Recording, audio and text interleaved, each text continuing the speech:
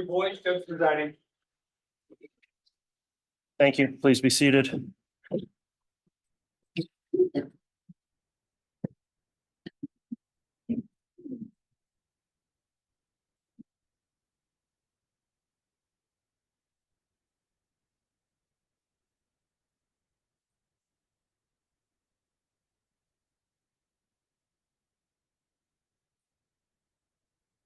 All right, Mr. Bailiff, if we could have the jurors brought in, please.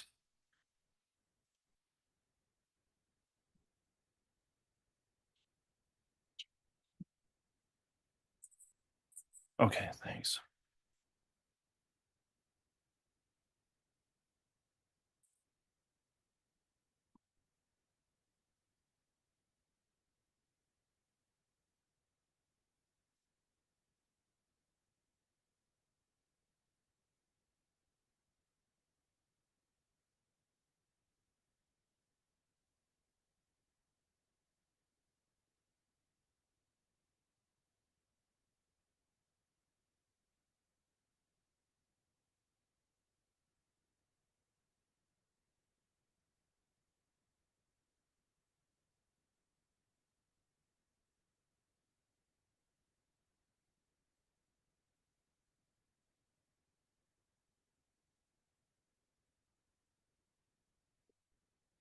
All right.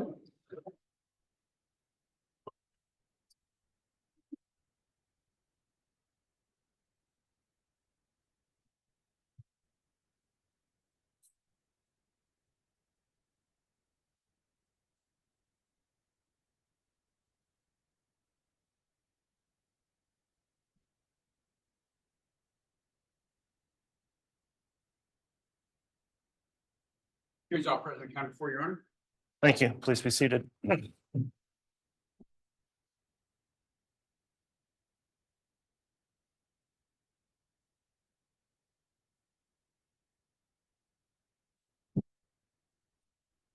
All right, good morning, everyone. We are back on the record on case CR 22-21-1623, State of Idaho versus Chad Daybell. We're continuing with evidence in the state's case in chief.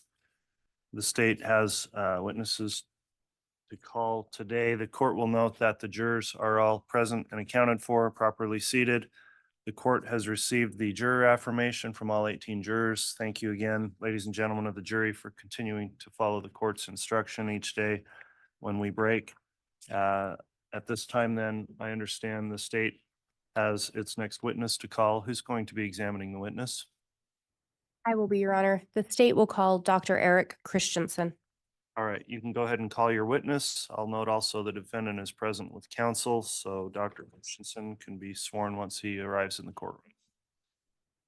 And he is headed up. Thank you.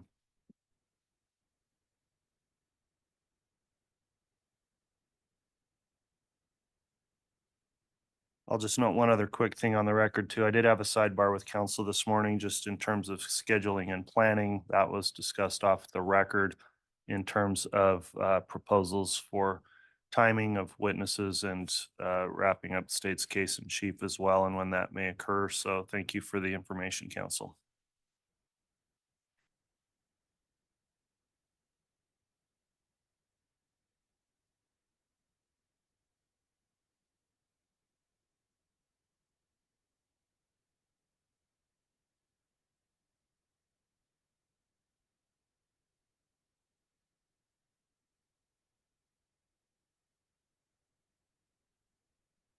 Solemnly swear or affirm the testimony you're about to give will be the truth, the whole truth, and nothing but the truth, so help God.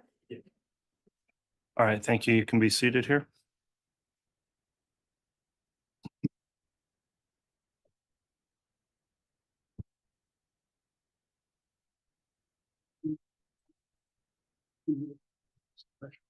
Okay, thank you.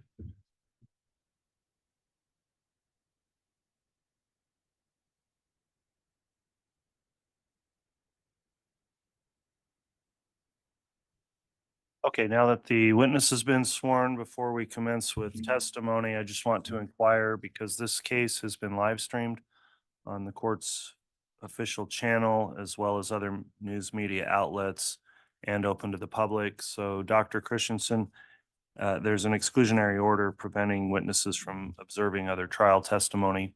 Have you at all watched or observed any of the trial testimony since the case began? No, Okay. Have you discussed with anyone else the testimony they've given at trial? no. Okay. Thank you for affirming that. With that, Ms. Blake, you can inquire, and I will note with this particular witness, if we are getting into any kind of medical terms and testimony, please bear in mind that our court reporter is taking a record of everything said. So please speak slow enough that she can keep up, and she can go very fast, but sometimes it's tough with medical terminology. So Ms. Blake, if you'd like to inquire, you may. Thank you, Your Honor. Would you please state your name and spell it for the record? Yes, Eric Christensen, E-R-I-K, last name C-H-R-I-S-T-E-N-S-E-N.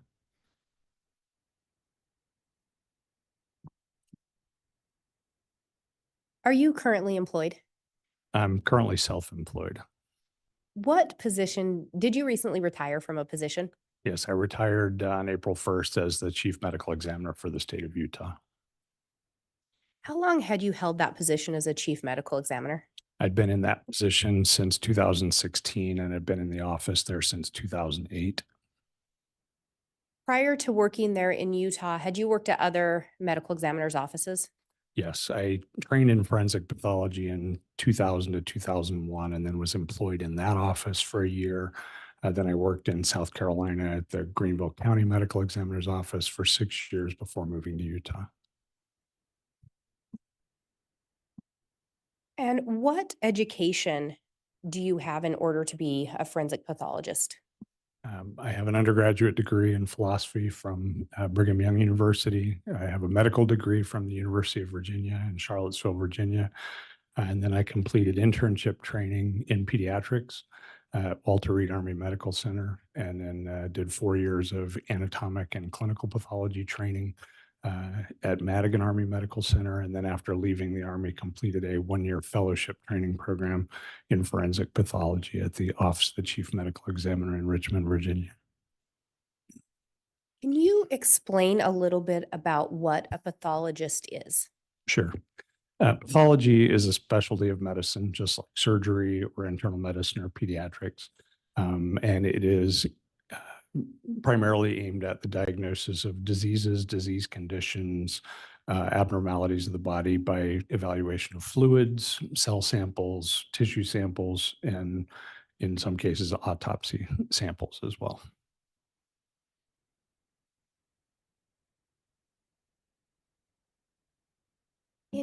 When you reference autopsies, is that a special branch of forensic pathology? Autopsies, training in autopsy performance is part of general training for all pathology residents in anatomic pathology. And then training in forensic autopsies is a separate part of the 1-year fellowship in forensic pathology. In Utah, because you've worked in some other jurisdictions or some other areas, correct? Yes. In Utah, with regard to a death certificate, who is it that would determine the cause and manner of death? So in probably 80% or so of the deaths in the state, death certificates are signed by whoever the person's attending physician is.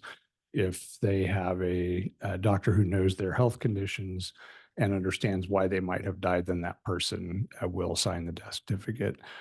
For the 20% or so cases that fall under the jurisdiction of the medical examiner in Utah, those deaths are certified by one of the forensic pathologists at the Office of the Medical Examiner. And those deaths are things that you would expect would fall to the jurisdiction of the medical examiner, deaths that are sudden, unexpected, violent, or otherwise non-natural. And you referenced the medical examiner system. Are you familiar with another type of system used? Yes, nationally, there is not a lot of uniformity to death investigation systems. At the time, just historically, most states had coroners that were part of the constitutional structure of each state, just like the constitution of the state might say each county shall have a sheriff that's elected on this cycle. Most of them also had a provision that said each county will have a coroner that will be elected on such and such a cycle with these required qualifications. Starting in the late 1800s, there was some change of that over time. So now there is really kind of a hybrid across the country where you have some states that still exclusively have county-based coroner death investigation systems. You have some states like Utah that are entirely medical examiner systems. And then you have others that are hybrid where maybe some of the larger metropolitan areas will have medical examiners, but the smaller rural counties will still have coroners. And to be clear, you are not a coroner. Is that correct? I am not. And so your actual title would be medical examiner? Yes. And is the difference with that in large part your education and training? It's mostly a difference in what the background is. To be a forensic pathologist, you essentially go through the things that I outlined in my education. You're required to have a medical degree. You're required to have training in forensic pathology. All 10 of the doctors in my office, where I recently retired from, are board certified forensic pathologists. Whereas in most states, the requirements to be a coroner are that you be elected, that you be an adult. Some places require to be a registered voter, and you can't have any felony convictions or some variation of that. And generally speaking, coroners do not perform autopsies, correct? As a rule, they do not. So that would be left to a medical examiner, But to a forensic pathologist. forensic pathologist. So when you worked in systems that had a coroner, would you still then be the person that would conduct an autopsy if one was ordered? Yes. And under the medical examiner system, so let me back up. In those jurisdictions, is it the coroner that would make the decision to perform an autopsy initially or to request one? That varies a little bit from place to place as well. In most cases, it is a decision of the coroner to decide whether an autopsy needs to be done in a given case where coroners exist. And under the medical examiner system, who makes that determination? It's done by the medical examiner. So a forensic pathologist, someone with that additional training and experience. Yes.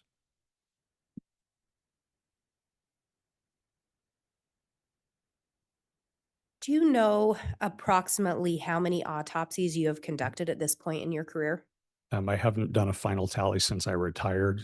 I will likely keep doing some more, but somewhere around 7,300 at this point. Did you end up conducting an autopsy on an individual named Tamara or Tammy Daybell? Yes, I did. Do you recall approximately when you became involved in the process of starting that autopsy?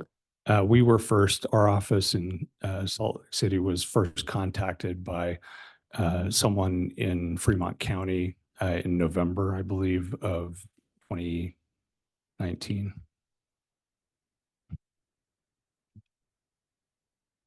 Do you know if ultimately an order was received from the Utah courts for the exhumation of Tammy's body? Yes, and under Utah law for an exhumation to take place, it either requires consent of the family or a court order directing that it be done. And in this case, I attended a hearing in district court in Provo, Utah, where the request was made. I was not part of that request, but was in attendance, and the order was issued. Were you present when Tammy's body was exhumed? I was. And were you present when her body was loaded for transportation to the office of the Utah Medical Examiner? Yes. Did you see her casket loaded into the transportation vehicle? I did, yes. When a body is exhumed, is it common for you or someone from your office to attend the exhumation? Yes. And are there specific reasons that your office or someone from your office would attend the exhumation process? There are a number of reasons that exhumations are done. And depending on what the reason is that it's done, there may be things that we would make a determination about at the time of the exhumation. For example, we had a case a few years ago where someone was being exhumed for the purpose of recovering DNA evidence that had not been collected and was not really usable at the time of that person's death in the 70s.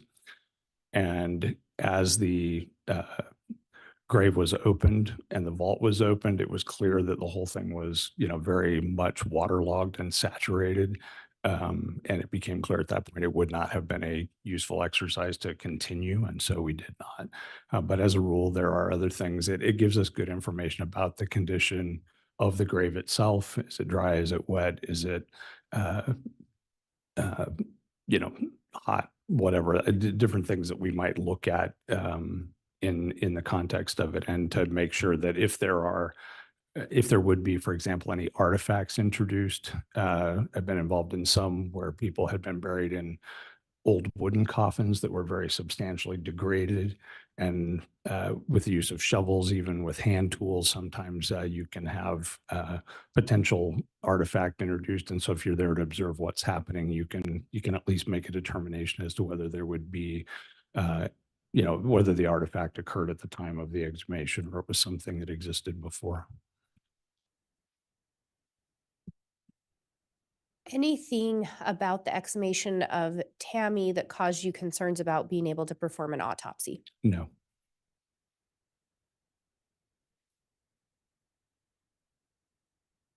And as part of your role or your office's role in an autopsy, do you do anything in addition to just performing the autopsy? Yes. So a forensic autopsy differs from for example, a hospital-based autopsy where the primary, evaluation is aimed at determining what natural disease processes may be present and why the person died from a, mostly medical or physiological standpoint. In a forensic autopsy, we are very interested in evidence as well. And a lot of what we are interested in during an autopsy is what's present on the outside of the body. And so we will spend a lot of time, evaluating the external surfaces of the body before we delve much into the internal parts. But aside from the exam parts of it, the other big difference is that we spend a lot of time reviewing records, statements, police reports, other things that will provide us information of the context of that person's death.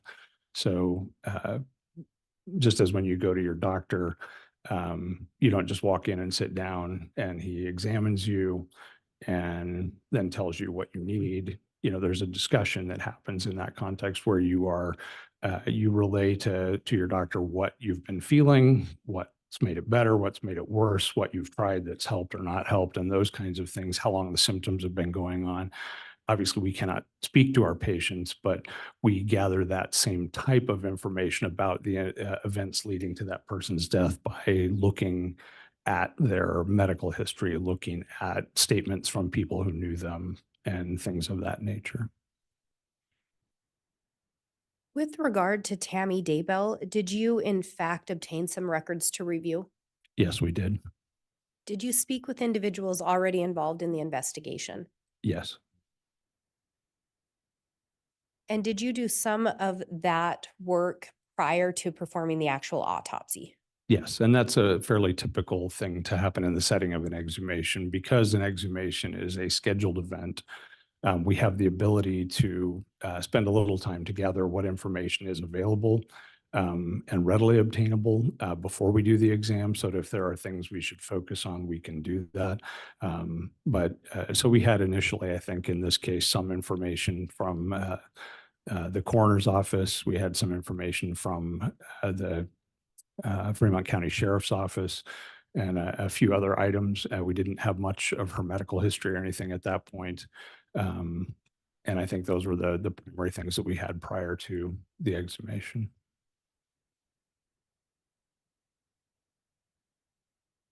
In your experience, are exhumations very common? No. Have you been involved in autopsies on someone that's been exhumed before Tammy's? Yes, many times.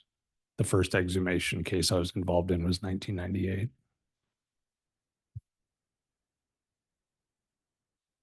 And when you're conducting an autopsy on someone that's exhumed, does it differ greatly from how you conduct an autopsy on someone that was not exhumed? It really depends on their level of preservation. How well the person was embalmed, how long they had been interred, how the condition of the grave, as I've mentioned, the waterlogged grave would substantially degrade the condition of the body. All of those things play into what kind of condition the body is in. In forensic pathology, we get fairly accustomed to examining embalmed bodies because frequently people are sent to the funeral home before somebody realized they needed to report the death to us. And so they get embalmed right away, and then they find out, oh, we needed to see them. So they come over and we perform an autopsy on that embalmed person. But for someone that's been interred, I've seen people that were both embalmed and not embalmed. I've seen people that had been, deceased for less than 2 months. I've seen people that have been in the ground for over 25 years. And the conditions really vary widely depending on that variety of factors that I talked about, the condition of the grave, the quality of the embalming, and I guess those are probably the two main things that make a difference there. And when you performed or when you were part of the autopsy, was someone else involved in performing the autopsy with you? Yes. At the time, we had trained people to be forensic pathologists in our office, and at that time, our trainee was Dr. Lily Marsden. She was nearing the end of her training year, and she also had already received training and certification in anatomic and pediatric pathology and was working with us to be a trained forensic pathologist as well. Is it fair to say that you and Dr. Marsden conducted the autopsy in conjunction with each other? Yes, I mean, the way that generally works is the trainee is primarily doing the exam itself with essentially me standing there watching the whole time and guiding and directing, okay, you should probably do this, you should probably do this. Over the course of a year, our fellows become very adept at, knowing what to do. This obviously was the first exhumation she'd been involved with, so I was a lot more hands-on, even though it was the end of her training year. As you were conducting the autopsy, did you and Dr. Marsden discuss some of your findings?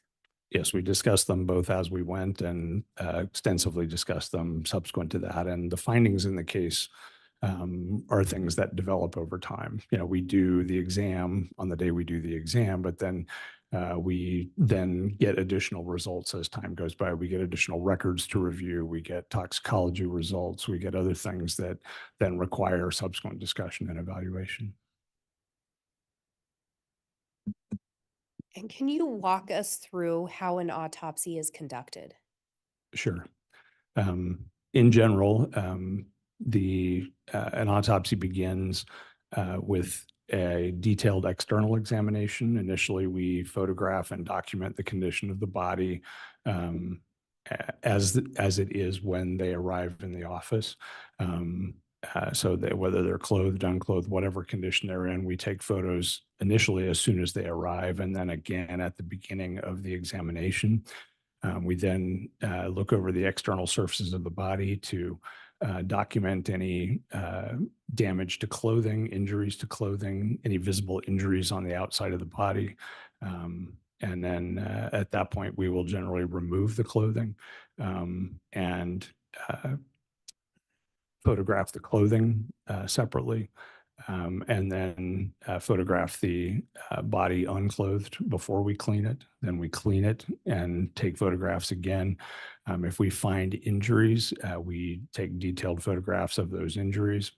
And all of that on the external surfaces of the body. If we find other things like fibers, hairs, other things, we will generally collect those as well. Once the external examination is complete, then we open the body and look at all of the organs from the brain and then the tongue all the way down to the rectum. and all the organs in between to assess their condition, look for the presence or absence of natural disease, take samples for toxicology testing, and whatever other information we might need. There are sometimes that we do specialized dissections. Most of those are in the setting of trauma cases, where we will do detailed examinations of the neck or the spine or other things. But those examinations are sort of dictated by what we encounter as we go along. And we also do x-rays, at many cases do x-rays just to evaluate the presence or absence of skeletal trauma, because that's much easier to see with x-rays than it is during an exam.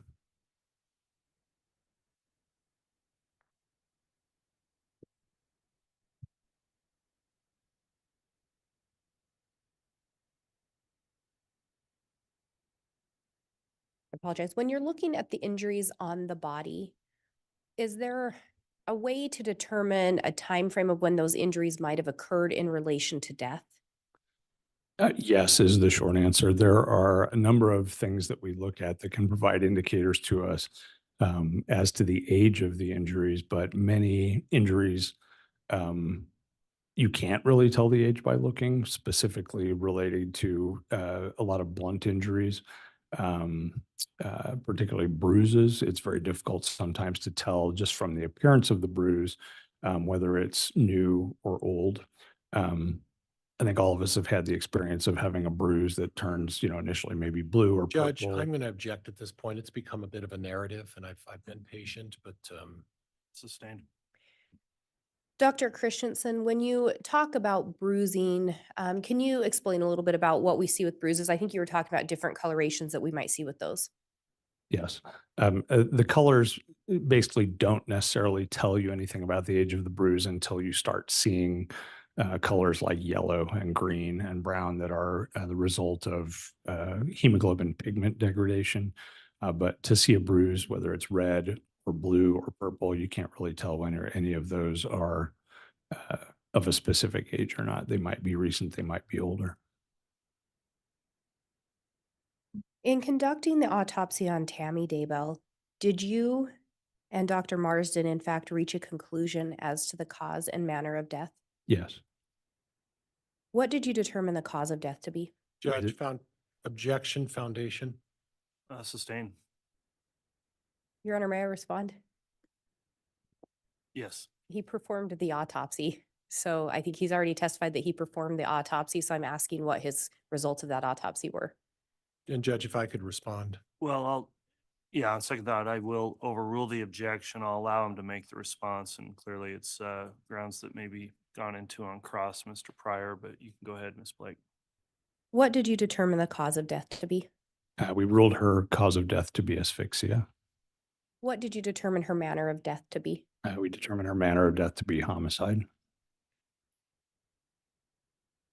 And when you use the term homicide, can you talk about what that means in relation to your office? Sure. It is different from, for example, how lawyers or police might use that term. For us, homicide is a vital records determination that we make.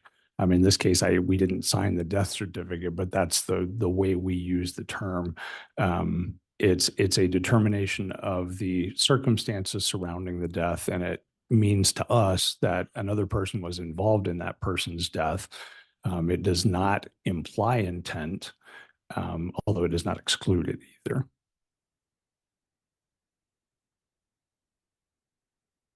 And when we talk about asphyxia, can you tell the jury what you mean by the term asphyxia? Asphyxia means that the person was unable to get enough oxygen.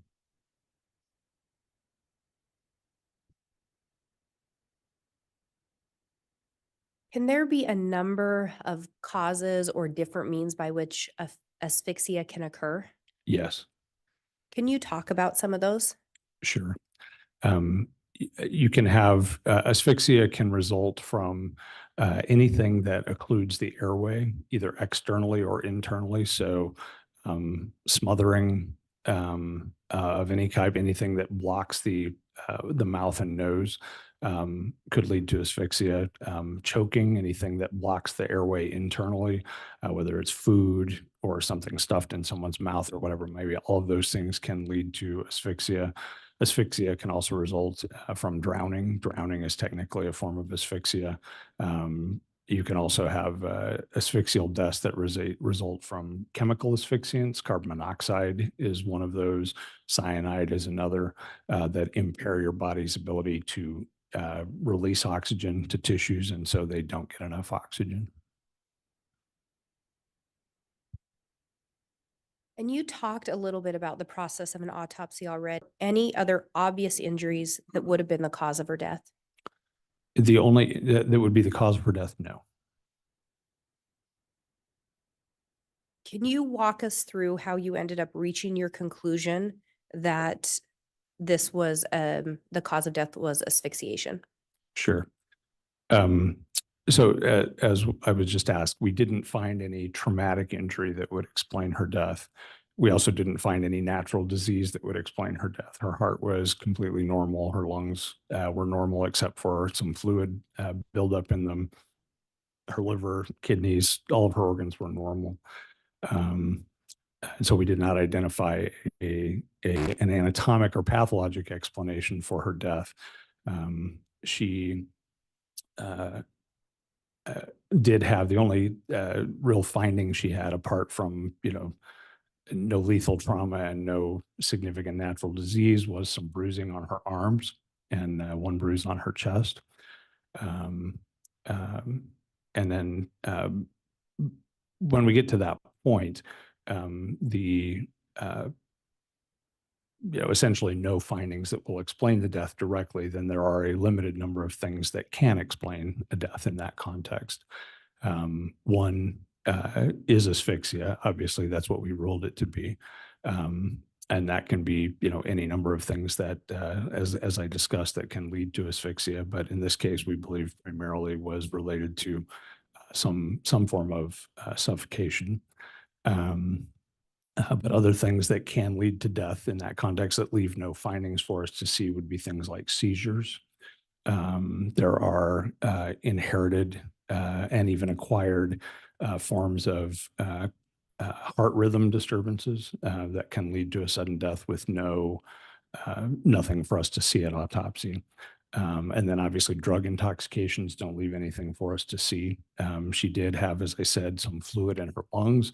That's a very common finding in the setting of drug deaths. And one of the reasons that we spent a lot of time trying to evaluate for intoxicants that might possibly have led to her death.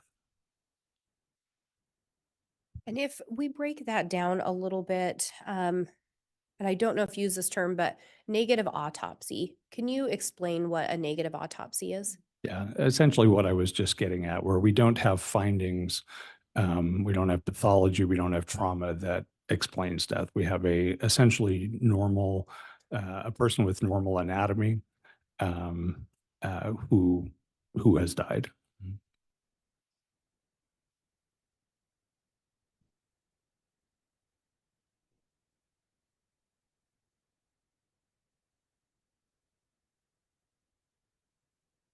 And so in this case, when we talk about it being a negative autopsy, is that because there was not a clear way to determine the cause of death right away?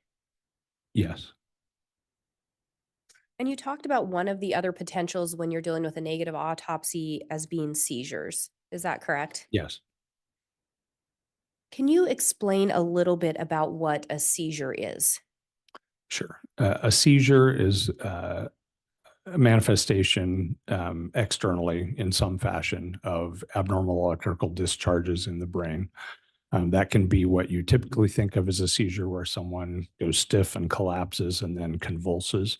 People can also have what are called partial seizures, where they may have, movement of one part of their body, or they may have staring spells or other things of that nature as a result of seizure activity. But it's abnormal electrical changes in the brain that result in abnormal behavior, usually associated with loss of consciousness, and also not under the person's control. They just happen. Have you conducted autopsies before where there were signs that a seizure had occurred or there had been seizure activity? Yes. And where would those signs usually show up? So there's a number of ways. Sometimes those signs show up in the body. Sometimes they show up in the medical records. There's a variety of ways that we have to, evaluate the role of seizures in a death. From a historical standpoint, if somebody has a history of epilepsy, then obviously that, can contribute. But looking at the person's body, the main things that we might see would be things that you would expect, trauma to the person's tongue, for example, and that can be recent or old. And then evidence of incontinence of either bowel or bladder. Those would be the primary two main physical findings that we might see, but certainly people with seizures are known to die suddenly and unexpectedly in the absence of having had a recent seizure. Having seizures, having a diagnosis of epilepsy puts you at risk for sudden death. And so it's not, certainly we don't have to have those things if someone has a well-established history to attribute their death to a seizure disorder or epilepsy. But in the absence of significant history and the absence of anatomic findings, we don't generally are not going to call a death as seizure related. And it's also not uncommon for people to have seizures as a terminal event. If, for example, you have a heart attack and your heart's not beating normally and your brain's not getting enough oxygen, you may seize. Or if you're diabetic and hypoglycemic, you may seize, but that's not because you have seizures. It's because of some other condition contributing to that. During Tammy's autopsy, did you find any physical signs of seizure activity? We did not. And you reviewed Tammy's medical records, is that correct? Yes, Any signs of seizure activity in her medical records? there's no mention. In your experience, would it be uncommon for someone Tammy's age to have all of a sudden developed seizures? It would be very unlikely. And do you know how old she was? 49 at the time of her death.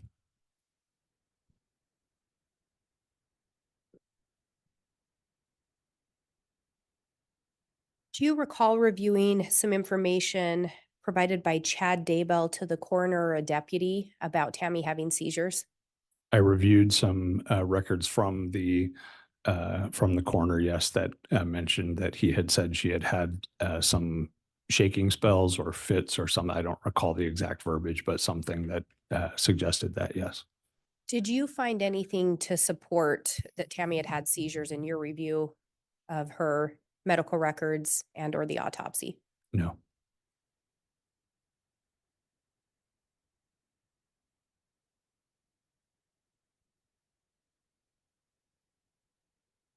And I think you mentioned, I may say this wrong, but arrhythmia.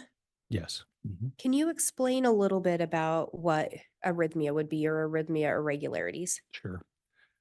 Your heart, in addition to being a pump, is also a very electrically dependent organ. Your heart's normal pumping function is dependent on electrical impulses traveling in a normal way through the heart. And those electrical impulses happen the way they do because there are what are called ion channels that open and close and allow electrolytes to move through the heart and propagate those impulses. There are both inherited disorders of those channels as well as acquired things. Those channels can be impacted by certain medications and other things that put people at risk of sudden death by prolonging their what's called their QT interval. And so they having either of those, either something acquired because of medication or something that has been inherited, would put a person at risk of sudden death. And when you looked at Tammy's heart, did you see anything that showed irregularities? No. In those settings, most of the time the heart is going to look normal. And so we would, in any of those settings, we would not expect to see anything abnormal with the heart grossly. Just to look at it, it would look normal. But we also would not expect to see, again, that type of condition manifest itself at her age without some other, if she had, certainly she could have it as an acquired condition at her age. If she had, for example, methadone is very commonly known to do that, but she didn't have any methadone in her system. There are a long list of other medications that can do that. Fluoxetine, which she was on, is also rarely been described as doing that, but she had been on a very stable dose for a very long time and with no indication that that had been a problem for her.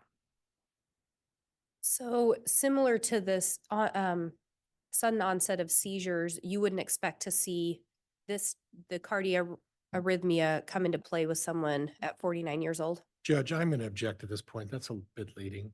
Sustained. Would you expect to see the cardiac arrhythmia come into play suddenly in someone 49 years old? Judge, objection. Leading. Overruled. No.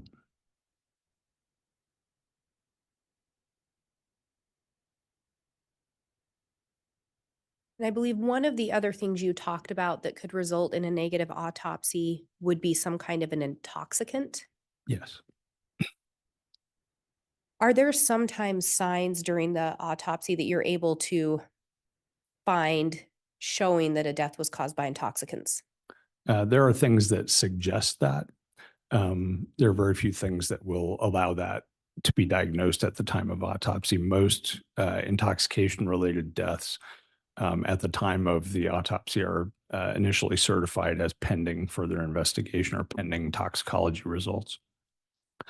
Because there's just not anything that we see. One of the findings that is, though, very suggestive that we see not infrequently is what's called pulmonary edema, which is fluid buildup in the lungs. And that it's a non-specific thing that can result from lots of causes. We see it in drowning cases. We see it in people with heart failure. But we certainly very commonly in our patient population see it in people that overdose, especially on opiates. When we talk about intoxicants, does that also include poisons? Yes. You talked about a lot of times it will be pending some additional testing if an intoxicant is suspected. Did you do some additional testing in this case? Yes, we did. And can you talk a little bit about let me back up. Where exactly do you obtain samples on someone that's been embalmed to have that testing done? Yeah. So as a rule, because someone is embalmed, part of that embalming process involves removing or at least diluting their blood with embalming fluid. So we generally don't have great blood samples to use. We will collect fluid from the vessels that generally would be a mixture of blood and embalming fluid to test if we wish. But we do our primary testing usually on a tissue sample in an embalmed person, usually liver, because liver provides the best postmortem reference samples for the most number of substances. And were those samples obtained in Tammy's case? Yes. What is then done with those samples? So we then send them to the lab for analysis. We request testing for a wide variety of analytes. In this case, we tested for hundreds of different prescription, illicit, and over-the-counter medications, as well as a large number of what are called novel psychoactive substances, which are some are illicit, some are not, but they're newer drugs that are being used illicitly. We also did testing for heavy metals, did some testing for pesticides, did testing for some additional biologic toxins, plant-based toxins, and I think those are the primary things. But looked for all of those things in her samples. Was there anything in the results that would explain her death? No. Was more than one agency involved in the testing? Yes. So we had the The majority of the testing was performed by National Medical Services Laboratory in Pennsylvania, which is a sort of the premier forensic toxicology lab in the country. We use them as a reference lab. They test about a third of our cases at the Utah Medical Examiner's Office. And then we also had some testing. They don't, for example, do testing for any of the plant-based toxins. They don't test for nerve agents and those kind of things. And we had those looked for specifically by the state's chemical and biological threat lab. Would it be fair to say that this was pretty extensive toxicology testing? Yes. Was the reason for all the testing because it was a negative autopsy? Yes. And driven certainly by that, as well as the circumstances surrounding her death.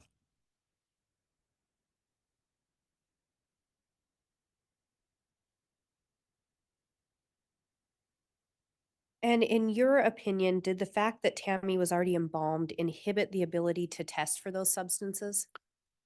For the most part, it did not inhibit the ability to test. Some of the results we had to look at a different analyte because of potentially interfering substances from the embalming fluid. But for the most part, it did not interfere with that at all. And generally, it doesn't.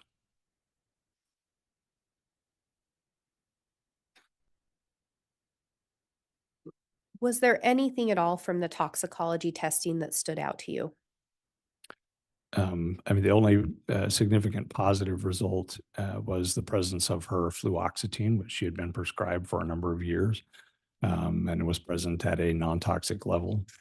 Beyond that, there were some, a minimal elevation of selenium, which is a heavy metal, also at a non-toxic level, but really nothing else that was significant. And you had talked about sending out for that toxicology testing in part because of the circumstances surrounding her death, correct? Yes. Do you recall some of the circumstances that stood out to you? I mean, specifically, we would probably do more extensive testing in any case where an exhumation is ordered because of potential criminal activity. So that would be the primary circumstance, if you will, that would drive that for us. Not really any necessarily specifics in this case, but because with an exhumation, you again, like most autopsies, you really only have one chance at getting what you want and being able to test what you need to.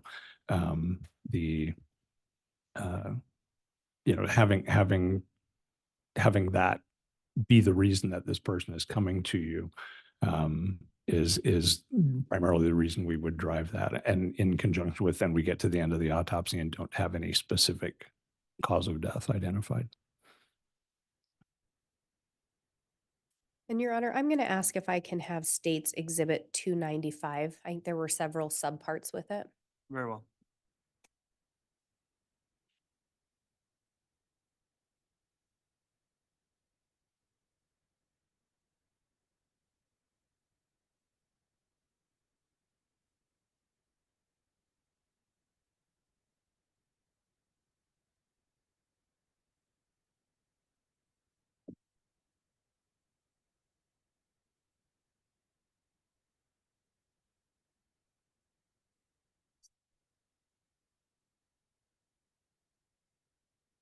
And Your Honor, I'm going to ask for permission to publish 295E.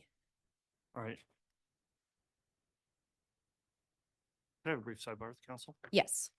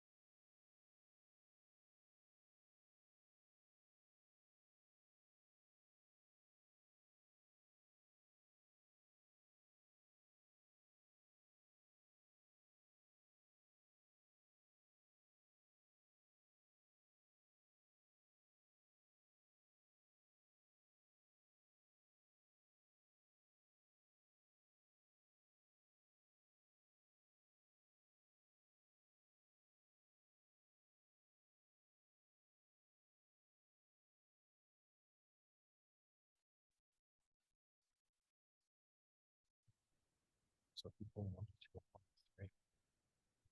All right, so there's some photographs that are going to be offered.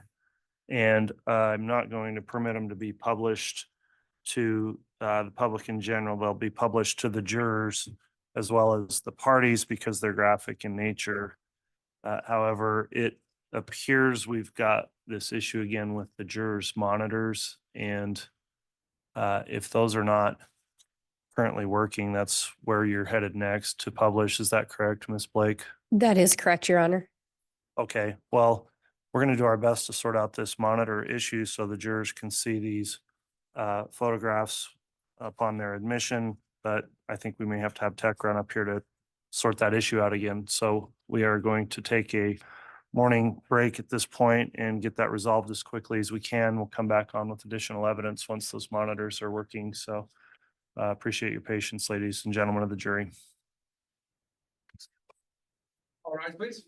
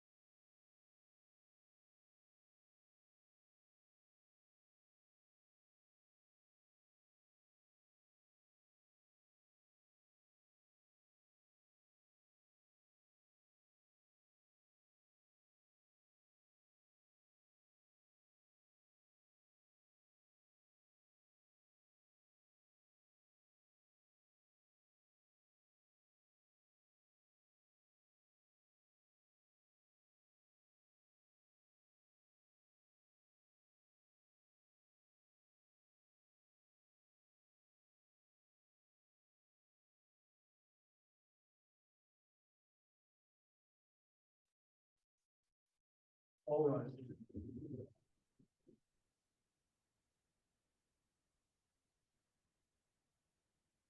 All right, thank you. Please be seated.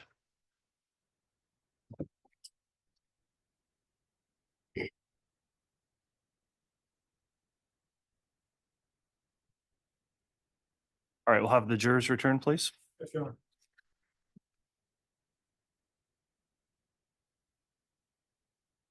Oh, thank you. I've got some, but thank you.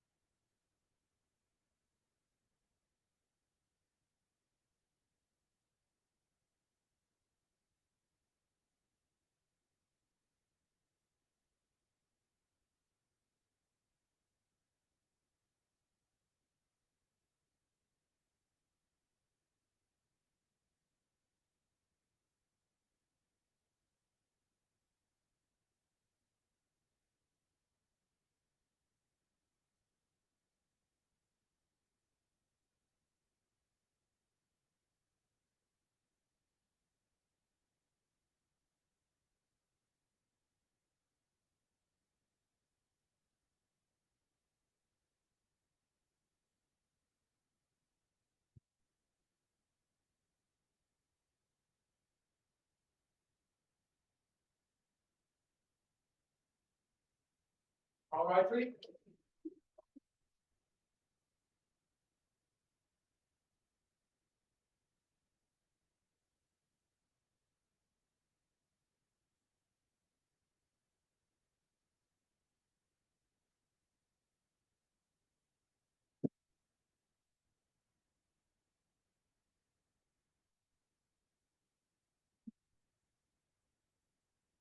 Please help us count for Your Honor.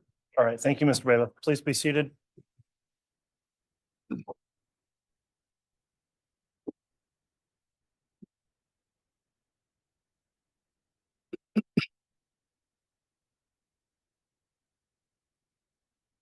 All right, we're back from the mid-morning recess. I believe we've got the issue sorted with the jurors' monitors. Thank you, ladies and gentlemen, in attendance here for moving over to the other side of the courtroom so that those monitors aren't visible. Ms. Blake, if you'd like to continue with your direct, you may do so. Thank you, Your Honor. And I had asked to publish, I believe states 295D. I'm going to change that to publish 295J. It's a previously admitted exhibit. Okay, 295J, previously admitted, may be published. Thank you, Your Honor. Dr. Christensen, as part of your review of documents provided in this case, do you recall reviewing photos that were taken at the scene of Tammy's death? I do.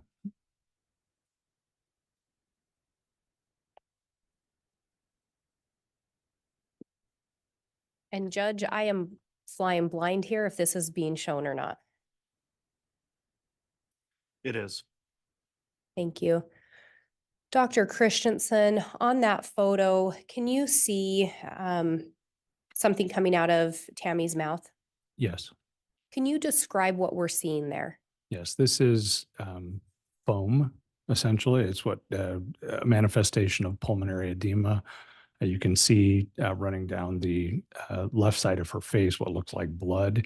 Pulmonary edema fluid, as it comes up, is edema fluid is just fluid that leaks into the air spaces when it normally should be contained in blood vessels.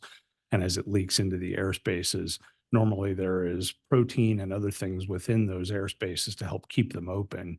And as the fluid gets in there, it mixes with that protein and creates this bubbly, frothy fluid, which can then bubble up through the airway and out the nose or the mouth, or both. Can there be several causes of pulmonary edema, or what ultimately causes that, or is it a result from? Yes, pulmonary edema, again, I think I said previously, is a non-specific finding that can result from any kind of insult to the lungs. We certainly see it in asphyxial cases. We see it in drowning cases. We see it in the setting of heart failure. We see it in the setting of drug intoxications.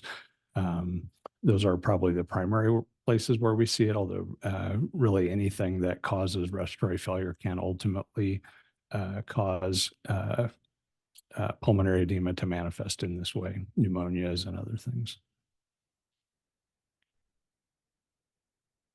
Did the presence of the pulmonary edema also play into your findings in this matter? Yes, And we've talked about Utah being a medical examiner system. So you yourself or another medical or forensic pathologist will respond out to a death scene in Utah, generally speaking. in cases where the pathologist will respond to scenes where there is a homicide or suspected homicide, or in any case where we're requested to by law enforcement at the scene or our other investigators at the scene. Do you know in Utah if someone responds out on unattended deaths? Yes, And is that generally someone from your office, whether an investigator or otherwise? yes, it's one of our investigators in most cases. If you had seen the pulmonary edema, is this a case in which you would have had an autopsy performed? Given the amount of information that was provided at the scene, what was relayed to me as what was shared at the scene, there's not an adequate explanation or sufficient medical history to explain her death at her age in a sudden and unexpected way without doing an autopsy examination.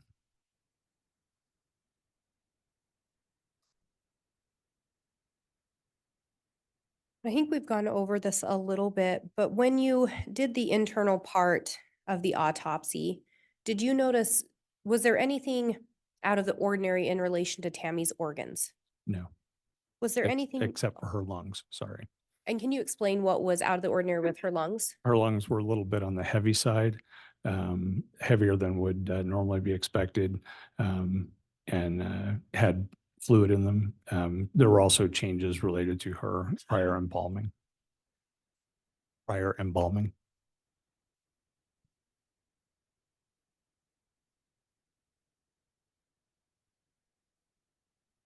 Had you conducted other autopsies where pulmonary edema was present?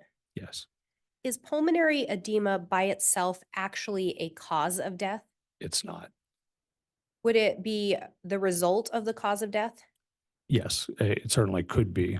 So if someone has pulmonary edema because they drown, drowning would be that. If they have pulmonary edema because they have heart failure, because they've had multiple heart attacks, then the underlying cause of their heart attacks would be their cause of death. But all of those kinds of things, anything, lots of different things can result in pulmonary edema.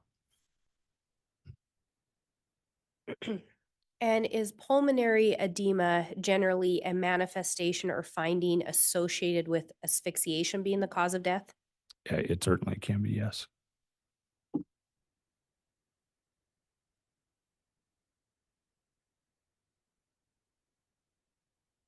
And we've talked a little bit as well about your review of the external part of Tammy's body. Do you recall that?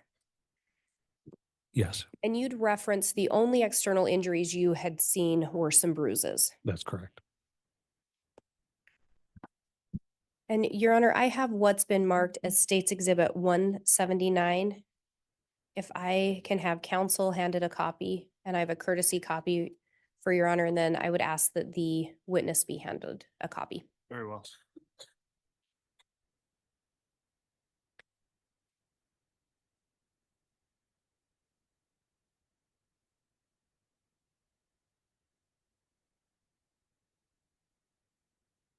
And Your Honor, this exhibit is some blank diagrams. My intent is to have it handed to the witness and have him add some markings to it. Very well. May I have the witness handed a pen? Thank you. The exhibit's not yet admitted, Ms. Blake. And I understand, because if it's going to be altered, just think of when that would take place if you're offering it. Thank you, Your Honor.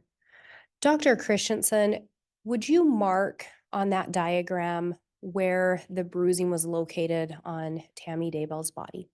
Yes.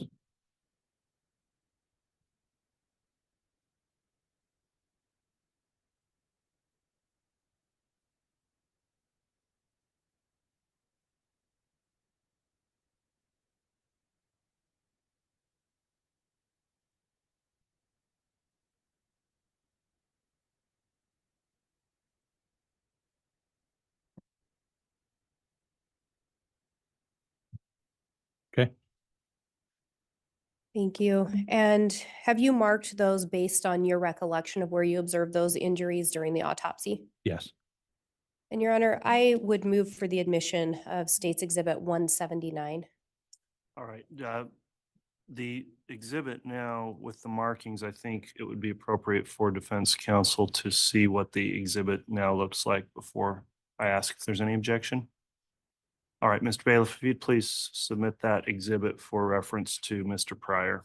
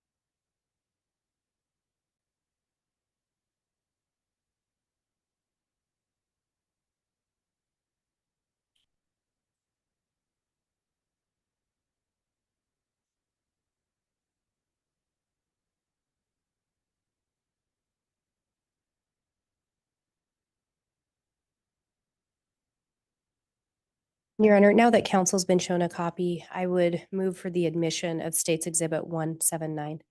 Okay, and I apologize, I lost track. Where is the exhibit at this point? Did you retrieve it? I have it. Would Your Honor like to see it first? No, that's fine. I'll ask at this point. Thank you, Ms. Blake. Is there any objection to exhibit 179 being? If it's admitted? being offered for demonstrative purposes, Judge, I don't have an objection. Okay, exhibit 179 will be admitted as a demonstrative exhibit. Ms. Blake, you may inquire. And Your Honor, I would ask permission to publish. You may publish.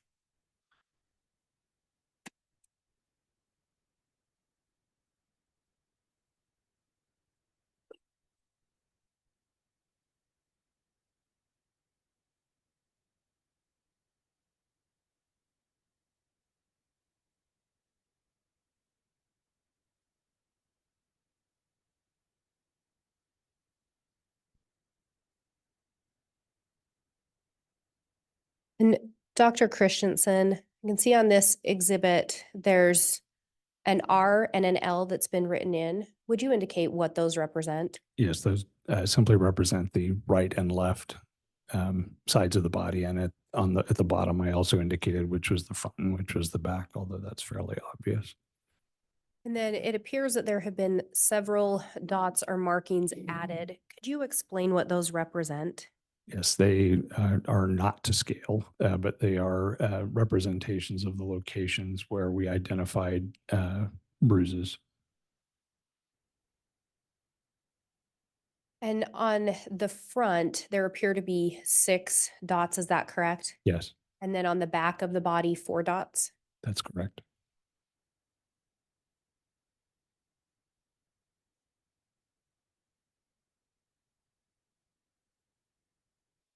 And you've already indicated they're not to scale, but can you talk about and put into the record where on the body these bruises were located?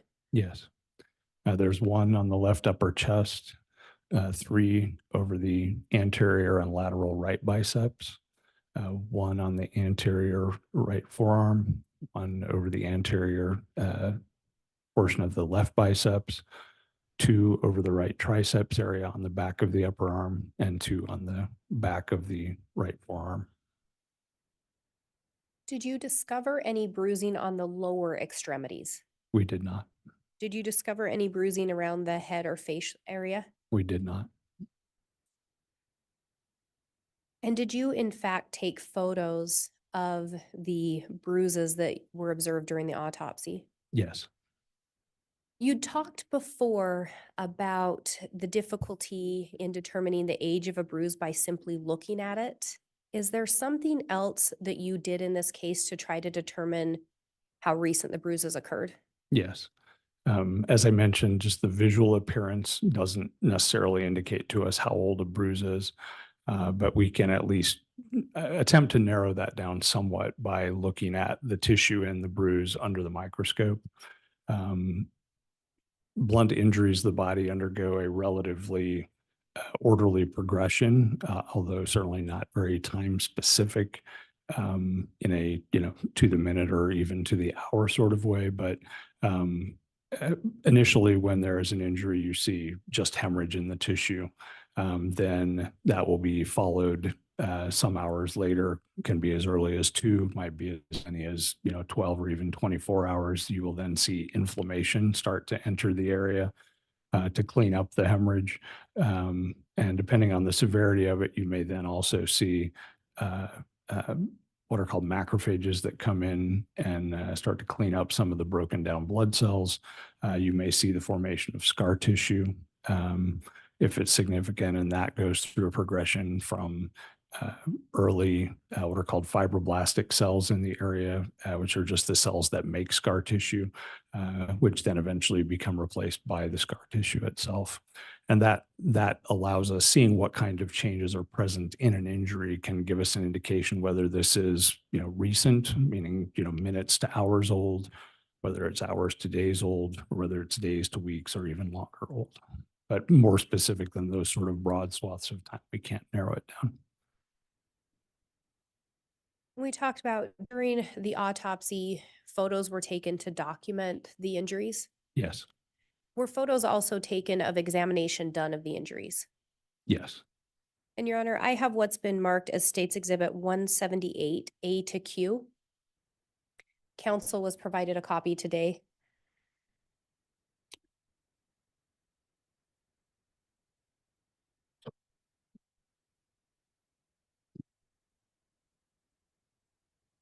The series of photographs, is that correct? Yes, Your Honor. It's a series of photographs taken during the autopsy. And I believe the witness has been handled that jump drive. I would move for the admission of States Exhibit 178 A to Q. And there would be no objection by the defense to that exhibit, Judge. Okay, so exhibit 178 A through Q, it's 178 is the exhibit. A through Q are individual photographs within the exhibit, and they're all admitted, Ms. Blake. Thank you, Your Honor. I would ask to be handed that jump drive back.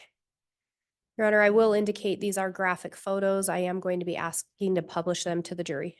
Very well. We'll have those published, and as I mentioned, we've had the monitors arranged so the public's not viewing those and they're not being streamed on the live stream.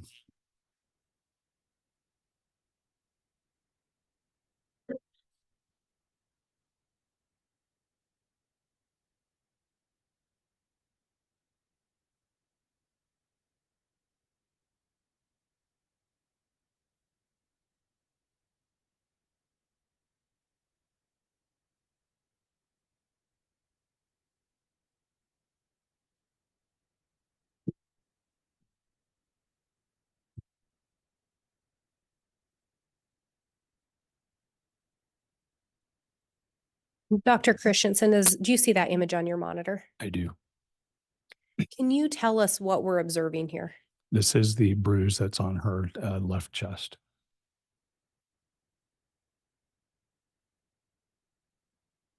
And in this image? This is a closer up image of the same injury.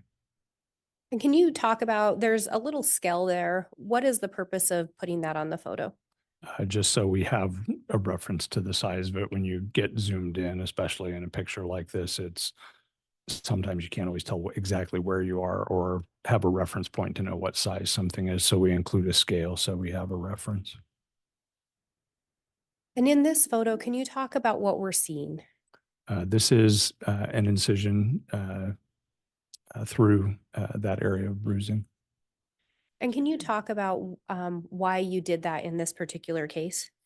And with all of these, looking at the tissue, like I said, microscopically will give us some idea what they look like. So this is a prelude to having a sample to look at under the microscope.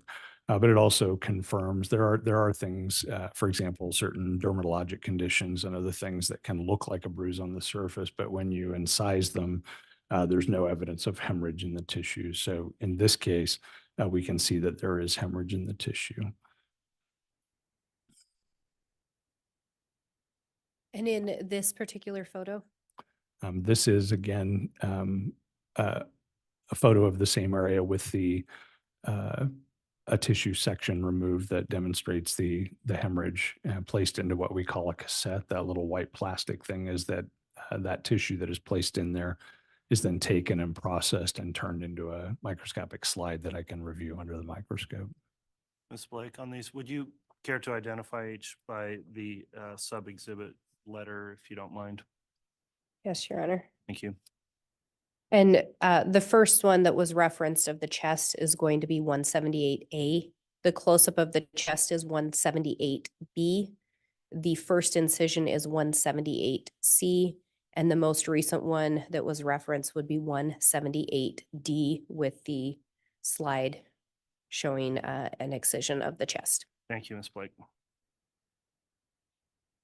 When you looked at this, what, if anything, did I think you used the term hemorrhage. What, if anything, did that tell you in relation to this bruise? That it is a bruise. Just looking at it grossly doesn't necessarily tell us much, except that there is hemorrhage there. And then seeing it under the microscope gives us further information about that. And then moving to 178E, can So- you?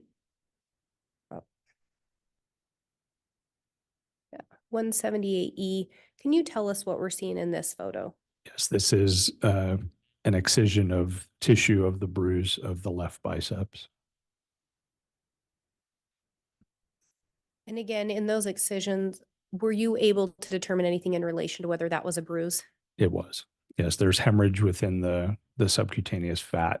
Normally, an excision of skin will just show a layer of normal pinkish tan skin on top, and all of the fat beneath it will be a bright yellow color, like is evident in most of those sections, but there are also darker areas indicative of hemorrhage. And then on this slide, what are we seeing here? This is a closer up image of the same injury and same excision. And Your Honor, we moved on to 178F. All right. This is 178G. Can you tell us what we're seeing in this image? This is a photograph of the two bruises on the back of the right upper arm.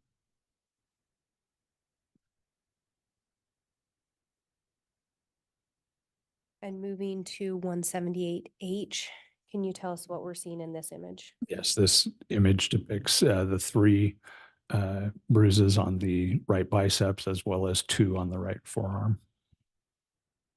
And there are some other markings there, it looks like, on the forearm in addition to those blue marks.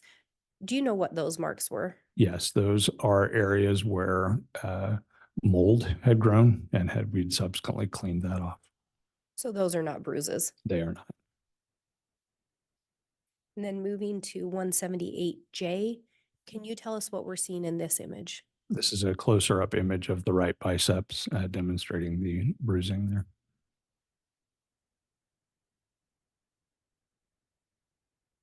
And 178K, can you tell us what we're seeing here? Again, this is an excision of the tissue of the lower of the three injuries to the right biceps with the excised tissue in the cassette.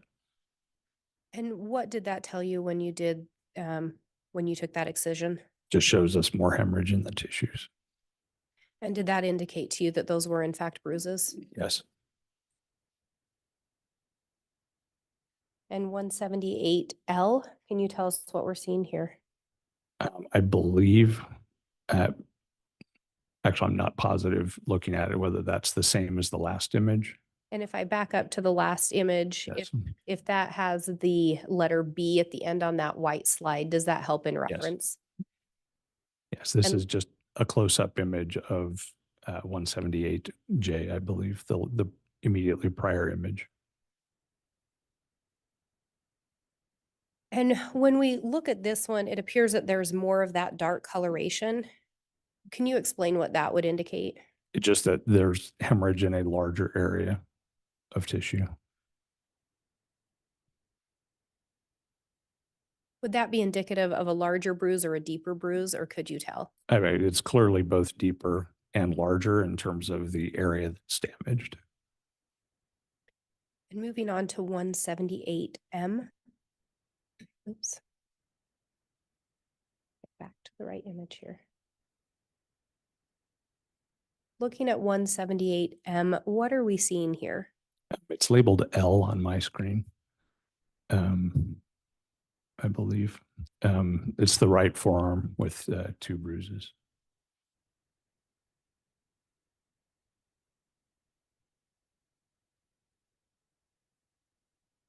And going to the next one here, what are we seeing in this image? This one is labeled M and is a closer up image of those 2 areas of bruising. And those are again on the right forearm. Yes.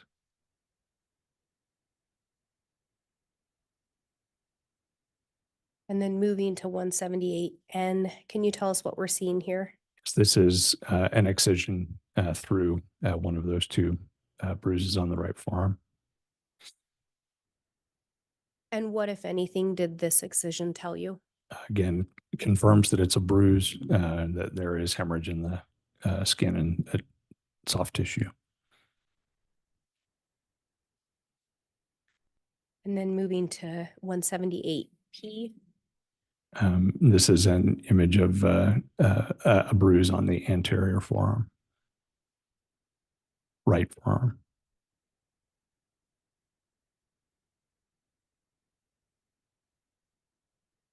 And then moving to 178Q.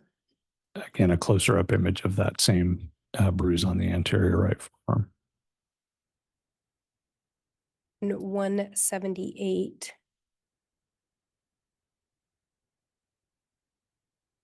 Oh, this is marked as 178. Oh, can you tell what we're looking at here? Yes, this is the right forearm with an excision through that area of bruising. And that was on the front of the forearm. Yes.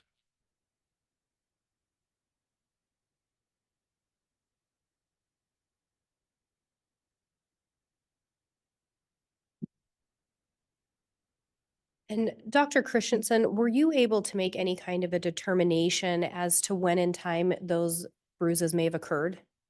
They all showed evidence of hemorrhage in the tissue with no evidence of any sort of inflammatory response or cleanup response. So they would have occurred sometime from minutes to hours prior to her death.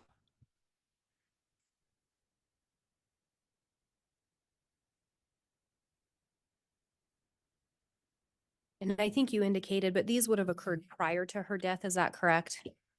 Most likely. You certainly can bruise a deceased body, but generally speaking, that's not going to occur for a very protracted period of time once circulation stops. Mostly the types of blunt injuries that we see in people that have already passed are more things like lacerations, where a body might be dropped or something of that nature, but it certainly could have happened right around the time of death.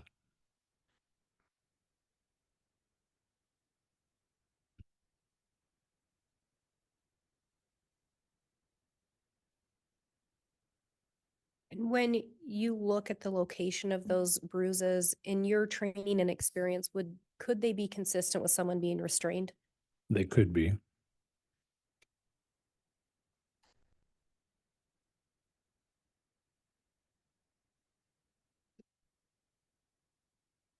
Did you, when you looked at Tammy's body, did you notice any signs of lividity? Yes. Could you explain to the jury a little bit about what lividity is? Sure. There are a number of postmortem changes that a body undergoes after death. And lividity is one of them. It's also called livor mortis. It is pooling of the blood, which normally has been circulating through the body under pressure. Once that stops, gravity then takes over and kind of pools the blood in whatever is the most dependent portion of the body, the part closest to the ground. If a person is laying on their back, the areas where it is supported by, whatever, a bed, the floor, a chair, whatever it might be, will not demonstrate lividity, but areas around that will fill with blood, and it makes initially a sort of a reddish purple color that is where the blood is just pooling. It can change over time for a few hours. It's one of the ways we have to look at whether a body has been moved after death, for example. But if once it's there and well established, usually by 12 hours or so, it won't change anymore, and it will stay in the position it was in, or that person was in, if they stayed in it for 12 hours. If they're moved prior to that time, then it can also move to where a new position. If someone dies, for example, on their back, stays there for a couple of hours, and then is rolled to their front, that blood that had started to pool on their back will then start to pool to their front. And over a period of, the next 10, 12 hours or so, depending on how long a person stays in their initial position, if you move them after 2 hours, more of that blood will redistribute than if you move them after 6 hours, than if you move them after 10 hours. And at some point, and at 12 hours is not a hard and fast thing, but at some point that lividity becomes fixed and will not change no matter what position they get moved to. Where did you observe the lividity on Tammy's body? It was all on her back, and because she'd been embalmed, it had changed somewhat in color. It was a little bit more gray in color, but the distribution was still very typical. Just to clarify, does lividity allow you to determine a time of death? It does not, no. Can you talk a little bit about what rigor mortis is? Sure. Rigor mortis is one of the other sort of 3 postmortem changes in the body. Lividity is one, rigor mortis is one, and then cooling of the body is the third. But rigor mortis is a stiffening of the body that happens after death. Initially, when a person dies, they will be flaccid or just completely floppy and not show any muscular resistance. Within an hour or two, they start to become stiff. Initially, we see that in the smaller muscle groups, in the hands and the face and other places, but it will progress to involve all the muscles of the body, and will become, essentially very solid and very difficult to move after a period of hours. And then once it's fully developed, which is somewhere, around 12 hours also, it will stay that way until the body starts to decompose. And then that, can vary dramatically depending on where the person is. If they're in a cool environment, if they're in a hot environment, if they're next to a heater, all of those kind of things can change how fast decomposition ensues. But once a person becomes fully stiff from rigor mortis, they'll stay that way until they start to decompose. Can you determine a time of death based on rigor mortis? So we are asked pretty much usually only in the context of court testimony to discuss times of death or how long a person might have been dead. Judge, I'm going to object at this point. This is becoming narrative, and I've tried to be patient, but the question called for a yes or no, and we got this narrative. So I am going to object. Dr. Christensen, can you explain how rigor mortis would play in or not play into determining a time of death? It can help us, depending on the degree that it is present or not present, to look at, how long a person has been dead, but it's highly variable and imprecise.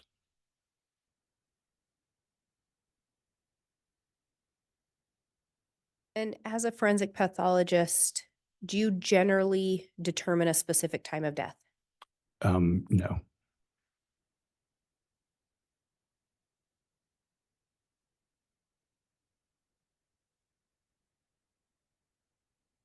Does the presence of rigor mortis allow you to narrow a time window of when someone may have passed away? To some extent, yes.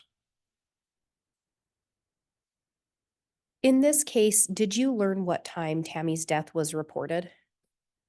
Excuse me, yes. My recollection that it was sometime just prior to 6 a.m. Had you learned or heard the description with regard to the condition of Tammy's body? My recollection is that she was described as being cold and stiff, or cool and stiff. I don't remember which, but at the time she was found. Based on that description, would it indicate to you that rigor mortis had set in? Yes,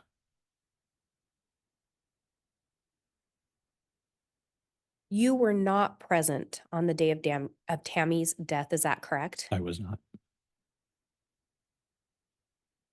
You did not, is it fair to say you did not get the benefit of viewing her body just after the death was reported? That's fair. Yes. So as a medical examiner and or a forensic pathologist, do you rely on external information that's provided? Yes. Does that external information assist in your forming an expert opinion regarding a reference to when the person may have died? Yes. And in this case, did you in fact gain that external information? Yes. Mhm. And were you able to come up with any kind of an estimate regarding a time of death in relation to Tammy? Judge, I'm going to object at this point. It calls for speculation. His previous testimony confirms that. It would just be purely speculative for him to. And make Your a Honor, if I may guess. respond. Respond, please. He's an expert providing an expert opinion. He's already said he reviewed documents, he gathered information, he made a determination that rigor mortis would have set in given the description and information provided to him. So he's basing it off the information and forming an expert opinion. And in response, Judge, he wasn't present at the time. He didn't observe those factors himself. He's relying on what the police have told him. And at this point, he can't make that estimation. All right, I've considered the objection. I am going to overrule the objection, finding it's proper in the form of an expert testimony. It will be subject to cross, so you can proceed with the question again, Ms. Blake. Thank you. Based on the information provided to you and your experience, did you form any opinion in relation to a time of death or a time window in relation to Tammy's death? Yes. And what did you determine?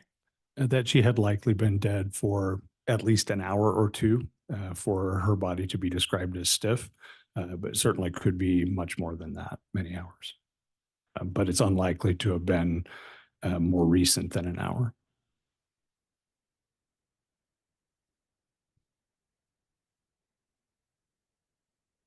And you did review medical records in relation to this case, is that correct? I did, yes. Would someone having anemia or a past history explain a sudden death? It would depend on the degree and the severity of anemia, but if it's not a current problem, no. Would someone using essential oils or treating themselves with items bought at a health food store generally explain a sudden death? No. And we talked about those bruises and saw images of them. Did those bruises and their location play into your findings in this case? Yes.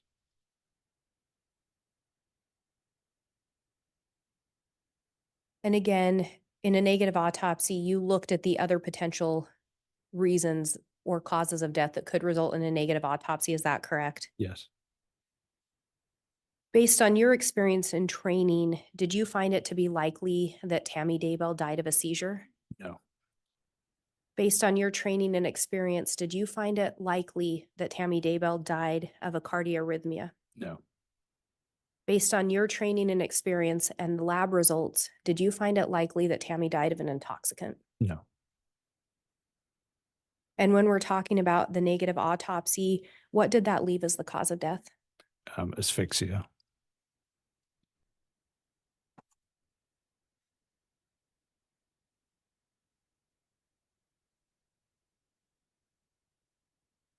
Your Honor, if I may have just a moment. Yes.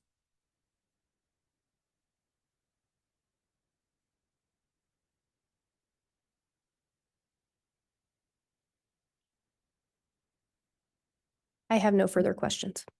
All right, thank you.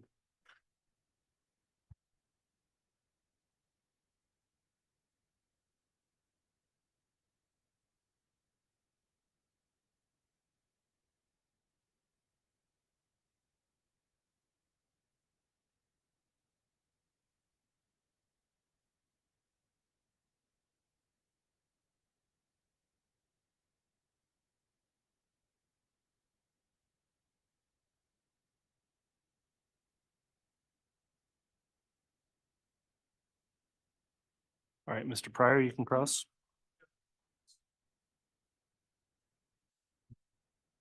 Can you turn on the microphone, please? Let's do that again.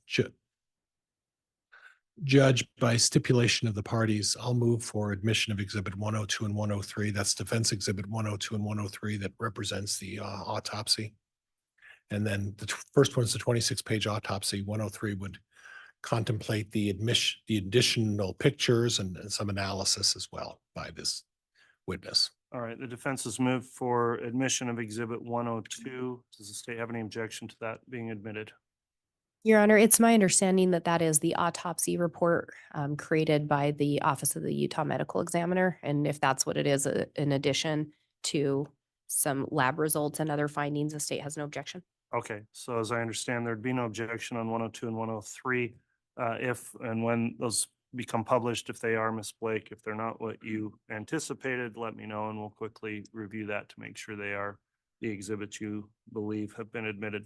So those are admitted, Mr. Pryor. Okay. And Doctor, you mentioned that you're retired as the chief, was it the chief medical examiner out of Utah? Yes. And that's out of Salt Lake City, is that right? Taylorsville, but Salt Lake County, yes. And I'm not familiar with Utah, so is that close to Salt Lake City? Yes, yes. Okay. The government hub of the state of Utah, is that Correct. right? Okay. I want to talk to you a little bit about the initial cause of death reported for Tammy Daybell, and it did say pulmonary edema. Is that correct? Yes. Mhm. Okay. And you were able to confirm that through this autopsy as well, correct? I was able to confirm through the autopsy that pulmonary edema was present, but Right. not that it was the cause of death. Okay.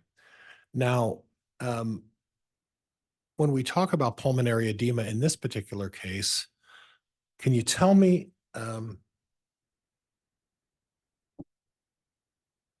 how long would it have taken to produce the kind of pulmonary edema that you found during the autopsy? I don't know. There's no way to determine that. No. And there's also no way to determine whether it had advanced or whether it had declined. You exhumed Tammy Daybell's body and you have to report the facts as you see the facts at the time upon the exhumation, right? That's correct. And at this point, you had initially indicated that you went in front of you didn't, but you were present when a hearing was held in front of a judge to make a determination as to whether or not they would have exhumed Tammy Daybell. Is that right? That's correct. And do you recall from your knowledge what was the reason for the exhuming the body at that time? My recollection is it was to determine the cause of death. Well, there had to have been some facts. You don't get to just dig somebody up. Your Honor, counsel's testifying, move to strike. Sustain. There has to be a reason at the hearing to determine why you're exhuming. Your Honor, counsel's still testifying. Sustain. Isn't it true, doctor, that there has to be a reason for the exhumation and not just be to re-examine findings? Is that correct? I would assume so, yes. Well, you were present. What was the reason given for digging Tammy Daybell's body back up? I don't recall specifically what was presented. Okay, so what was the purpose of you going there if you don't remember why they dug her up? Objection, Your Honor, argumentative. Sustained.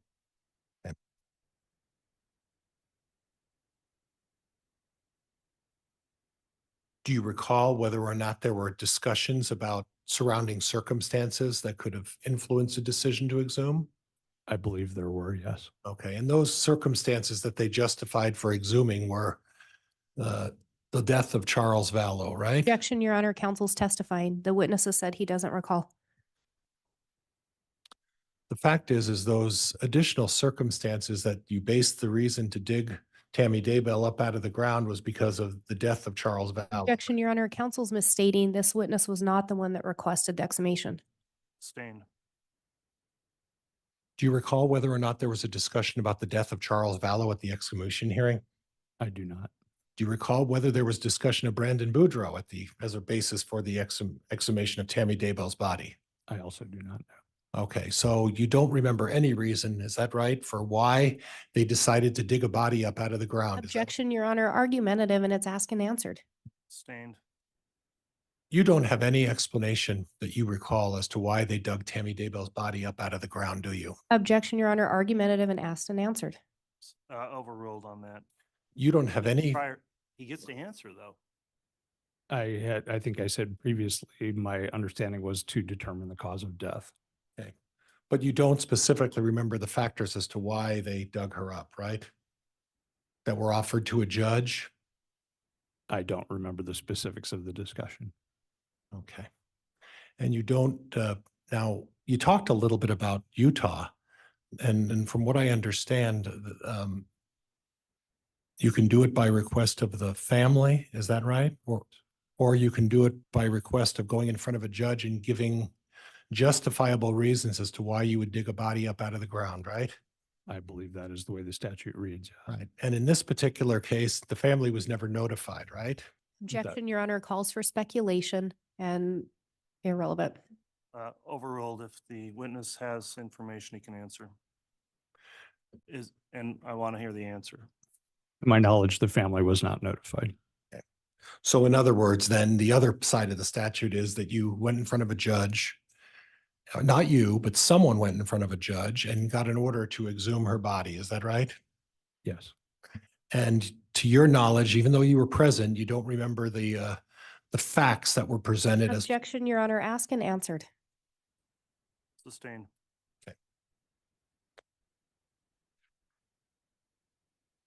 Now, you made a comment,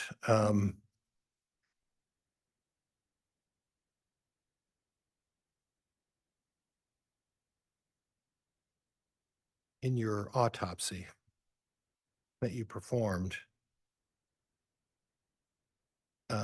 And you noted that the bruises were what are called very non-specific bruises. You remember that? I don't recall the specifics of how I described them in the report. I'd be happy to look at it and refresh my memory, but I don't. So bruises by nature are non-specific. Okay. And do you recall testifying last April and May in another proceeding in which you, in response to a question, described the bruises as non-specific, correct? Yes. Mhm. Okay. And when we're talking about non-specific bruises, what that means isn't it true? What that means is that you can't identify the cause of those bruises. Is that correct? A specific cause, no. Right. In fact, you can't tell how those bruises ended up on someone's body, correct? That's correct. All you can tell is that the nature of those bruises and whether they're bruises, right? And I can offer opinions about how they might have been inflicted, but Oh. there's a wide variety of those. But in this particular case, you said they're non-specific, correct? Even non-specific bruising can have multiple potential modes of infliction, yes. Okay. And in this case, you identified the bruises as non-specific. We've established that, Yes. correct? Mhm. And you can't tell me how those bruises were placed on the body of Tammy Daybell, correct? I cannot. Or how she got those bruises. I cannot. And the reality is we can go back as far as 24 hours and those bruises could have been 24 hours old. Isn't that true? Potentially, yes. Or 12 hours true, right? Yes.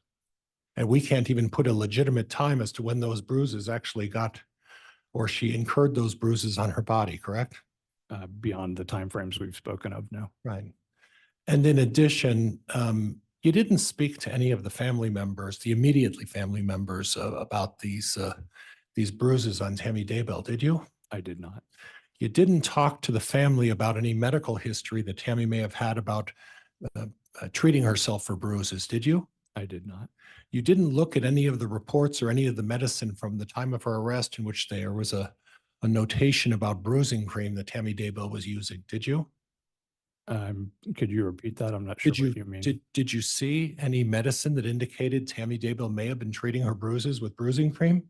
She had a number of ointments, creams, oils, and other things at the residence, which those that were documented in photographs by the coroner, we did look up and go through. Okay. And based on history, in speaking with the family, you weren't able to get any information about whether or not Tammy Daybell was prone to bruising, correct? I did not speak to the family. Okay.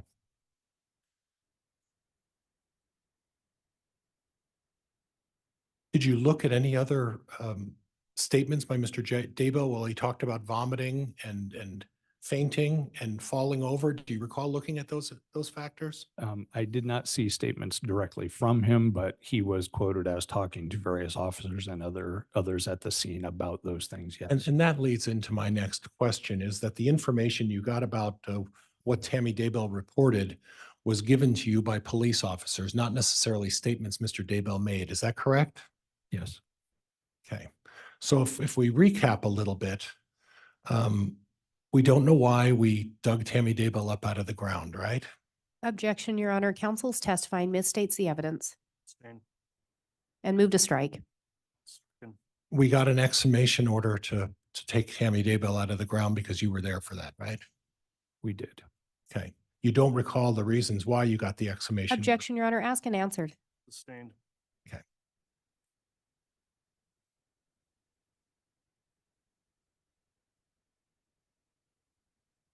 So you talked a little bit about Utah, and then you talked a little bit about Idaho and how in Idaho, it's up to a coroner to determine whether or not there's an autopsy that needs to be performed. Is that right? Yes, Okay. And in Utah, it may be a little different, right? it is. You talked a little bit about how it's not ideal to conduct an autopsy after embalming and burial. Would you agree with that? It's certainly not ideal. Yes. I Right. would agree with that.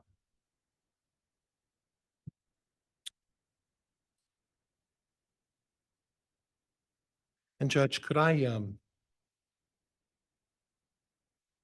actually, I need the exhibit. And I'll get the number, Judge. I'm sorry.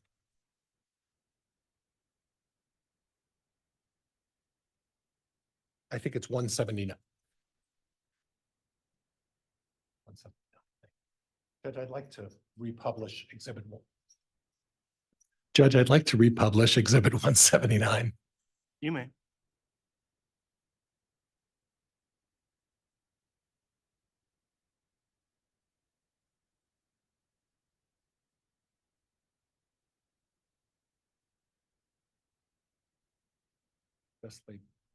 Best laid plans, right? So we're looking at Exhibit 179. You recognize that those are your dots, aren't they? They are. So when I look at that, how many bruises are on the right arm of Tammy Daybell? 8. And there are 3 on the front or 1 down at the bottom, right? 4 on the front and 4 on the back. Okay. And then how many total bruises would be on the left arm? 1. And then how many bruises up on the chest area? 1. So you talked about asphyxiation and you made a determination that there's asphyxiation here, right? Yes. Okay. And what you're suggesting is that Tammy Daybell was, someone stopped her from breathing, right? Correct. Okay. So I guess what I'm confused about is how is someone asphyxiating Tammy Daybell if there's one person holding her arms? Objection, actually withdrawn. You can answer. I wasn't there, so I can't tell you the specifics. Right. And the other question is that if someone was holding her arms down, how did bruises get on the front of the arm and on the back of the right arm? You can have bruising on front and back from a grab. Okay. And then that person would also at the same time be grabbing the lower part of the right arm too at the same time? Not necessarily at the same time, no. Okay. And then while they're asphyxiating her, they grab the left arm, and there's only one little bruise on the left arm, right? There is one bruise on the left biceps, yes. And then at the same time, somebody puts something over her mouth while they're holding her arms to suffocate her, right? Could have happened that way. It could have, right? It's possible. It could also have happened that this wasn't asphyxiation, right? I don't believe so, no. Okay. You're firm on this idea that you think it's asphyxiation, right? I do. And that determination you made is as a result of just talking to the police and after you did this investigation, correct? Objection, Your Honor, misstates the evidence. Sustained.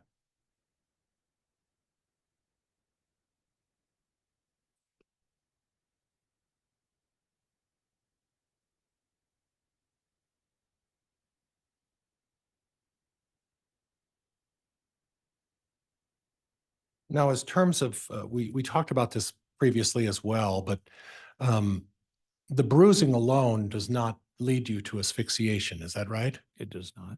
Okay. And the facts about other activities that may have been occurring, particularly Brandon Boudreaux and Charles Vallow, don't lead to asphyxiation either, right? No.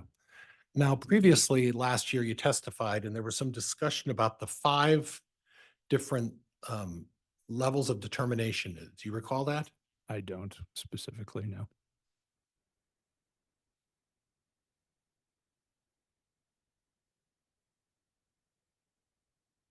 Or the 5 options? I'm sorry, the 5 Oh, for options. there are 5 manners of death, yes. Right. And I'm sorry, I gave you the wrong term. I'm apologize. I wrote the word down the wrong way. The 5 determinations. And can you go over those with me again? Sure. Go ahead. On a death certificate, there are essentially in every state except New York and I think New Jersey, maybe Connecticut, there are 5 options for what the certifier of the death can list as the manner of death. Those are Okay. Okay. natural, accident, suicide, homicide, or undetermined, or could not be determined. Okay. And I guess I'd like to talk to you a little bit about the undetermined one. Okay. And when you come up with an undetermined diagnosis, that means you don't have any reason that leads you to say this is absolutely the way this person passed away, correct? Undetermined manner is used when you don't have enough circumstantial or investigative or autopsy findings, whatever. You don't have enough information to decide between 2 different manners. And that can be, for example, in an overdose, it could either be a suicide or it can be an accident. In this specific case, it could be, there's allegations of that her death is natural. If I believed it could be natural or it could be homicidal, then it could be undetermined because I can't really decide between those 2, but I did decide between those 2. So that is a situation where if you don't have enough evidence to determine exactly why someone died, you make the determination of undetermined. Is that correct? If you don't have enough, certainly if the cause of death is undetermined, then the manner of death will usually also be undetermined. And that doesn't mean there was foul play. You just don't have the information to make that assessment. Would that be fair? Yes. So in other words, if in this situation there was insufficient evidence to determine a cause of death, it would be listed as undetermined, right? The cause of death could be listed as undetermined, yes. And at that point, that's a situation, like I said before, where it doesn't mean that it's homicide. It doesn't mean that there was foul play. You just don't have enough information to make that decision. Would that be fair? It would be, Yes, to an extent. It's possible that it doesn't mean that there's not foul play necessarily. Like if, for example, you call it undetermined because you think it might be a homicide or a suicide and you can't decide between the two. If you call it undetermined because you can't necessarily decide between those two, means you think it's just as likely that it was as it wasn't. I can't tell. It could So it also still be, could be, but it might not be. it could also be a situation where there's no medical information that leads you to any conclusion as to why someone passed away, right? It could be. Right. And there are situations where people pass away and there's no discernible reason why that happened. Would you agree with that? Yes. Okay. Now, you made mention of the all the medical reports that you reviewed. Which medical reports did you review? Reviewed records from Seasons Medical Clinic, from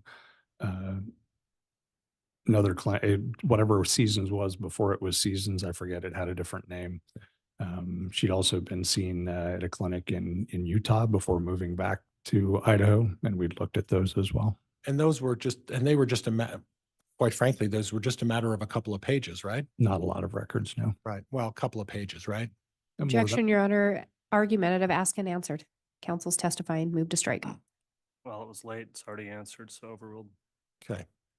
And you looked at the Seasons Medical and you looked at the other medical records and you were aware that 5 years prior to Tammy Daybell's death, she was diagnosed with anemia, right? I believe so, yes. And you didn't talk to the family about how that anemia had been progressing on Tammy Daybell, is that right? I did not. Okay. And you were also aware that Tammy Daybell was taking a form of, and I don't want to, fluoxetine. Fluoxetine. Fluoxetine. Mhm. There's a reason I'm not a doctor. Fluoxetine, and that's a form of Prozac, right?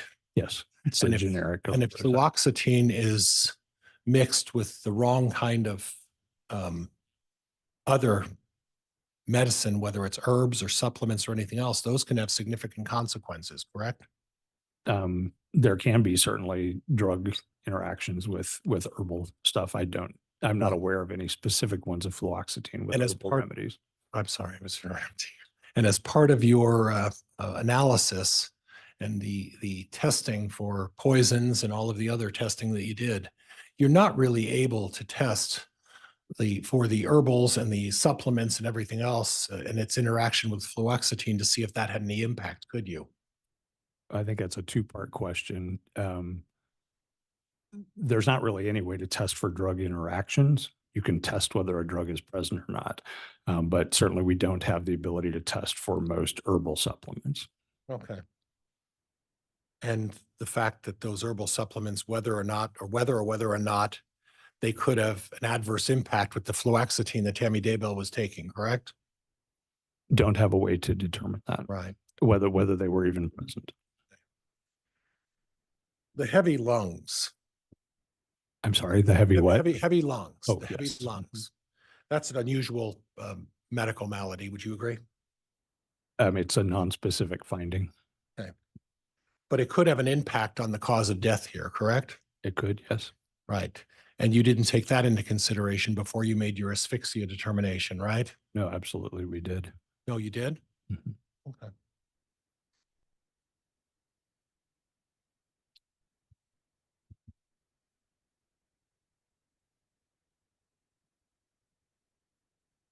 You testified that asphyxia is really a diagnosis of exclusion, correct? It is.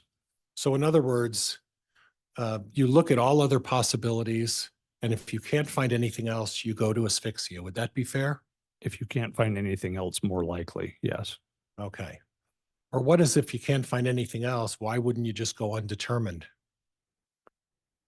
You might in some circumstances. Okay.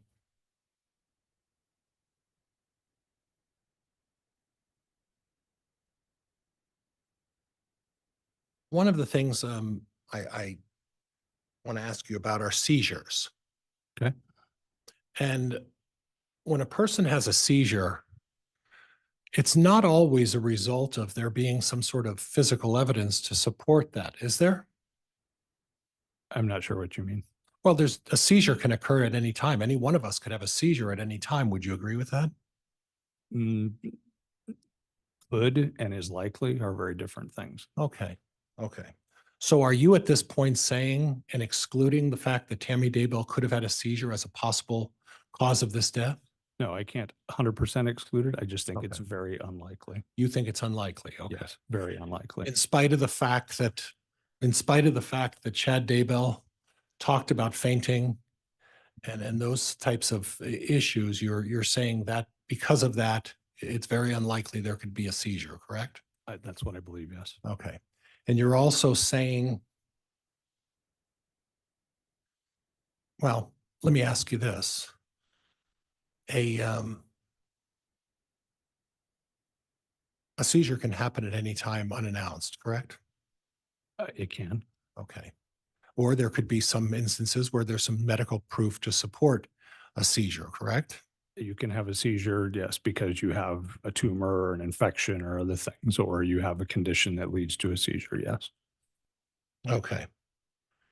And then we talk a little bit about arrhythmia. Mhm. And with arrhythmia, there isn't always an indication with arrhythmia that there's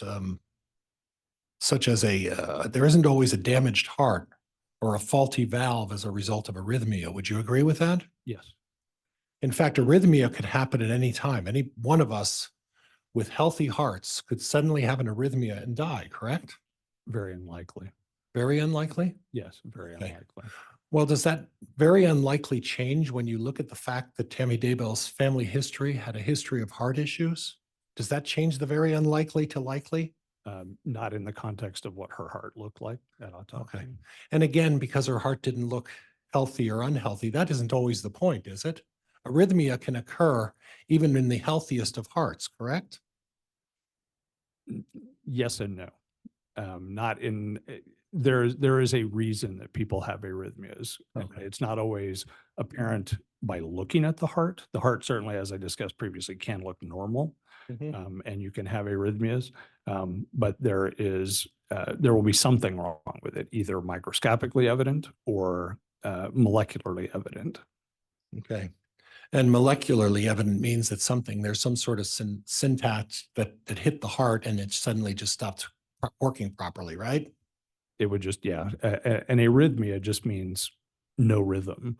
And if your heart stops beating, you have no rhythm. Right. And if the heart for some reason stops beating and there's some sort of arrhythmia, suddenly we get the pink foam that starts developing in these heavy lungs, right? You certainly can, yes. Right. And if we get a seizure, and as a result of the seizure, the heart stops beating, and then these heavy lungs start accumulating the significant amount of pink foam we found in Tammy Daybell's body, correct? It can happen that way, yes. And if the anemia goes undiagnosed for 5 years and she's not getting treatment, and for some reason there's insufficient oxygen to reach these heavy lungs, we could get the same result, correct? Yeah, I don't believe so. Okay. Not given the activities that she was described as doing. She may have been anemic, but she was not anemic to the point it would cause those kinds of problems. All right.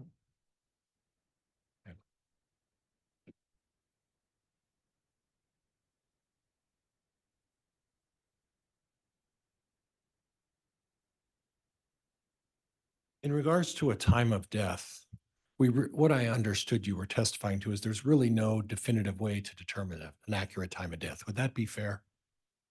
No way to determine a very specific time of death. A range, yes. A specific time, no. Judge, I have nothing else. Thank you. All right.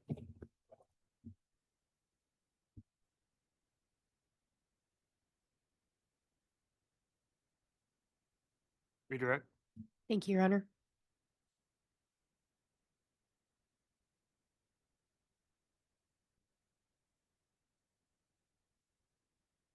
Dr. Christensen, you were asked a lot about the exhumation order. Do you recall that? I do. You were not the one requesting that, is that correct? That's correct.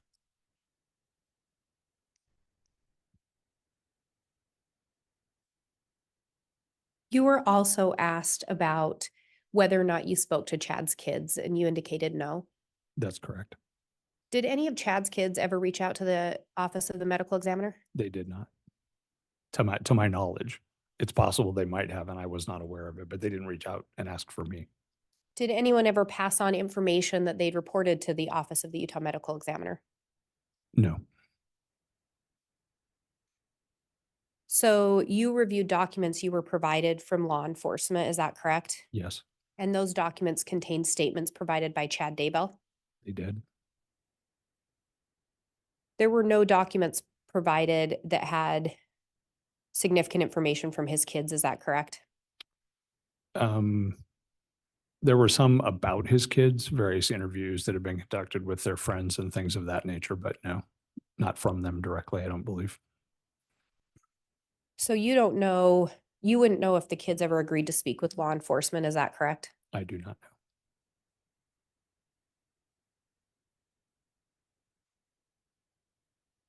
And if Chad's kids had made statements about Tammy's health, would those have been documents that you would have requested or wanted to review? Absolutely.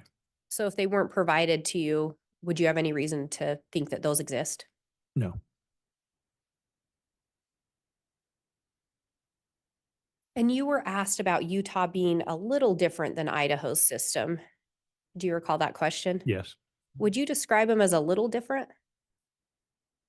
I guess Utah's and Idaho's death investigation systems are kind of on the opposite poles of the spectrum in the US.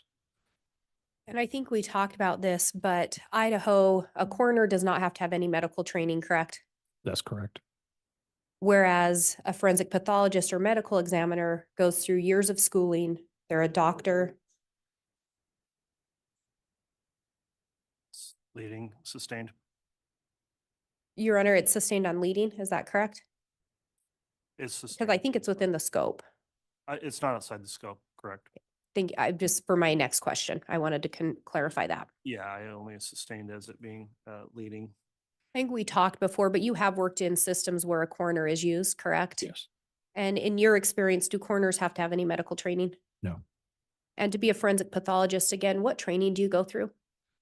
Have to have a college degree, a medical degree, and residency training in pathology, and then forensic fellowship training. And in Utah, again, who is it that would determine if an autopsy is to be completed? It would be done by the Office of the Medical Examiner. So one of the individuals that has all that medical training? Either by them or one of our investigators. And if there are questions, then they ask us.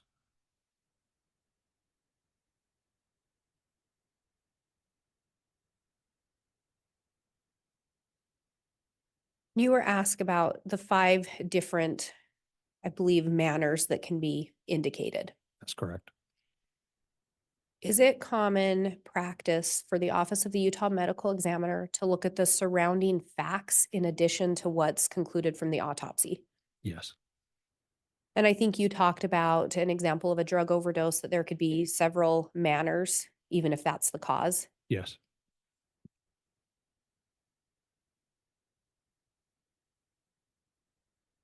And you were asked about a history of anemia. Can you explain what anemia is? Anemia is when your blood count, the percentage of your blood that's made up of red blood cells drops below normal levels. Men have a slightly higher normal range than women, but they're both in the 35 to 50% range, more or less. That percentage of your blood is made up of red blood cells that carry oxygen around your body. You can develop anemia, which is a number lower than that, for a variety of reasons. It can happen from vitamin deficiencies, can happen from iron deficiency, can happen from cancers, anything that infiltrates your bone marrow. Can happen because you bleed. It's not uncommon in young women with heavy periods and things, for example, to end up being anemic because of blood loss. But it can be from traumatic blood loss as well. You can be acutely anemic because you got your arm broken and torn open in a car crash or something.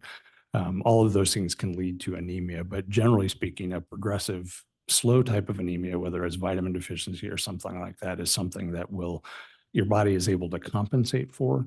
to some extent, that you remain functional, though you might be fatigued or other things of that nature. But it's not, you don't have normal oxygen carrying capacity. And so if you went from living at sea level to the mountains, you might notice more of a difference than if you weren't anemic, things of that nature. Sustained. Is anemia treatable? Yes, most times. And I think you indicated you'd seen a history of Tammy having anemia maybe 5 years before her death. I believe that's when it was documented, yes.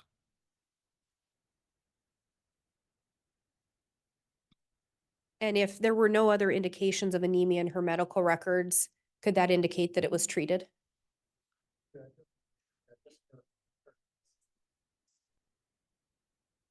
Overruled. Can you repeat the question? Yes, we're not seeing any additional notations in medical records about anemia other than the past history. Could that indicate that the anemia was treated? And Your Honor, if I may respond, Go ahead. Dr. Christensen's testimony was he saw a notation of it from 5 years previous to that, and Mr. Pryor went into it on his cross-examination. No, I'm going to rule on that. It's overruled, Mr. Pryor. You can continue. Could that indicate that the anemia was treated? It could. It just means that it certainly was not mentioned again as a problem. In looking at those medical records, do you recall seeing any indication that Tammy had low blood pressure? Her blood pressure was on the lowish side of normal, but no indication that she had a diagnosis of hypotension or low blood pressure.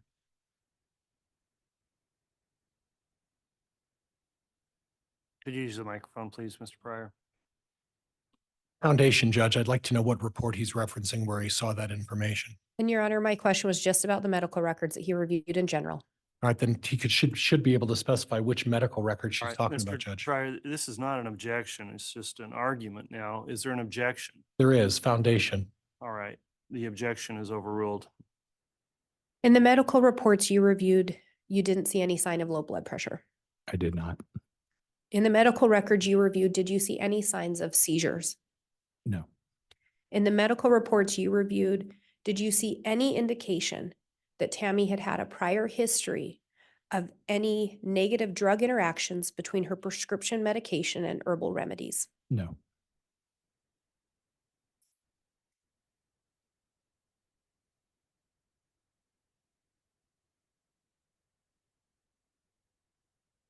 And counsel asked you about the bruises on Tammy and them being labeled as not specific. Do you Yes. recall that? Yes. You indicated that sometimes you are able to form an opinion as to how those may have been inflicted. Is that correct? I can answer hypotheticals about how they may have been inflicted. Yes. And based on your training and experience, where those bruises were located, could they be consistent with someone being restrained? They could be. Yes. And you were asked a lot about those pictures and if someone was holding Tammy down and then suffocating her. Do you recall that line of questioning? Yes. Yes. Where the bruises were located, would it be possible for someone to have been restraining her while someone else suffocated her? It's possible.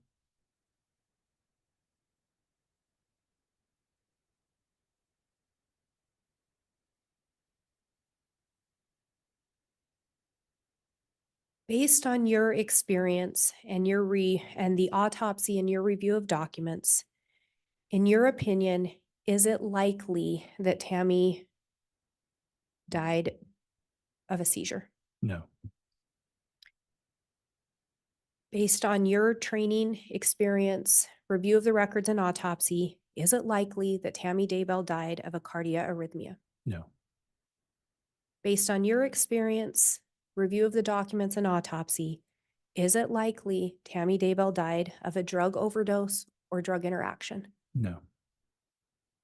Based on your experience, training, review of reports on the autopsy, is it your opinion Tammy most likely or likely died of asphyxiation? Yes. And again, what did you determine the cause of death to be? Asphyxia. And what did you determine the manner of death to be? Homicide. I have no further questions. All right. Thank you. That did not go beyond the scope of cross. so Judge, I'm- can we have a sidebar? Yes.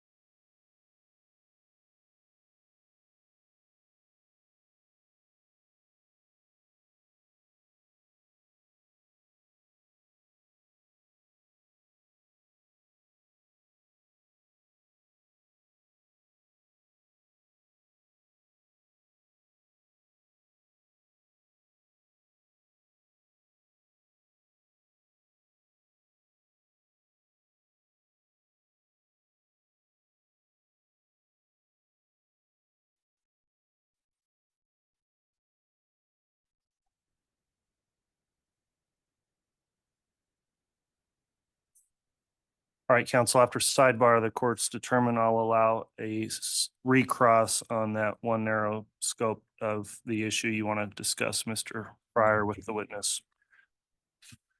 So doctor, we talked about two types of medical records. One was from Seasons. I believe that was 2017. You recall that? There was a record from 2017, yes, And then there was a medical record from 2019. Is that right? there was. Mhm. Okay, and those were the two records that you had in terms of Tammy Daybell's medical records, correct? No, there were also records from PA Senna that she saw at Seasons. There was a record from 2016 as well as one from 2015. Okay. And the anemia diagnosis was from what year? I believe 2014, which was, I don't recall specifically which records that was in. We also had records from a clinic in Springville. Okay, is it possible that the anemia was from the Seasons records of 2017? Possible. I don't recall for sure. Okay, so from 2017, we have one other medical record where she went in for a wrist issue, correct? Correct. So how do you determine whether or not she's treated for anemia if there are no other medical records other than the initial diagnosis from 2017? Objection, Your Honor, misstates the testimony. Overruled. There's no mention of treatment either way. Okay, thank you. All right, that will conclude then the testimony. Dr. Christensen, is the state intending to recall him at some point or any point, Ms. Blake? We may be, Your Honor. Okay. Dr. Christensen, then, because you may return to testify at a later time, the court's exclusionary rule prohibits you from viewing trial testimony. I'll be asking you if you have viewed any of the testimony after Counsel, you we- step down today. So with that, that will conclude the testimony of Dr. Christensen. You may go ahead and. Judge, before he's excused, could we have another sidebar? All right.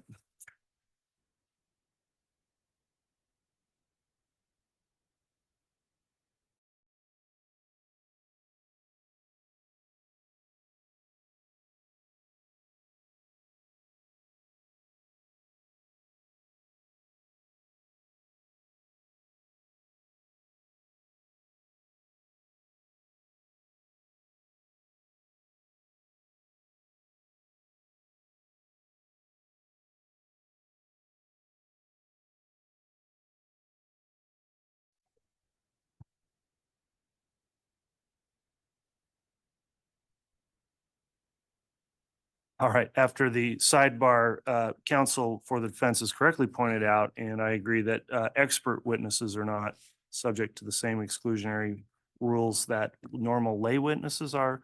So the state will discuss that further with you, Dr. Christensen, and you may in fact be entitled to view certain parts of this trial as they would be outside of the exclusionary rules. So you'll be further advised of that by the prosecutors if they wish to clarify that with you. Thank you again for appearing to testify, and we'll go ahead and let you step down at this time.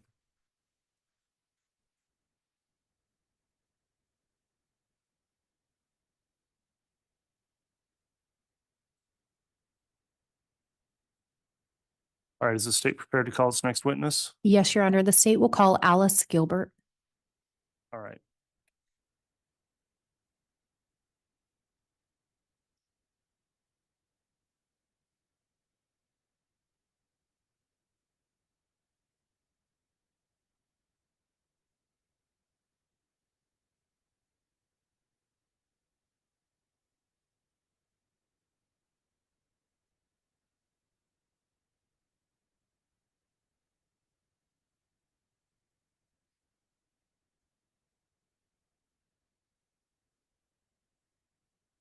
Swear or affirm the testimony you're about to give will be the truth, the whole truth, and nothing but the truth, so help you God? Yes. Got her.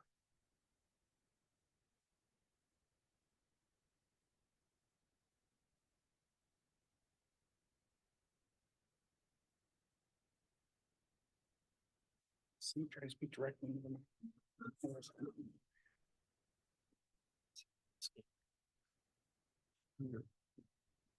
All right, I'll note that Ms. Gilbert's now been placed under oath. Before we begin with testimony, I just want to inquire, have you watched any of this trial on either the live stream or here in person at all? No, Okay, have you talked to anybody else about any testimony they've given in trial? no.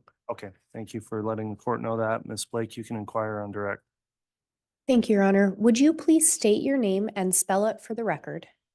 Alice Gilbert, ALICEGILBERT. And Miss Gilbert, do you know an individual named Chad Daybell? I do. How do you know him?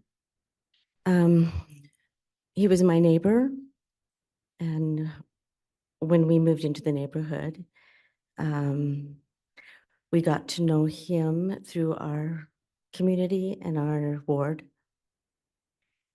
Did you also know Tammy or Tamara Daybell? I do. And did you know her the same way? Yes, And what did you refer to her as, Tammy or Tamara? I called her Tammy. And when you moved into the neighborhood, do you recall approximately when that would have been? It was March of 2017.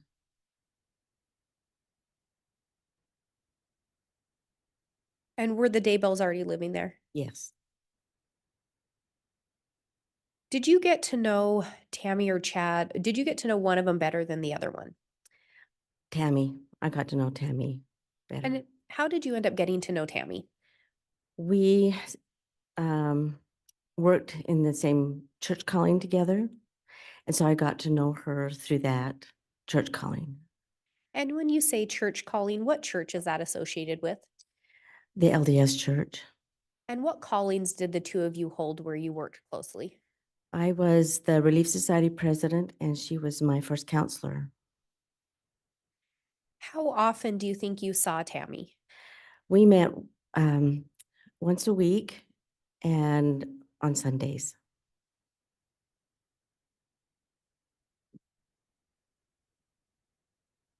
And did that seeing each other twice a week continue for an extended period of time? Until her death. And do you recall when the two of you were given the callings? October of 2018. So for about a year, you Mhm. would see Tammy about twice a week. Yes. Did you get to know Tammy pretty well? I thought so. I thought we did. And can you describe Tammy a little bit, your relationship with her? Let me back up. Can you describe a little bit about what Tammy was like? Yes. She was great to work with. She was organized when we had our meetings. She could do worked on the computer. So when we had to change anything, she could do it in a flash. She did all the computer work. When we organized activities, we valued her opinion and was grateful to have her input on things. And she would say, keep it simple, keep our activities simple. And we did, and that helped a lot. She had a lot of empathy for some of the women who were struggling in the ward, and she would relate those things to us in our meetings. She also had a very good wit with her. Did you have occasions to observe Chad and Tammy together? I did mostly at church, and um, and they seemed great at church. You know, y- it was just normal. It was, you know, and we had activities. He did come and help set up some chairs for activities, and so that seemed normal, and I really didn't think much of it. At some point in time, did you feel like their interactions changed? A little bit, yes. In 2019, it just seemed distant. It just seemed a bit distant between the two. Did- But I just noticed them at church. Did Tammy ever talk to you about her marriage? She didn't. I think the only thing she did mention was that sometimes the finances were a little strained, but she didn't mention anything else. When you observed Tammy, did you ever notice her appear to slow down? No, Did you ever notice any change in her activity level prior to her death? no, Did she ever complain to you about any health issues? no, Did you ever observe Tammy have any shaking fits? no, Did you ever observe Tammy faint? no.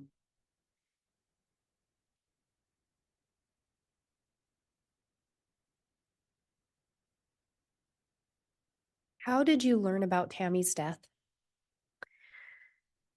On the morning of the 19th, I received a phone call from Emma, and she was. Objection, Judge. This is going to call for some hearsay.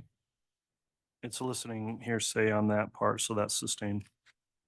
And just to clarify, when you say on the 19th, is that October 19th of 2019? Yes, And you indicated that Emma had phoned you. How did Emma seem when you talked to her? she was sobbing. And after that, based on that phone call, without saying what Emma said, did you learn anything in relation to Tammy? That she had passed away. Objection, Judge. Calls for hearsay. Sustained. At some point, did someone else take the phone? Chad, he took the phone. And what did Chad tell you? He asked me not to tell anybody for about an hour that she had passed away. And I said, well, I need to tell the bishop. And he said, no, don't tell the bishop. And I knew that the bishop was he was going to work. And so I called him anyway and informed him. And what you called to inform him was of Tammy's death? Yes, Were you surprised to hear of her passing? yes. And why were you surprised?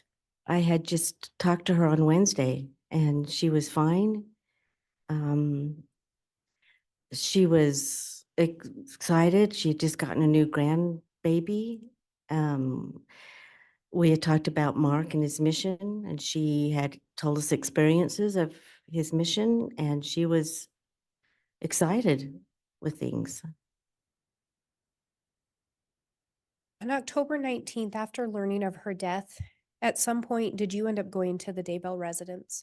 Yes, my husband and I went over at about 8:30 in the morning, and Chad answered the door and he gave us a hug, and we went in, and all the children except for Mark and their spouses were sitting there in the living room. They were stunned. The children were stunned. They could hardly speak and crying.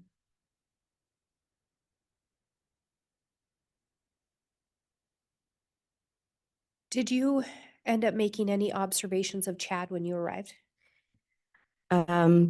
Yes, when I asked him what happened, and he said that Tammy vomited at midnight and they think she passed away at 2 a.m.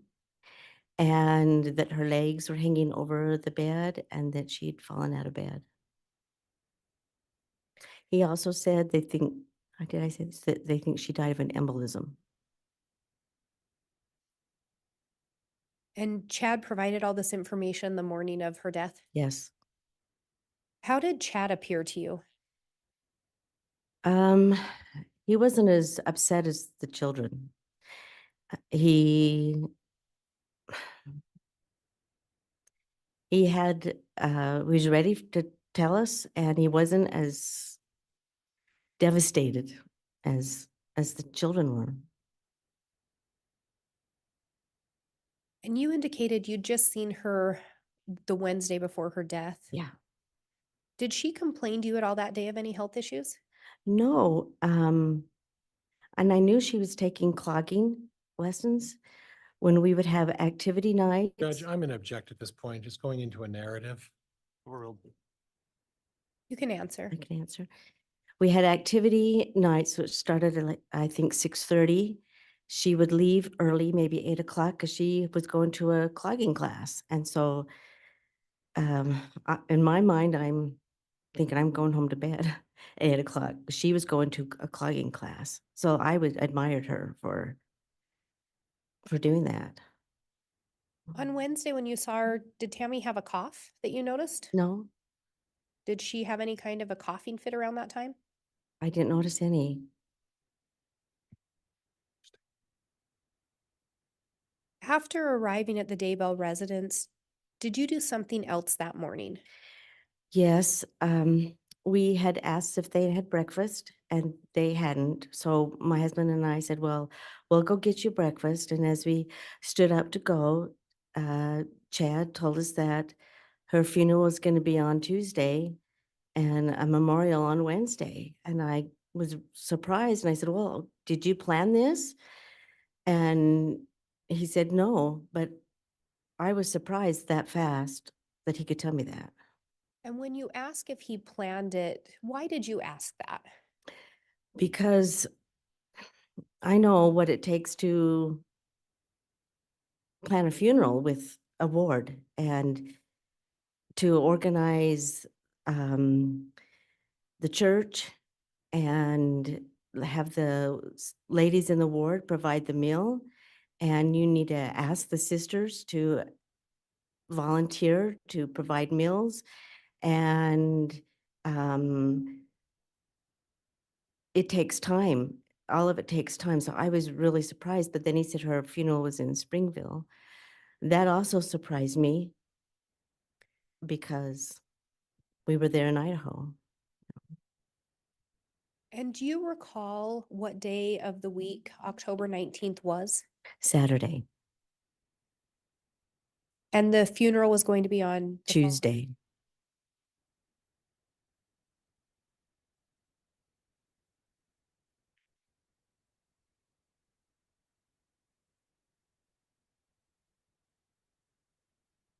And did Chad respond when you asked if he had already planned the funeral or if he and Tammy had talked about it before? He said no, but I felt like it had been planned. Did you end up attending the funeral? Yes. I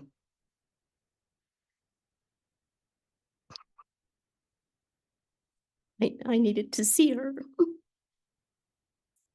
So my husband and I went to the funeral in Springfield.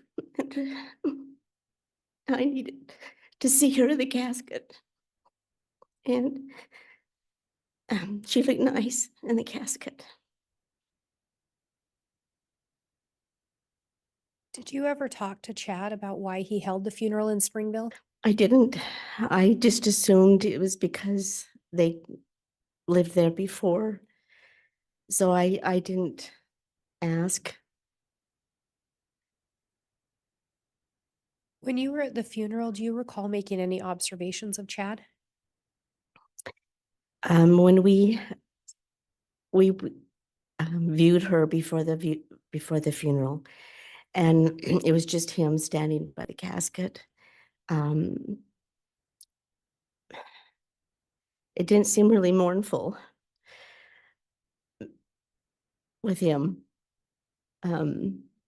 He said, I said, oh, she looks good. And he said, yes, she does. And we didn't cry. We didn't, it didn't seem mournful. And then we went into the chapel to sit for the funeral. And I sat by, and our bishop had driven down, so we sat with him. During the funeral, do you recall if Chad spoke? Yes, all the children spoke, and he spoke last. I was impressed with the children's talks that fast. They did a nice job to their mother. I was surprised because it takes a day to drive. So to go funeral on Tuesday, they would have driven Monday. They did the children did a nice job. And Chad spoke last. I was surprised because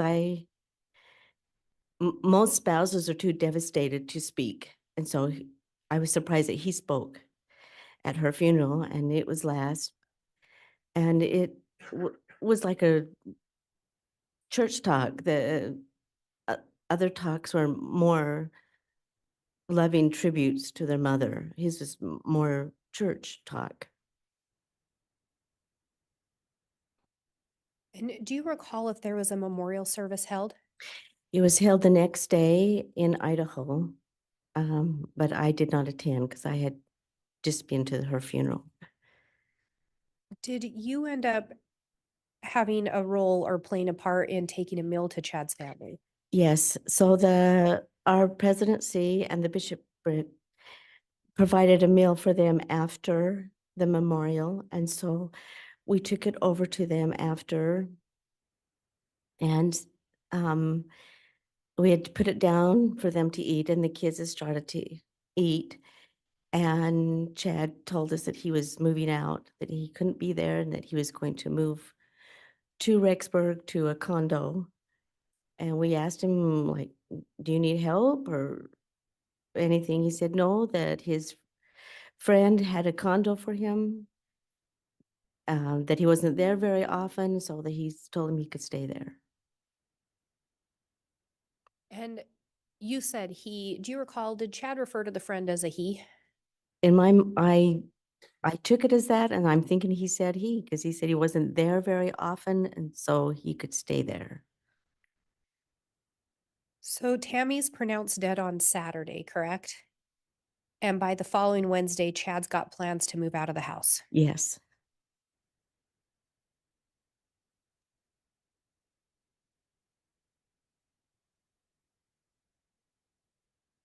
Do you recall anything else that morning standing out to you as far as what Chad told his kids?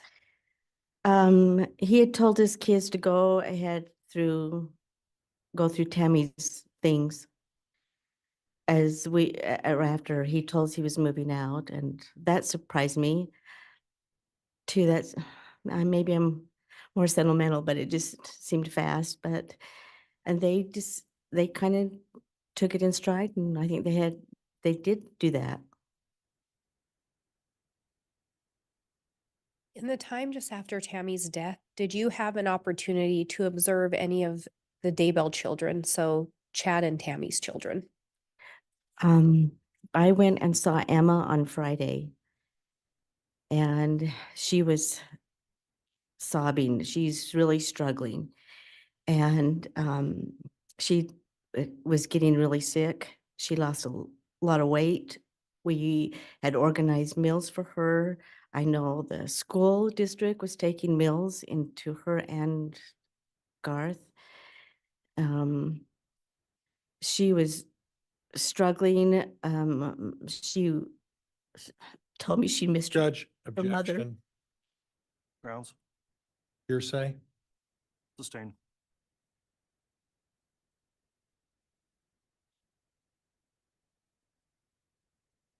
Did Emma appear to be struggling to you? Yes, Did Garth appear to be struggling as yeah, well? yes, And on Friday, to the best of your knowledge, had Chad moved out of the residence? yes. I think he moved after the memorial. So you visited with Garth and Emma just less than a week after their On mother's passing. Friday, yeah. Was Chad there when you went to visit him? No,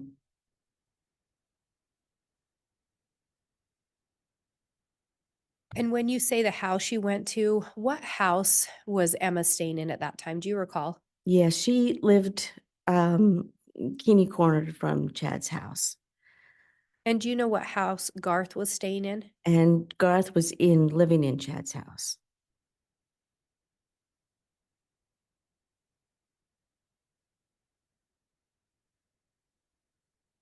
At some point, did you end up reaching out to Chad? Yeah, so we thought we would call and see how he was doing, and I think it was Saturday, the 26th of October. We called him to see if we could come and visit with him, and he said no, that he would come to our place. So he came on the 26th, he came over to our place. I think it was more toward the evening when he came. And Judge, for foundation purposes, that would have been the month of what and year? Like, do you want to clarify when that happened, please? And when you talk about the 26th, are we still in October of 2019? Yes, So just shortly after Tammy's passing. yes. And Chad indicated to you he didn't want you to come to his place, but he'd come to yours. Yeah, he said, "Oh, I'll come over to your place." So we said, "Okay." Did you ever end up seeing where Chad was living in Rexburg? No, And did he in fact end up coming to your place? he did. And did you end up having a conversation with him at that time? Yes, he sat at our kitchen table, and I had made cookies and thought that, we would make it nice. And he said that he'd found the woman he was going to marry. And we were absolutely stunned when he said that. And we asked him, well, where did you meet her? And he said, at the conference in St. George in 2018. And we asked who she was, and he wasn't going to tell us at first. And then he said, well, I'll tell you. Her name is Lori Vallow. Had you heard the name Lori Vallow before then? I hadn't. I was thinking, who is Lori Vallow? And then he mentioned that she had done a podcast with Melanie Gibb. And then I realized that's who that was. Had you ever met Melanie Gibb in person?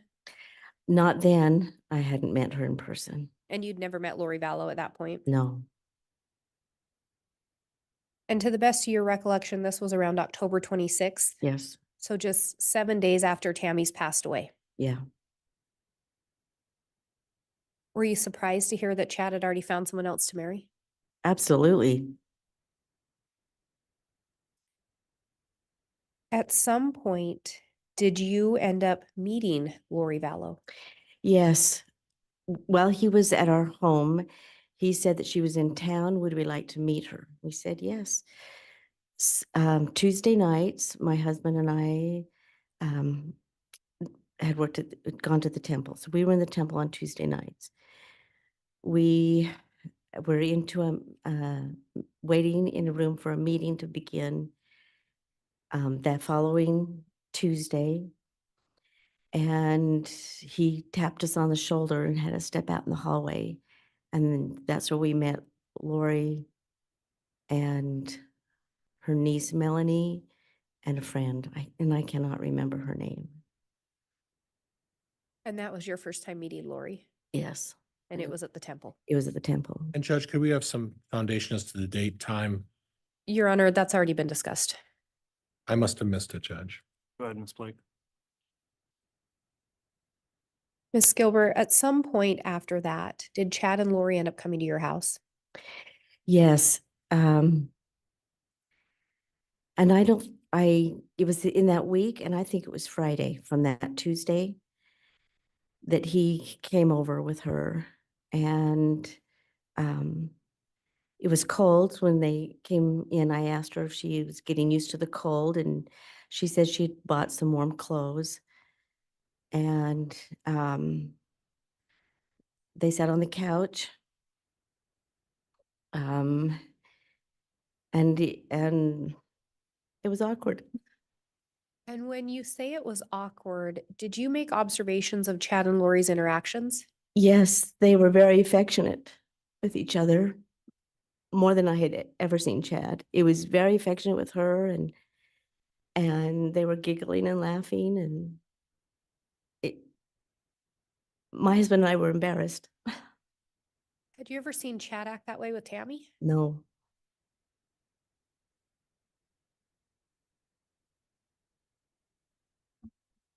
Did you end up talking at that time to Lori about her family? I did. I asked her if she'd been married, and she said yes, that her husband had died in December of a heart attack. I asked her if she had children, and then Chad said that she had recently had a daughter that had passed. And I said, "Oh, I'm sorry." And I said, "How many?" And she said, "Thank you." And I said, "How many children do you have?" And she kind of stammered and then said they were stepchildren, and I did not get a definite answer on that. When Chad said that she'd recently lost a daughter, did Lori say anything to correct that or change it? No.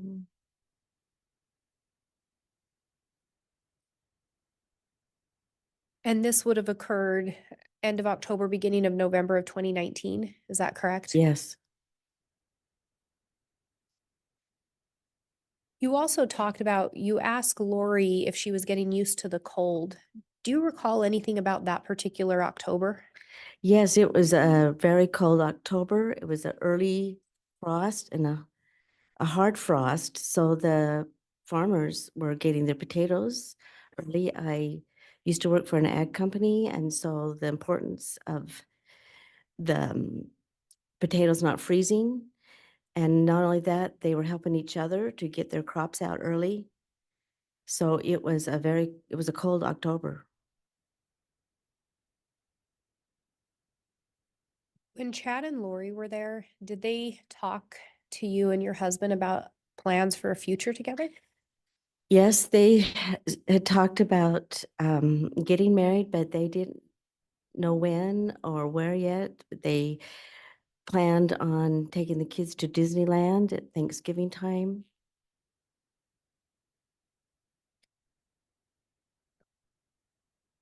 And did Chad tell you anything about his plans to write a book? Yes, he told us he was going to Hawaii to write a book.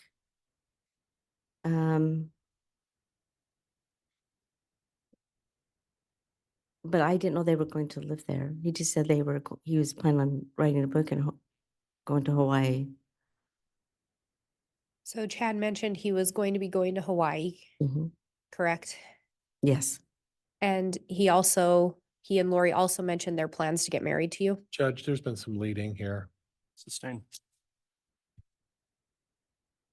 And this took place in end of October, beginning of November 2019. Yes.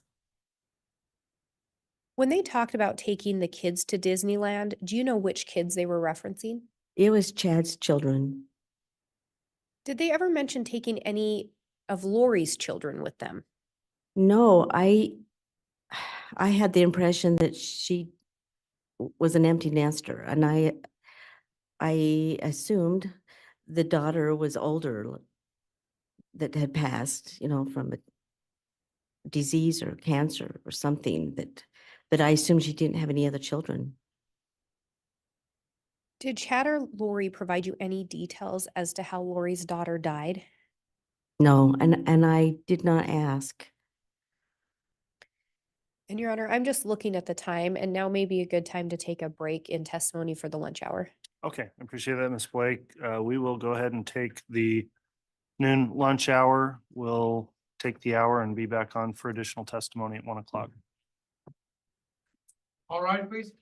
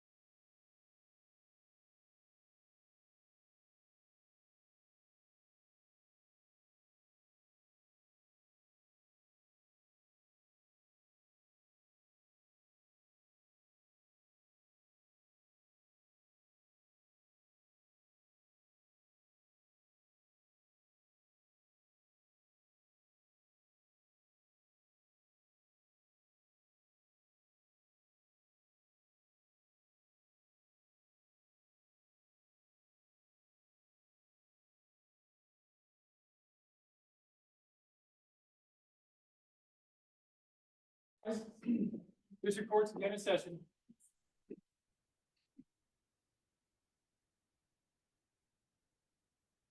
All right, thank you. If we could please have the jurors brought in, I think they're lined up.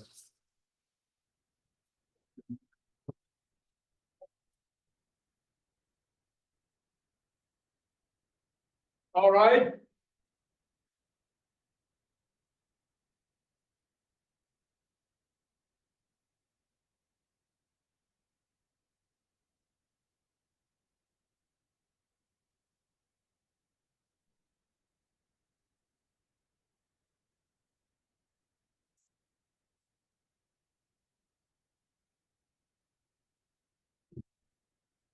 Here's all present accounted for, Your Honor. All right, thank you. Please be seated.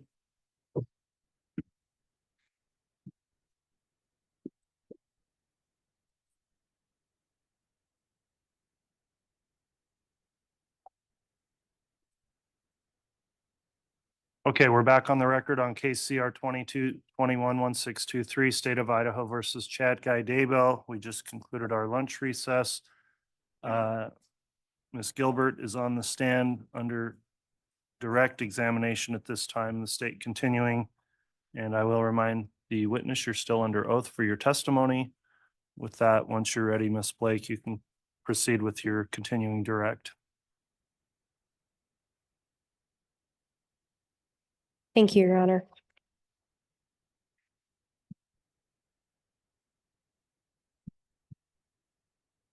And Ms. Gilbert, I think we left off, I'd ask you if Chad or Lori provided you any details regarding how Lori's daughter died. No,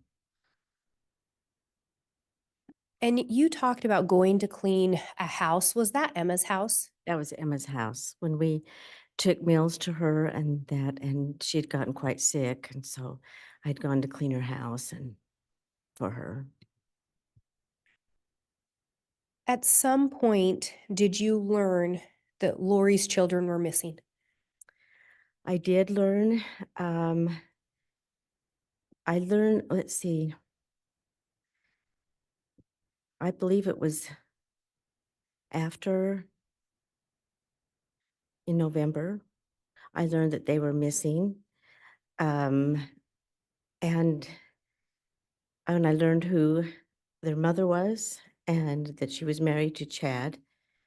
So my husband and I called Chad and asked him, are these her children that are missing? And he said that, yes, that it was a custody battle and that when everything came out, it would be fine. And would this have been after Chad and Lori had told you of their plans to get married? Yes, I think it was after they were married.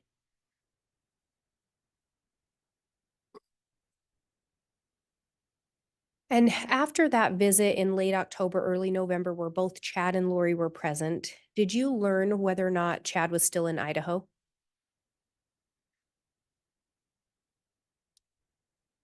He was still in Idaho when they came to visit us.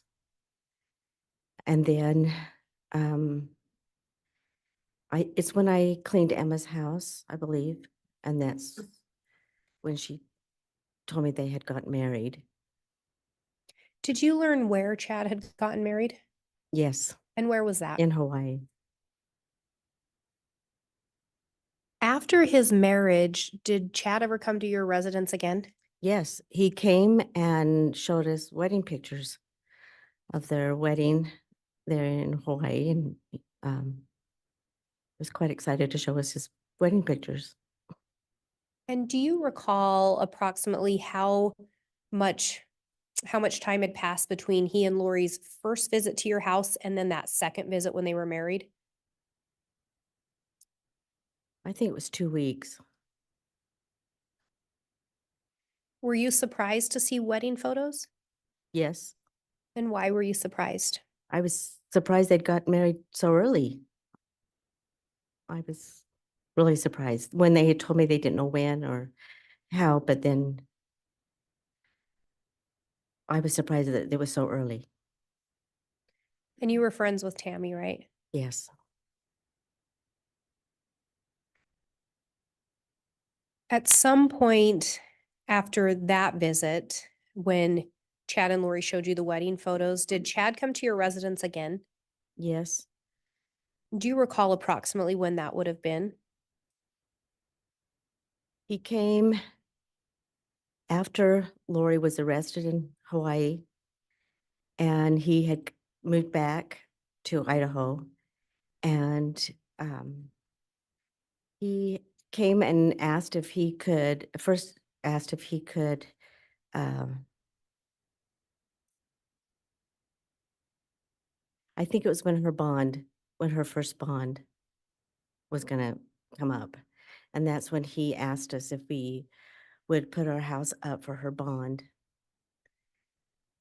And prior to asking for you to put up the bond, do you recall if he ever asked if he could live with you? Yes, he did. And what did you tell him? Well, first it was, y- it was like an overnight, if he could be overnight. And, and I was okay with an overnight, but I could not let him live with us. So we told him that our daughter was gonna move in and there wouldn't be any room.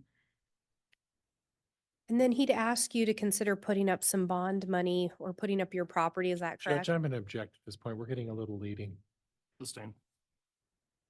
And I think you had previously indicated that he asked you about bond. Do Yes. you recall what he asked you in relation to that? When he came in, he was quite upset, and he said he had to get her out of jail, and that he cried and he said it was just killing her to be in jail, and could we put our house up for bond? And we asked him if he had family that could help him. He said no. And he mentioned another friend, I think. He said he couldn't help him. And we said we would think about it, and I think that was a Saturday. Sunday, we got a text from him, and he wanted to bring the bondswoman to our home and to meet her at our house that Sunday. And did you in fact have another conversation with Chad about posting bond or putting your property up? Yes, there was 2 conversations. This was the first one. And what did you ultimately end up deciding? No. During your conversation with Chad regarding the bond, do you recall anything about the comment previously made about Lori's daughter dying coming up? Yes, because I asked him, how many daughters does Lori have? And he said 1. And I said, well, when we met you, you told me she had a daughter that passed away. And he said, no, I didn't. And I said, yes, you did. And then when I asked him about the missing children, and he said it was a custody battle. So that's why I asked, how many daughters does she have? And then he denied telling me that.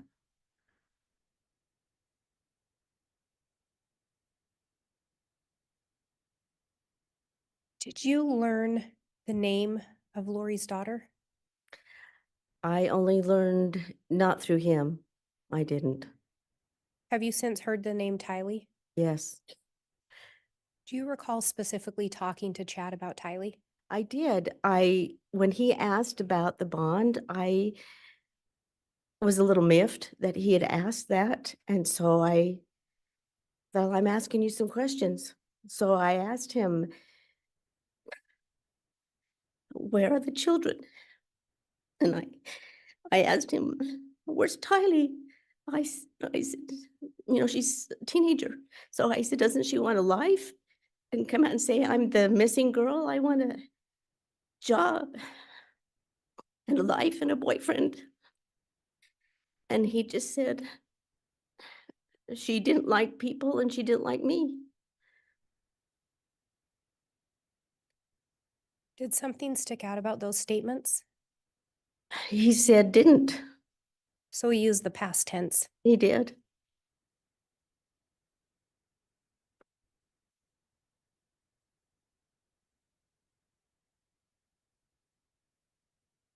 And backing up a little bit, do you recall a time in February of 2019 when Chad was at your residence? Yes, he had come over. We were working on a bedroom floor and he came over, and as he was leaving, that's when he mentioned that he had a vision or such that Tammy was going to pass away. He didn't know how or when, but before her 50th birthday. And do you recall around that same time Chad saying anything about Tammy and games on a computer?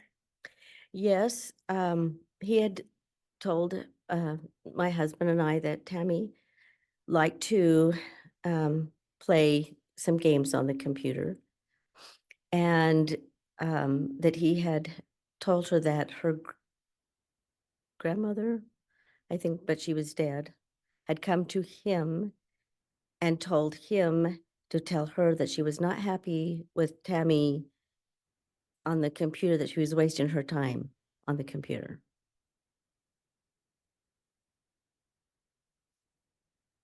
When Chad made the comment about Tammy going to die, did Tammy have any health issues that you were aware of? No, in fact, I kind of just passed it off. I didn't really take it serious, honestly, because she wasn't. If I may have just a moment, Your Honor. Yes.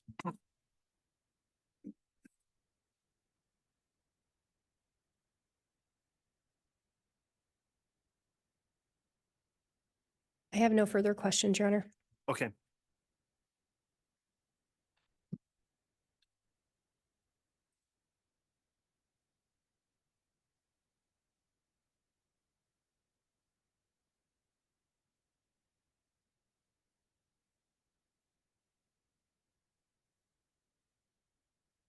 All right, cross-examination.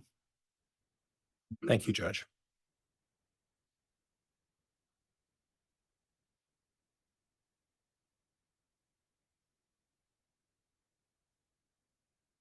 Ms. Gilbert, can you tell me how often on a weekly basis you would see Tammy Daybell We had our meetings on Wednesday mornings, and then I would see her on Sunday. at church? Yeah. So, and how long were the meetings on Wednesday morning? Oh, an hour to 2 hours. Okay, and how many people were present at that meeting when you would see her for those Wednesday meetings? There were 4 of us. Okay, and that was about for 2 hours. That was the longest. Okay, that was a long meeting? That was the longest we went. Oh, the longest you go. Okay, and then as far as church is concerned, did you sit next to each other at church? No, sometimes in our second meeting, we sat by each other because it was our presidency, but not in the first meeting. Okay, so church would last about how long on a Sunday? 2 hours. Okay. So you would see her for about 3 to 4 hours a week? Yeah. Would that be fair? Okay. And then after the birth of Emma's child, the Daybell family would sit at the back of the church. Is that right? You recall that? Objection, Your Honor. Facts not in evidence. Counsel's testifying. Move to strike. World. So the location of where they would sit, generally, do you recall that they would sit in the front of the church in the beginning? Not quite in the front, maybe the middle. Okay. And then after Emma's child was born, they would, out of respect, they'd Sometime, move to yeah. the back. Yeah. Mhm. Okay. Now, do you have any recollection of Chad spending mornings at the Salem church every morning with his truck parked up there? Objection, Your Honor. Facts not in evidence. Overruled. Do you have any information about Chad parking his truck up at the Salem church every morning On Sunday morning? every morning? during Oh, the- no, I the have week? no idea every Okay. morning.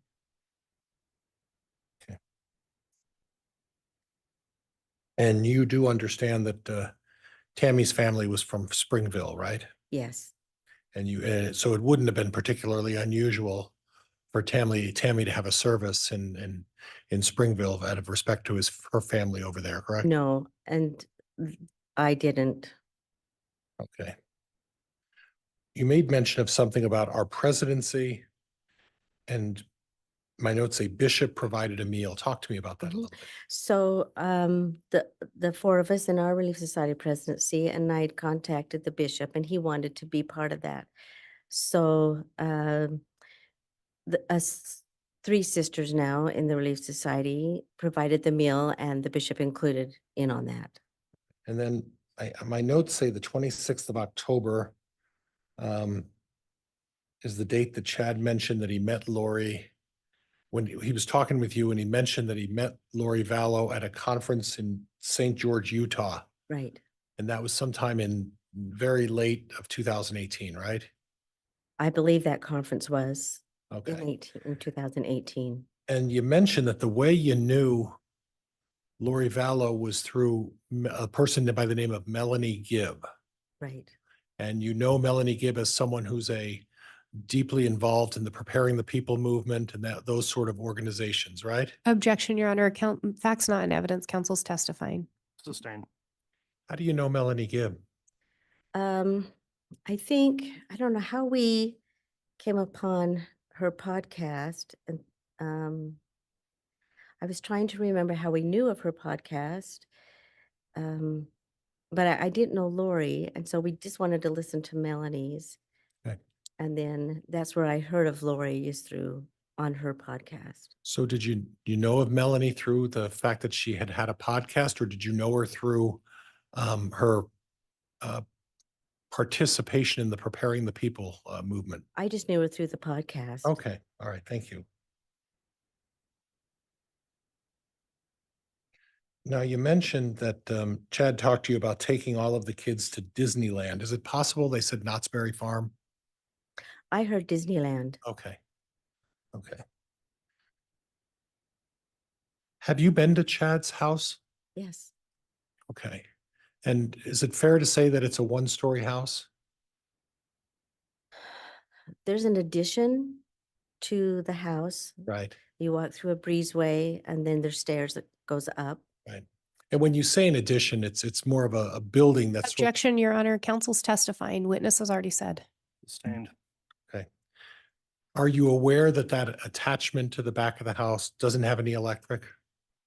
No, I wasn't aware of that. Are you aware that the attachment to the house that build on doesn't have any heat? Objection, Your Honor. Counsel's testifying. Facts not in evidence. Move to strike. Sustained. Mr. Pryor, it's got to be questioning, not just testimony through your question. Well, Judge, I'm asking her if she's aware. Well, I know, but there's a proper way to do that with facts from the witness, not from you. Do you, have you been in that addition that's attached to the house? I have. Okay. Do you have any information about what utilities are available in that building? I don't. I didn't look Okay. at that Okay. part. And are you aware that nobody uses that? Objection, Your Honor. Counsel's testifying or attempting to testify. Move to strike. Sustained. Do you have any knowledge about any of the family members utilizing any of that portion of the addition? I knew that Garth had a ham radio set up, and I think a drum set. Okay. there. I don't know on their living conditions. Okay. Were you aware of their living conditions in the primary residence? I just knew of where Tammy's room was at. Okay. And that's Chad's room as well? I assume so. Okay. And then in the other bedroom would be whose room? I don't know which rooms the kids, whose room was what. Okay. At the time of Tammy's passing, do you know who was living in the residence at the time? I believe Garth was. Okay. Anybody else? I'm not sure if Seth was or not. Okay. He could have been. Okay. And then obviously you previously mentioned something about Emma living kitty corner from the house, right? Right. And then Mark was coming home from his mission, so he would have lived there, but Okay. not yet. And the other daughter lives somewhere in Utah, right? Yeah. Okay. Now, you indicated that Chad openly spoke to you about the Disneyland, discussed it with you openly, right? Yeah, just that they were going to take the kids to Disneyland. Okay, so at around the time of October, when I believe these discussions were in October, right? Right. He wasn't trying to hide his whereabouts in any way, was he? He didn't with us. And he wasn't trying to conceal where he was going on trips and vacations, correct?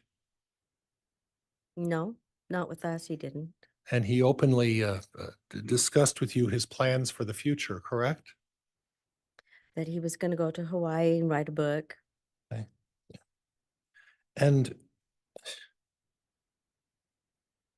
did you get the impression from Chad when he was talking about the children, that he felt the children were still alive?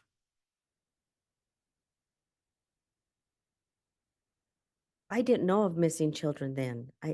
Okay, well, that wasn't really my question. My question was, at the time he was talking to you about the children, did Wait, she, I'm go sorry. ahead. I'm sorry, ma'am. It's okay. I mean, I know this is nerve wracking. I'm And not sure which time. Okay, it's okay. But at the time you've had discussions with Chad about the children, based on his demeanor, did you get the impression that he felt the children were still alive? Objection, Your Honor, calls for speculation.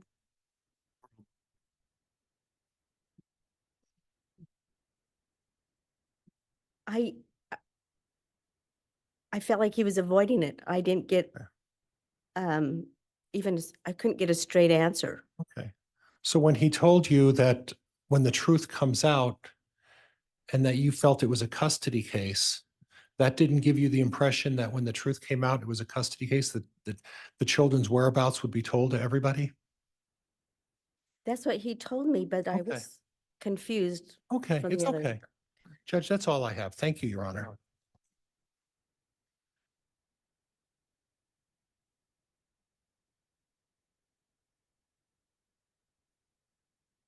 Redirect.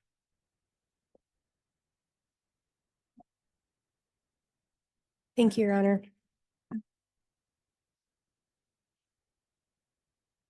Do you have any idea where Chad went every morning? I have no idea. And you didn't talk about that, right? No, I do know that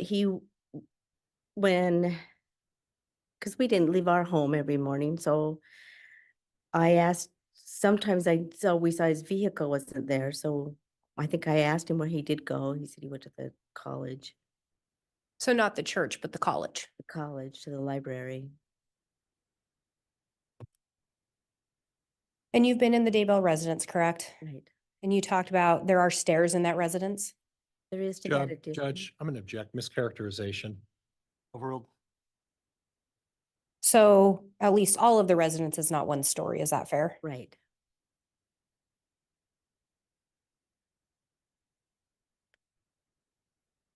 And you were asked about Chad sharing with you his plans for the future. Do you recall that?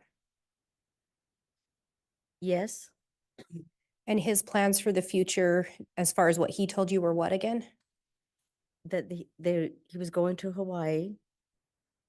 But they did talk about marriage, but they didn't know when or where. So the plans included going to Hawaii, Mhm. correct? Right, And the plans also included marrying Lori Vallow. right. When Chad first mentioned Lori's daughter, again, he referred to her as dead. Judge, I'm going to object. There's not only is it leading, Overruled. He did, as I was asking her about her husband, and he mentioned that she just had a daughter that had passed.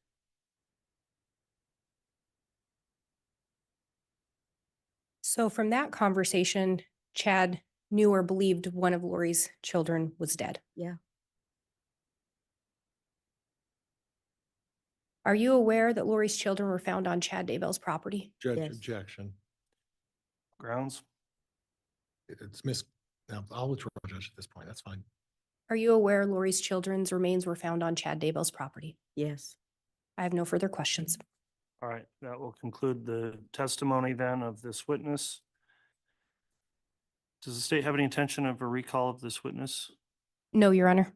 Will the defense intend to recall her or have her brought in your case in chief, Mr. Pryor? No, Judge, I don't think so. Okay, then you are released from any subpoena. Court appreciates your testimony and appearing for trial. You may go ahead and step down. Thank you.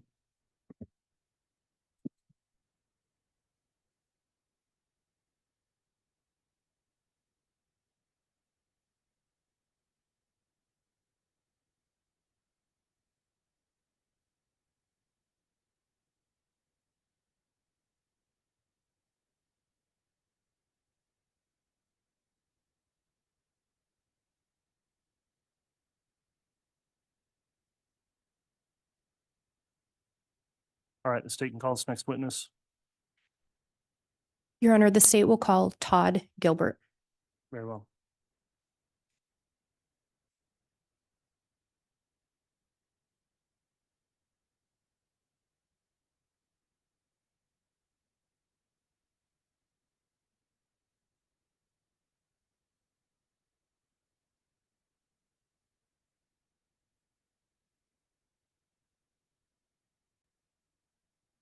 Solemnly swear or affirm the testimony you're about to give will be the truth, the whole truth, and nothing but the truth, so help you God.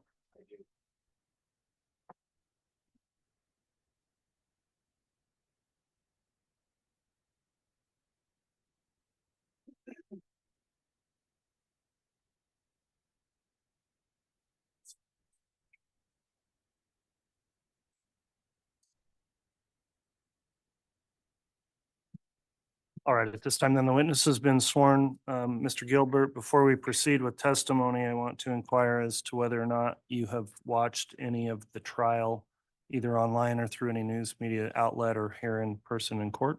I have not. Okay, have you discussed with anyone else their trial testimony? No. Okay, thank you for your responses. You can inquire on direct, Ms. Blake. Thank you, Your Honor. Would you please state your name and spell it for the record? Todd Gilbert, TODDGILBERT. Do you know an individual named Chad Daybell? Yes, I do. And did you know an individual named Tammy or Tamara Daybell? Yes. How did you know them?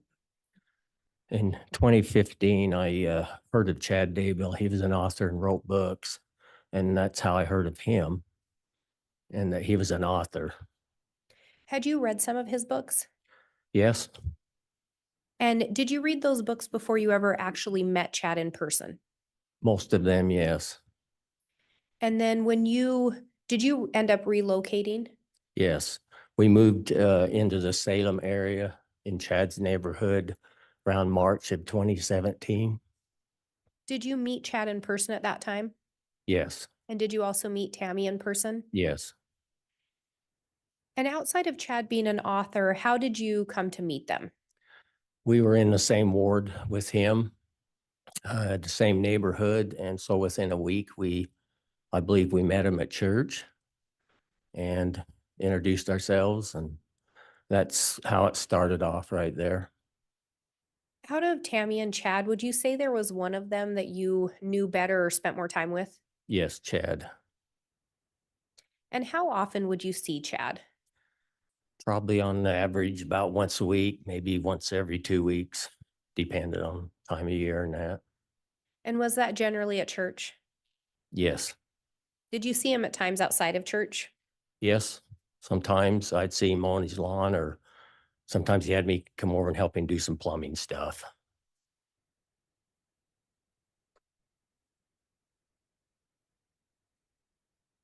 And we talked about that you'd read some of Chad's books. Did Chad ever discuss his religious beliefs or his purported beliefs with you?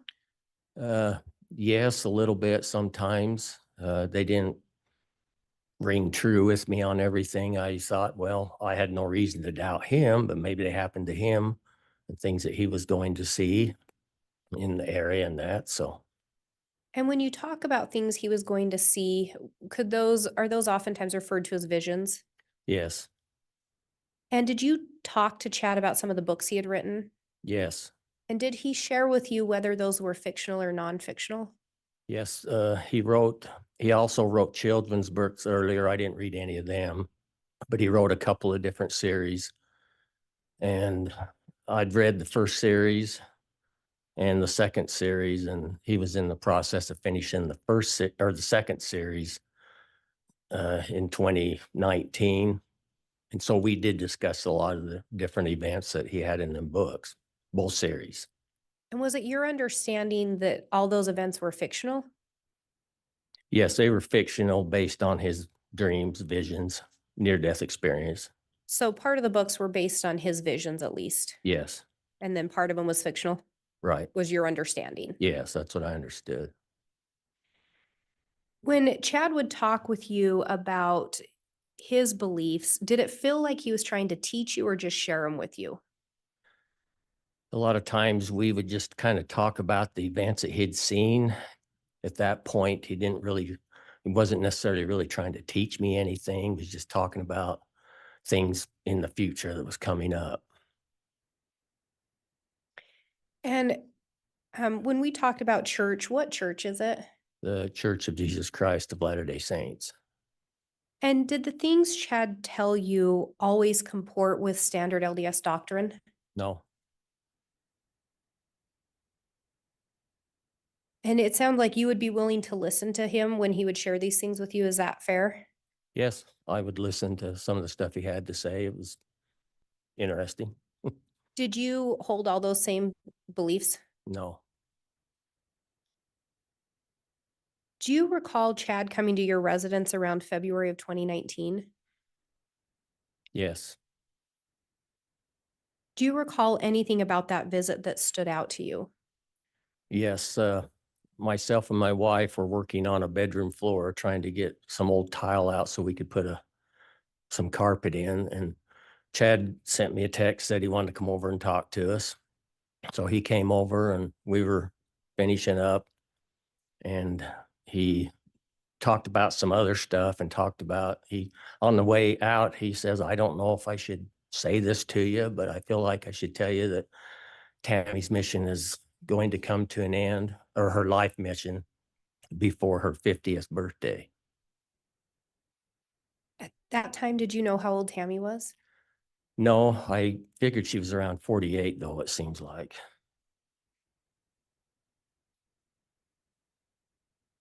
At some point, did you learn of Tammy's passing? Yes, Do you recall when you learned of her passing? yes. On the morning of October 19th, 2019, about 7 a.m., we received a phone call from Emma, Chad's daughter, and she was crying, and she said that her Judge, mom. I'm going to object.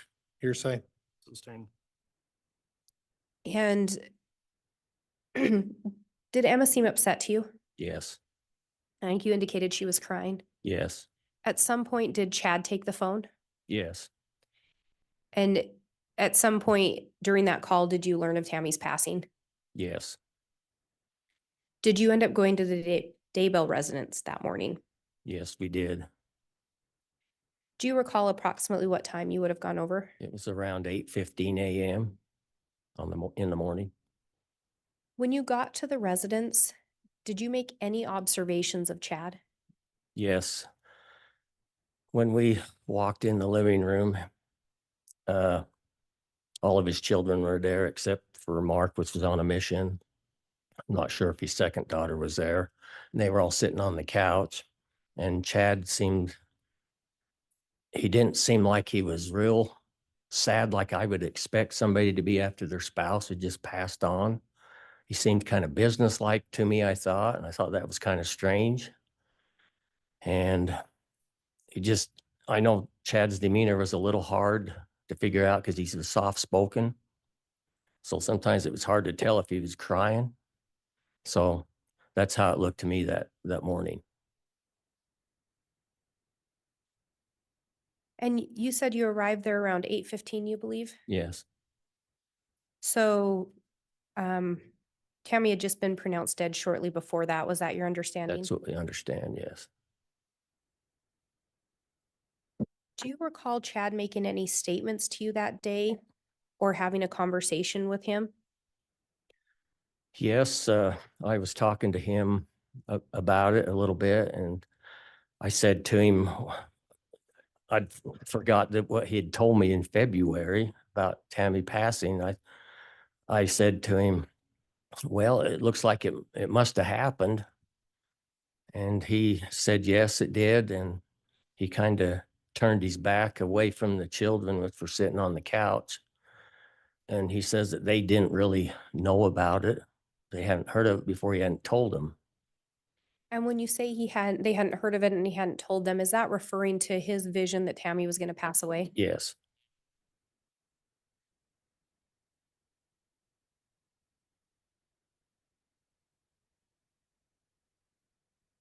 Do you recall if Chad told you anything regarding how Tammy had died? yes. I asked him if he had any idea of what happened to her. And He says that she got up around midnight. She had a big coughing spell and she also threw up, and that she went back to bed. And then he told me that he figures she died around 2 a.m. and from an embolism or something like that. I don't know how he knew that, and that about 5:30, she rolled her weight of her body. I guess she rolled out of bed onto the floor partially, and he hollered for Gar to come and help her come and help lift her back on the bed. So he told you it was believed the time of death was around 2 a.m. Yes. And then he indicated to you that 3 to 4 hours later, she rolled out of bed. Yes.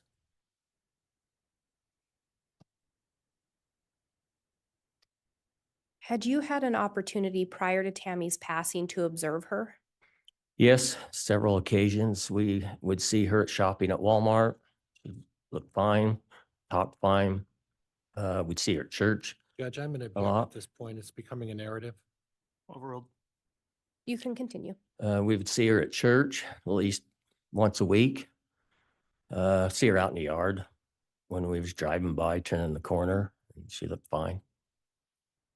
And you say she looked fine. Did you ever notice anything with regard to her appearing to have failing health?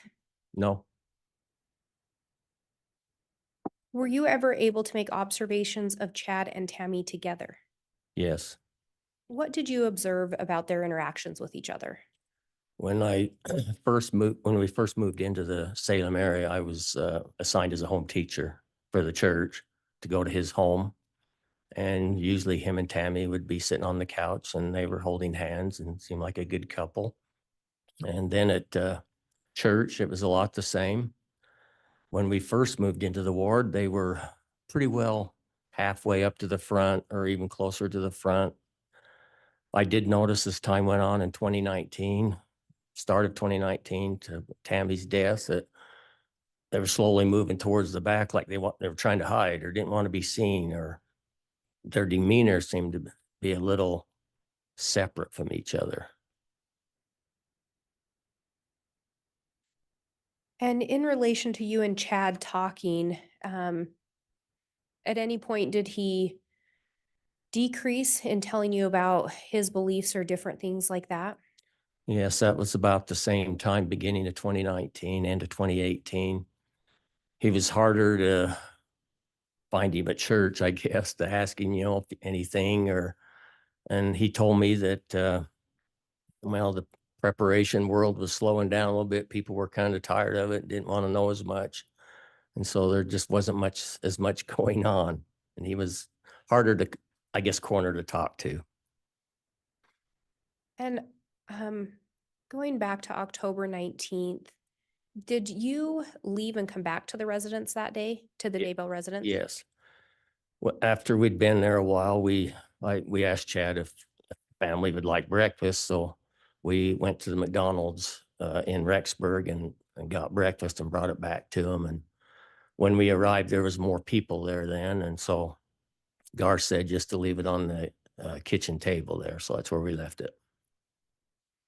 At some point, do you recall having a conversation with Chad about what his plans were in relation to staying in the residence? Yes, the day after the funeral, the same night that they had the memorial, I believe it was on a Wednesday night, we took him dinner over there around 6, I believe.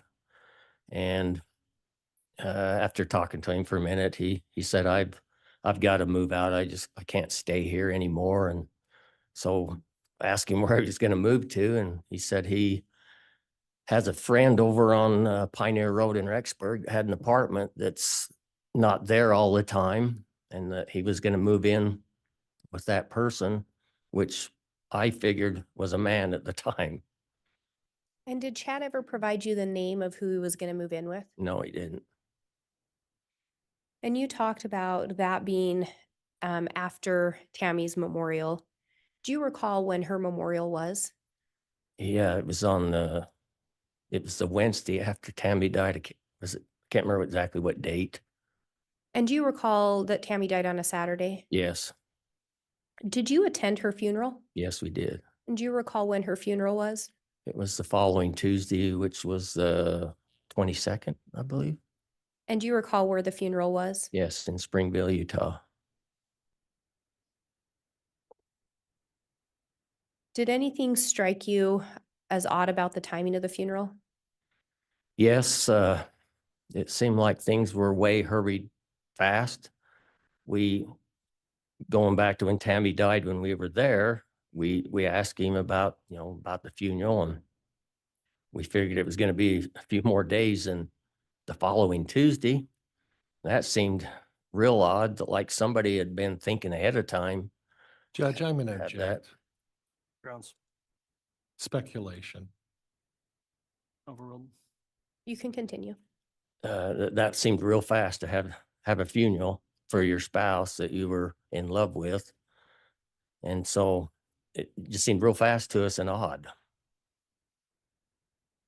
And in attending the funeral, did you make any observations of Chad?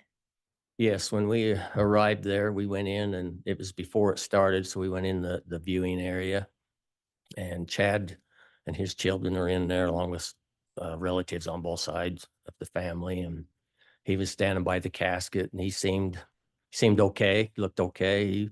We talked to him for a minute or two, and looked at Tammy in the casket, and we felt like we needed a closure with Tammy because we'd known her, and that he just seemed like he was in a hurry to get it over with, kind of like, I guess you might say.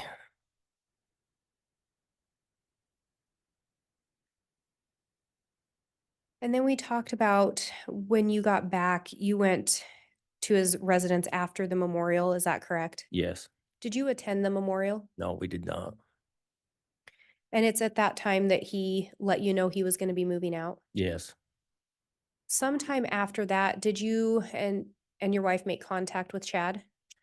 Yes, I believe it's the following Saturday or somewhere in that area. We thought, well, maybe it'd be a good idea to run over and see how he's doing and take a pizza to him. So we gave him a call about 5:30 p.m. and he said, well, maybe I'll just hurry and come over and see you guys at your house. So like he didn't want us to come over to his place. So that's how we lined it up. And did he in fact end up coming to your residence? Yes, he got there about 6 o'clock. And when he arrived at the residence, did you end up having a conversation with him?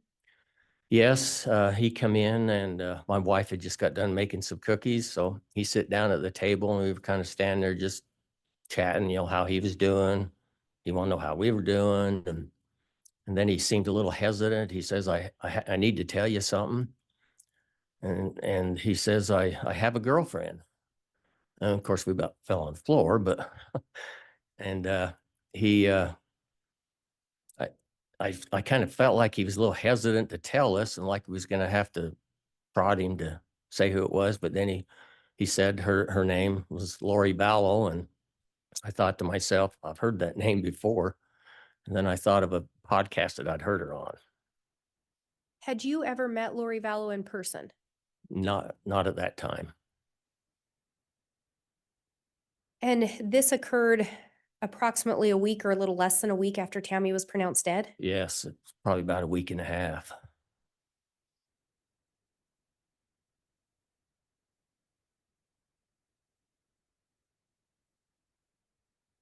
Did he end up telling you anything else about his girlfriend other than her name? Yes, he said that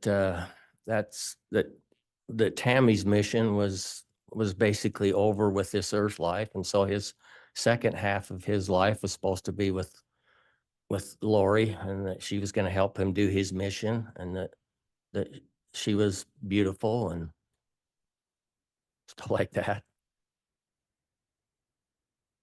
And was Lori was not with him on that occasion, is that right? No. At some point, did you end up meeting Lori? Yes, why Chad was still there. He says that Lori and her friends were going to be in the area, and that would we like to meet her? And we said, yes, we would. And so we worked in the Rexburg temple on Tuesdays. We had the night shift, and Chad said that him and her, or Lori, And a couple of her friends were going to be in the temple doing some work that afternoon and that they'd try to meet us. And did you in fact end up meeting them at the temple? Yes. So the first time you met Lori in person, she was at the temple with Chad? Yes.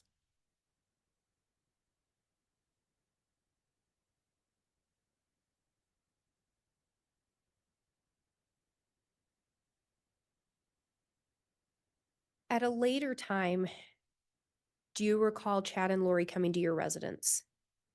Yes, it was 2 or 3 days after that, I believe. And when they came to your residence, did you end up having a conversation with them? Yes. Do you recall what they told you?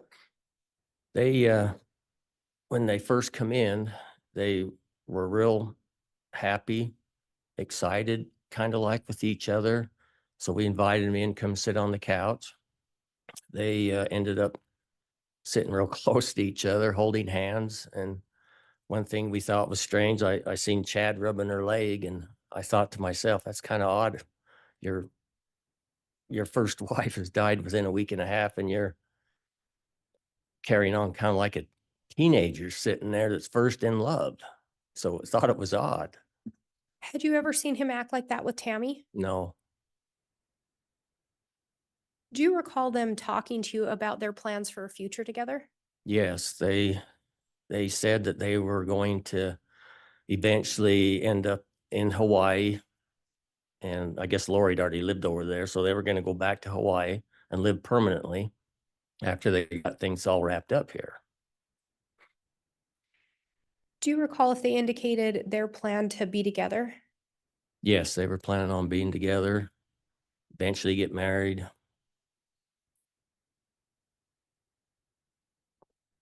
And do you recall if there was any conversation regarding Lori's former spouse?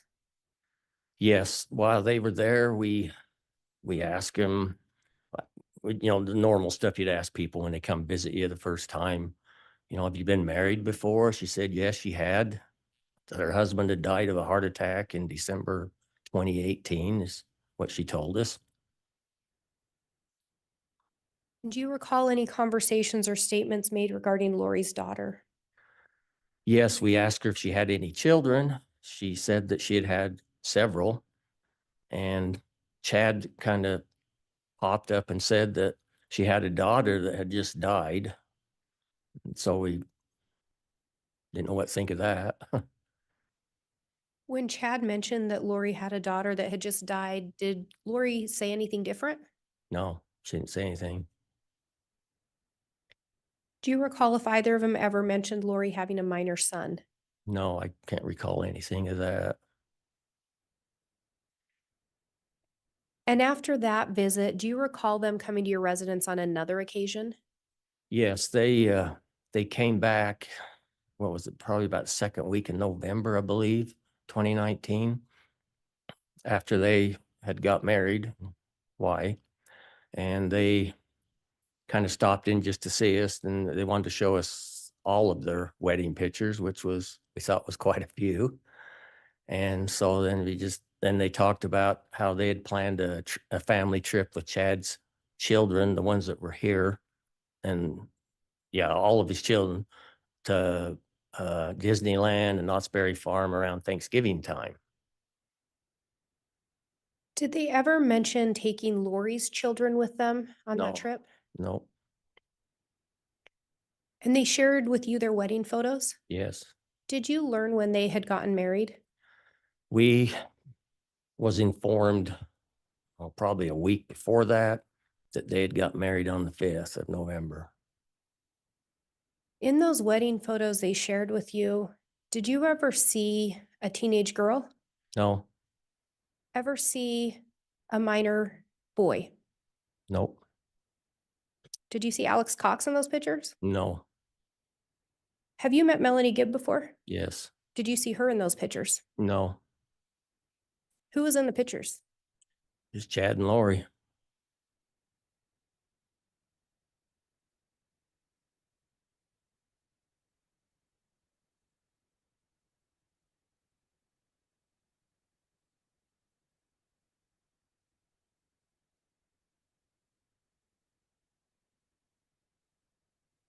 Did you ever have occasion to talk with Chad about how his kids felt about Lori?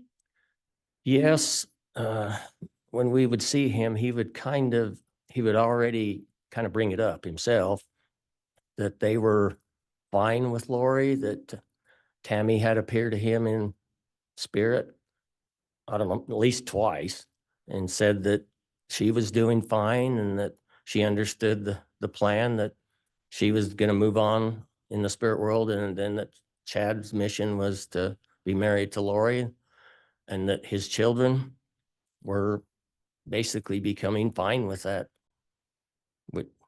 thing, which seemed odd to us, but And he specifically indicated Tammy had come to him in a vision or something, yes, and she'd indicated she was fine with everything. yes.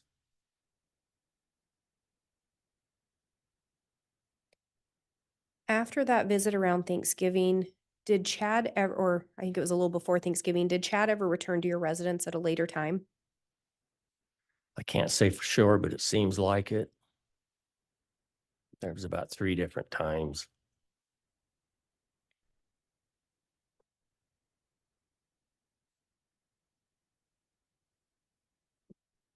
And I think you said that your understanding was Chad and Lori's plan was to eventually move to Hawaii permanently. Yes. Did some additional visits happen before they moved? Not that I can recall. The last time we seen him was before Thanksgiving. And after they'd moved, at some point, did Chad end up coming to your residence? Yes, he came to our residence after Lori was brought back to Rexburg and after he got back into the area. And do you recall why Chad came to your residence? Yes, I remember that when he walked in the door, he says that the Christ had sent me here to ask you guys if you would be willing to put your home up for bond to get Tammy out of jail.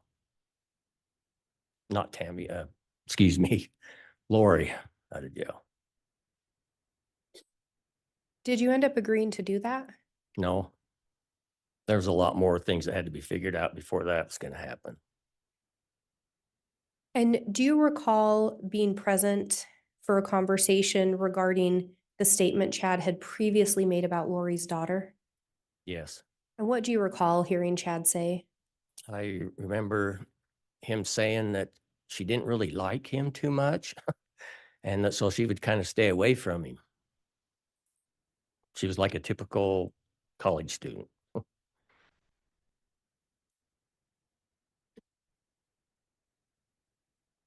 And have you been to the Daybell residence before? Yes, Are there stairs somewhere in the residence? there is one set that lead up to a room in the back part of the home. I have no further questions. All right. That'll conclude the direct. We can go ahead. Let's go ahead and begin with cross. I think, Mr. Pryor, where we're at. Yeah.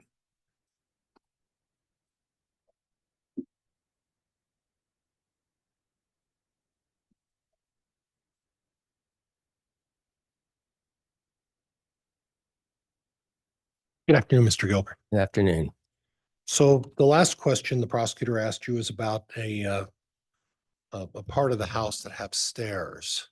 Yes, You're familiar with the Daybell house, correct? yes, The brick part of the house is a one-story building. Is that fair? correct. And then on the back is an attached building that has some stairs, it's almost like an attached garage. Would that be fair? Objection, Your Honor. Misstates the evidence. Counsel's testifying. Move to strike. How would you describe that attached building?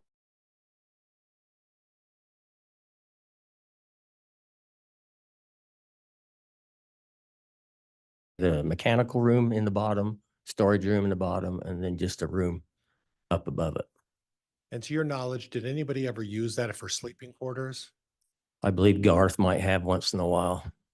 It wasn't used for anything else but storage. Would that be fair? Objection, Your Honor. Misstates the testimony. Move to strike. Sustained. Garth may have used it once. Is that correct? Or a couple of times? Objection, Your Honor. Misstates the testimony. Move to strike. Sustained. The attached building that you're talking about, who used the building? It looked like the whole family used the building to me. They had a ham radio up there, Okay. set of drums. Was, to your knowledge, was there ever a bedroom set up there? There was a bed. Okay. Was there ever a desk or any office furniture, Not that I'd seen. computer? Nope. No kind of organized office up there? No. Okay. And do you know whether or not there was utilities available to that room up there? I do not believe there was heat up there, so I don't think so, other than power. Okay, all right. Now, you mentioned the name Melanie Gibb a couple of times. You recognized her through some sort of a podcast, is that correct? Yes. Okay, now, is that something that occasionally you would listen to one of her podcasts? Yes. And is she someone who is involved in anything, any organization attached to the LDS faith? No, not that I'm aware of.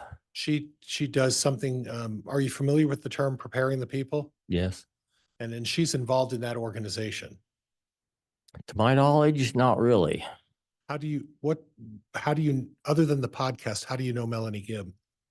When they had the Preparing a People conference up here in Caldwell, Idaho, over here, that in February 2019, we went over there and Chad introduced me to her. Okay. Did you know Melanie Gibb from any other occasion? I'd never met her. I just heard her. And she spoke at that conference? Yes, I believe so. And on the subject of speaking at conferences, were you aware of Chad ever making statements at any of his conferences about Tammy's health or whether he has any predictions about her demise?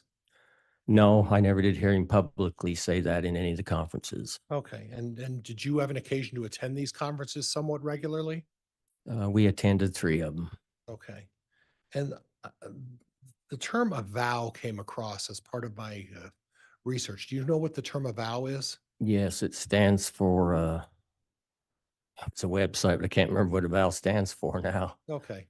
Is it linked to this preparing the people stuff? No, It has a, it is a preparation website. it is not, or it is? It is. It's a preparation website.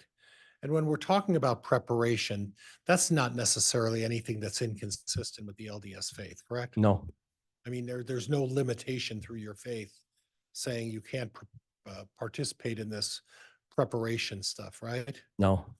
And Chad was an active member in the LDS faith throughout the time you've known him, correct? Yes. Okay. And the writing of these fiction books doesn't necessarily preclude him from being a part of his LDS faith. Is that fair? No. Okay. And he is entitled to his opinion as to how he would express what he believes versus what maybe someone else in the LDS faith would believe, correct? Correct. Okay. You made mention of meeting at the temple and meeting Lori Vallow. Yes.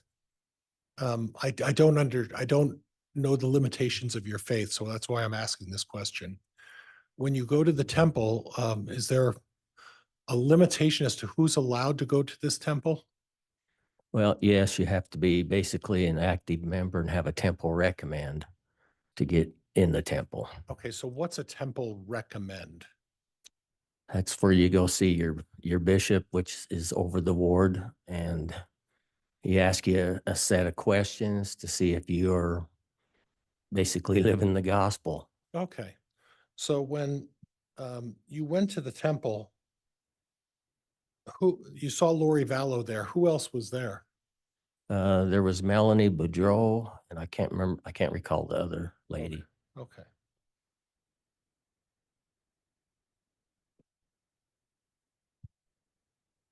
Now,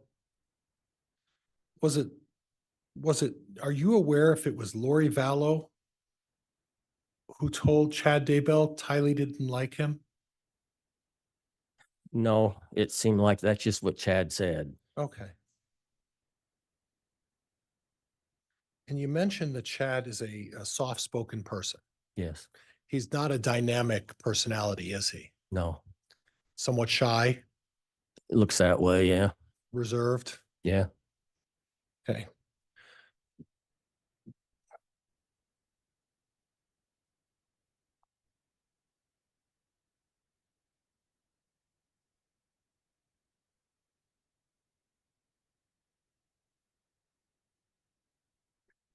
And then you mentioned that the family was planning a trip to Knott's Berry Farm or I'm sorry, first you said Disneyland and Knott's Berry. Heard both, And this was in the second week of November, correct? right? That's when you met with Chad? That's when they come over the second time to, Okay, so it wasn't a secret that they were planning on going on a vacation with the family to Knott's Berry Farm. That wasn't any kind of a I secret, right? don't believe so. Okay, the common knowledge. Yeah, And that had been planned. You said the second week of November. Could we be more specific about the time or date, or you just don't remember? I don't recall. I would say it was about a week after they got married, Okay. him and Lori, that is. So would it be fair to say that by the second week of November, there were already plans in place to go on this family vacation? Well, I would think they probably had plans then. Right. Yes, And when we say the second week of November, are we talking like the 14th of November? possibly. Okay.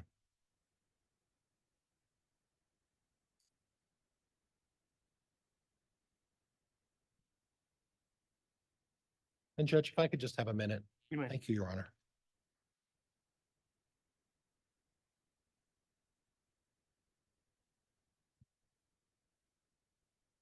Oh, yeah.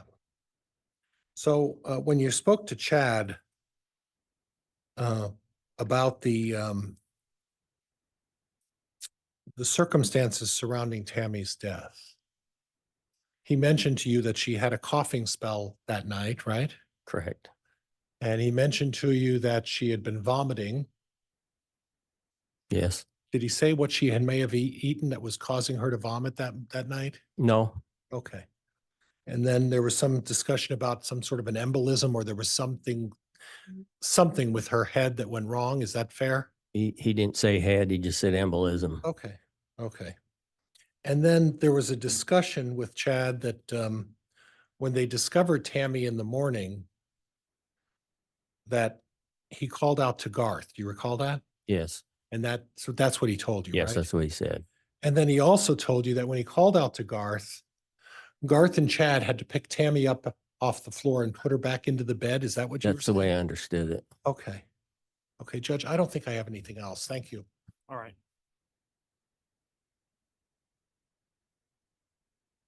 Blake, if you'd like to redirect, you may. Thank you, Your Honor.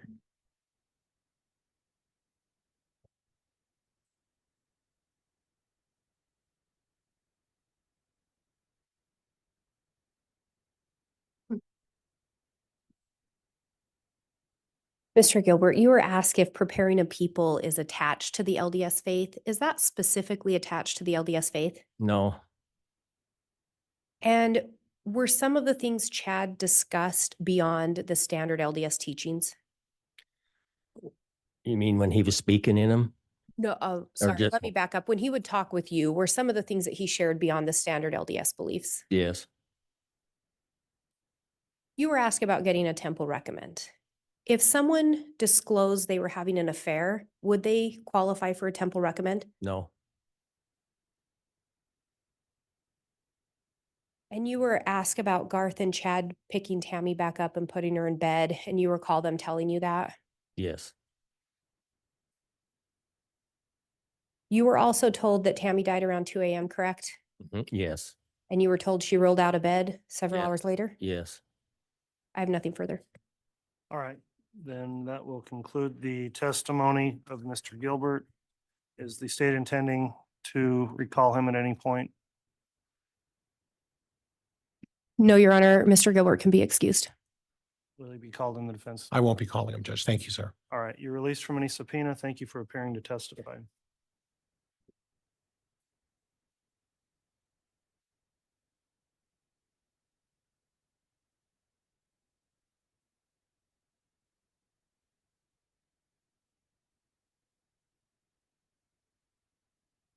Ms. Blake, would you prefer to start a new witness at this time or have a mid-afternoon recess?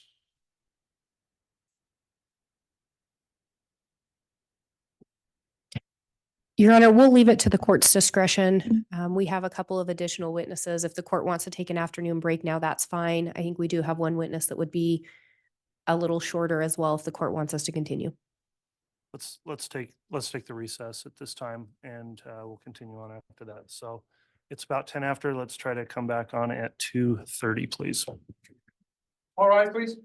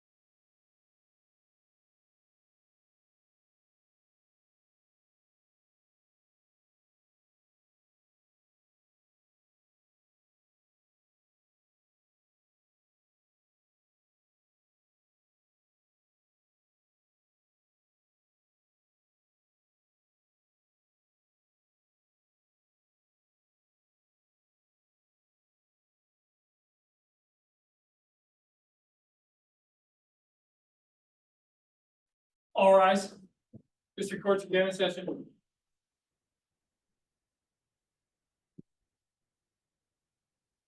All right, thank you. We do have the jurors lined up, I believe, so we'll go ahead and just have them brought in if we're ready.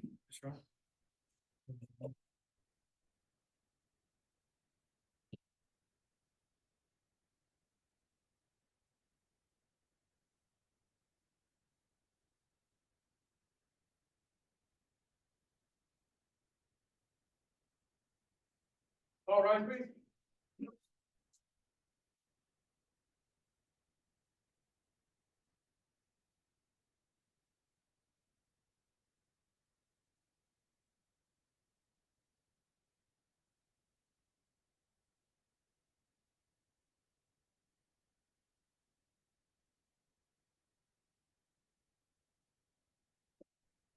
Jury's all present, accounted for, Your Honor.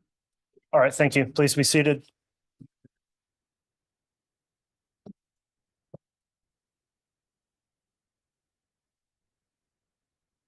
Okay, we're back on the record on CR 22-21-1623, State of Idaho versus Chad Daybell. The jury's returned from the mid-afternoon recess, is properly seated. The state just concluded with the witness, Mr. Gilbert. And so at this time, I believe the state's prepared to call another witness. Is that correct? We are, Your Honor. The state would call Janice Olson.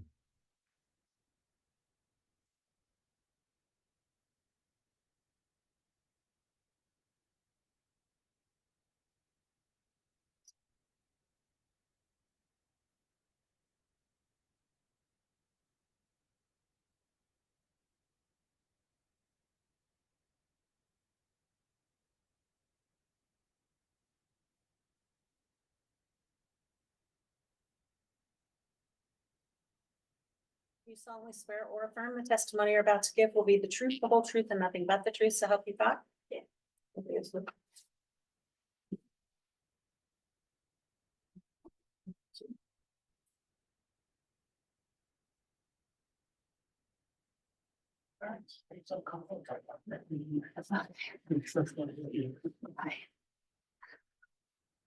All right, thank you. Now that the witness has been sworn, I just need to inquire because of an exclusionary order in the case that doesn't allow for witnesses to view testimony. This trial's been live streamed and open to the public. Ms. Olson, have you observed any of the trial since it started? No, Okay, have you discussed with anyone else testimony they've given in the trial? no. Okay, thank you for your responses, Mr. Wixom. You may go ahead and inquire on direct. Thank you, Your Honor. Ma'am, will you please state your full name and spell it for the record, please? Janice Olson, Janiceolson.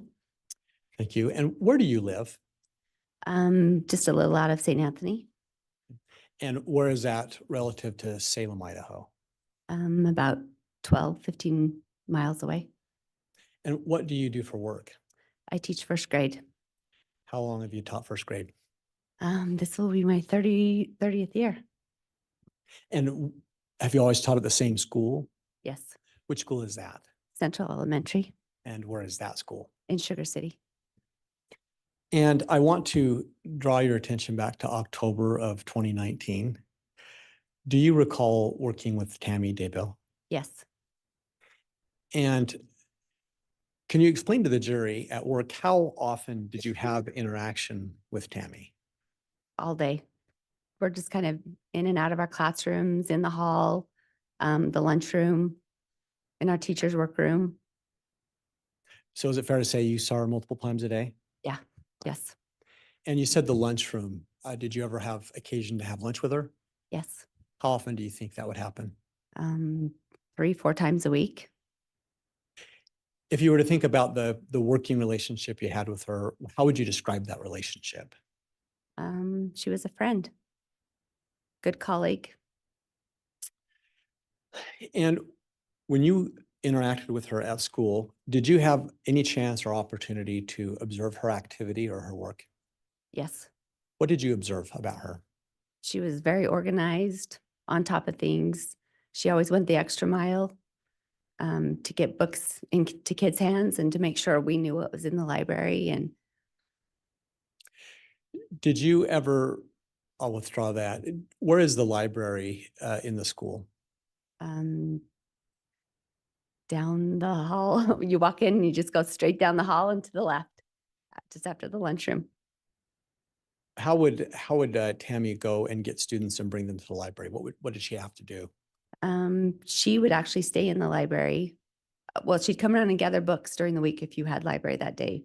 But then when it was our library time, we'd take our class down, drop them off at the library, pick them back up after they were done. Outside of school, were you ever involved in any activities with Tammy? Yes. What activities were those? She came to our high fit / Zumba class a couple times a week.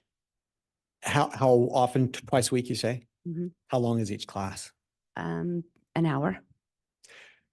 Drawing again your attention back to October of 2019, I'm going to ask you just to speak of the last couple of months before that time.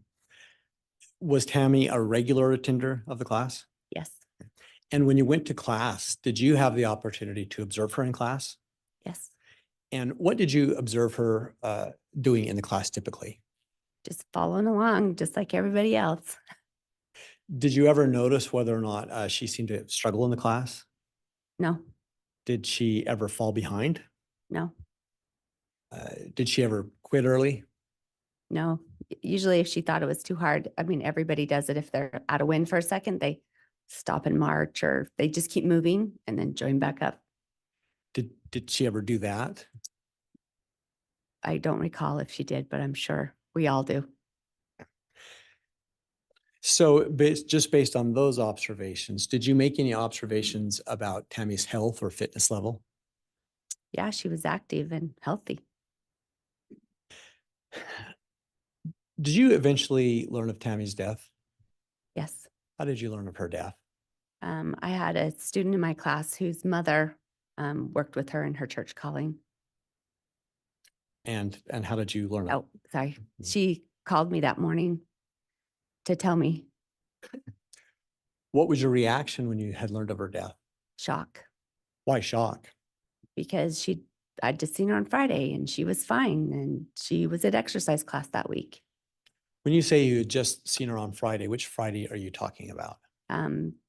Well, the Friday at school, the day before, it was just Friday at school, and then they got called Saturday morning. So So are we talking about the Friday before she passed away on Saturday? yes, And you said you had seen her there? yes, Had you interacted with her that much that day? I'm sure I did. Did she ever mention anything that day to you about not feeling well? No, Did she ever mention anything about her health at all there? no, Did you notice her to have any kind of symptoms or appear to not be feeling well? no, Generally speaking, was Tammy the type of personality, did she ever complain about things? no, Do you recall her ever complaining about health matters at all? no. Again, focused on that last couple of months before she passed, did you ever observe whether or not Tammy had made any significant gains or decreases in weight? I didn't. So is it fair to say she appeared to stay at the same weight? Yes.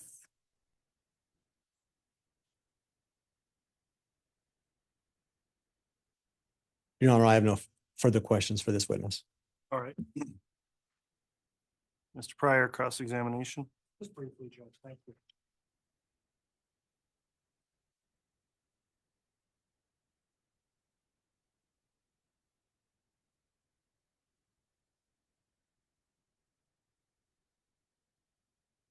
So if I understand your testimony, Ms. Olson, is it true that the children were brought to Tammy for exercising their library time? Yes. So Tammy would not have to walk to the other end of the school to pick up the children and then walk them back every day, right? Correct? Correct. In other words, the children were as part of their hour, I guess I don't know how this would work, but as part of their library hour, the teacher's responsibility were to gather up their students, walk them to the library, and then at the return of their hour, the teacher would go back to the library, pick up the students and bring them back to their class. Would that be fair? Yes. Okay. I want to talk to you a little bit about the Friday before Tammy passed away. As part of her duties as the librarian, That day was particularly busy that Friday because do you recall that she was trying to get all of the boxes and books together for the book fair? Objection, counsel is testifying, Your Honor. Sustained. Do you have any recollection of Tammy preparing for a book fair that Friday? No, I don't. Okay, nothing else, Judge. Thank you. All right, thank you. Redirect, Mr. Wixom. Just a couple of questions, please.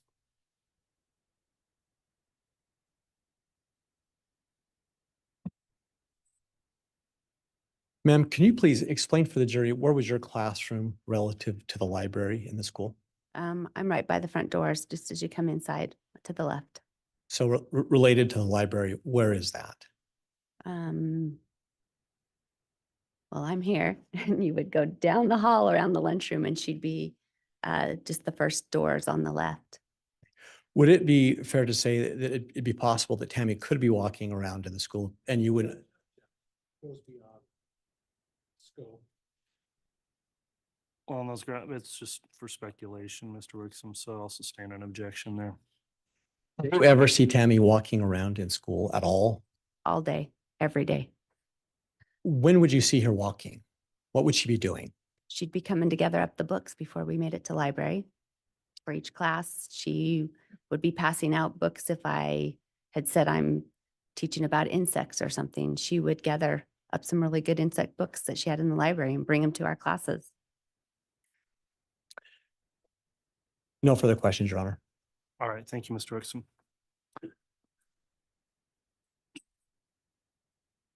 Mr. Wixom, would there be any need to recall this witness? There is not, Your Honor. Will the defense call the witness? Okay, if you're here under subpoena, you're released from the subpoena. Thank you for appearing and testifying in trial. Thank you. You can be excused.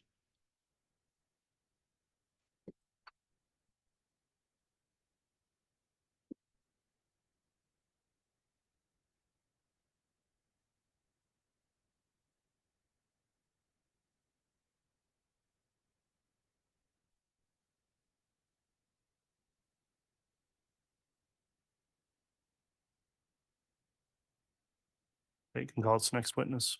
Thank you, Your Honor. At this time, the state would call Taylor Ballard.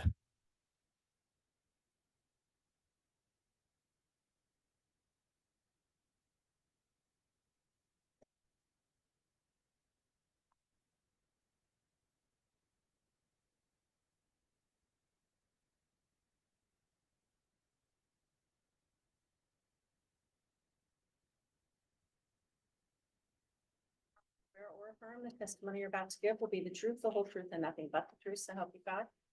Thank you.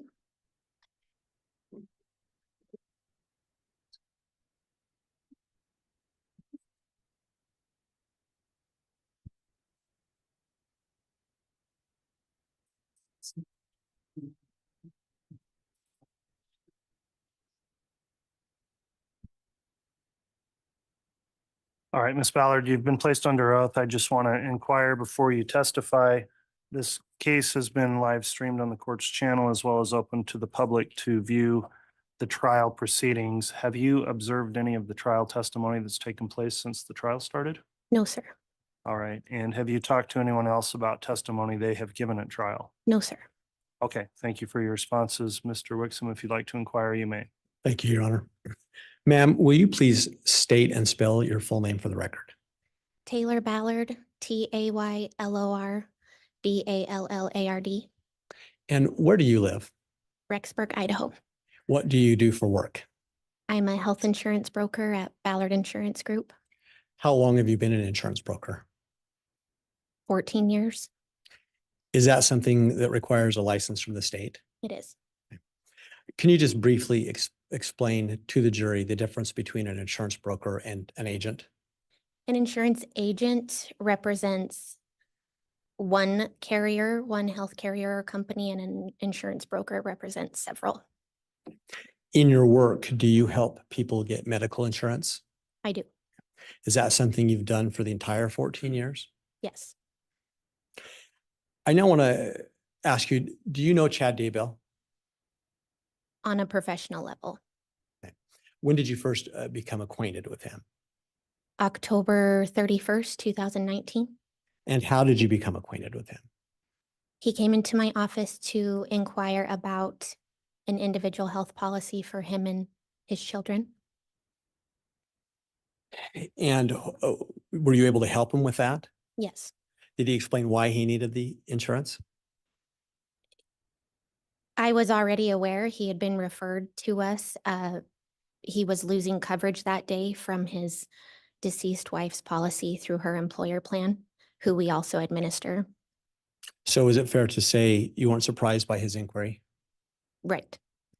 And when you said he was inquiring about coverage for his children, did he tell you which children he was trying to cover? Yes, it was Seth, Leah, and Mark. At that point in time, did he make any inquiries about the possibilities of adding a spouse? No. And just very briefly, what, under most medical plans, what qualifications does a dependent have to meet to be able to be put on a parent or step parent's policy? On the individual market, which is what we were talking about, they need to be under 26, unmarried, and claimed as a tax dependent on the joint return.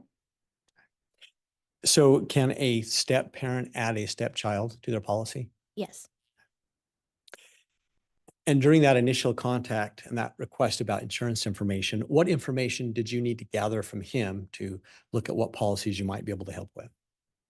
These particular policies that he was interested in are based on income to see if you can qualify for assistance. So we discussed income as well as demographic information for him and the children.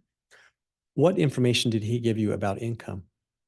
He stated that without his wife's income, now that she had passed away, his self-employment of a book publishing company would operate at a loss. Did you do anything to verify that status of income? At that time, it was just verbal.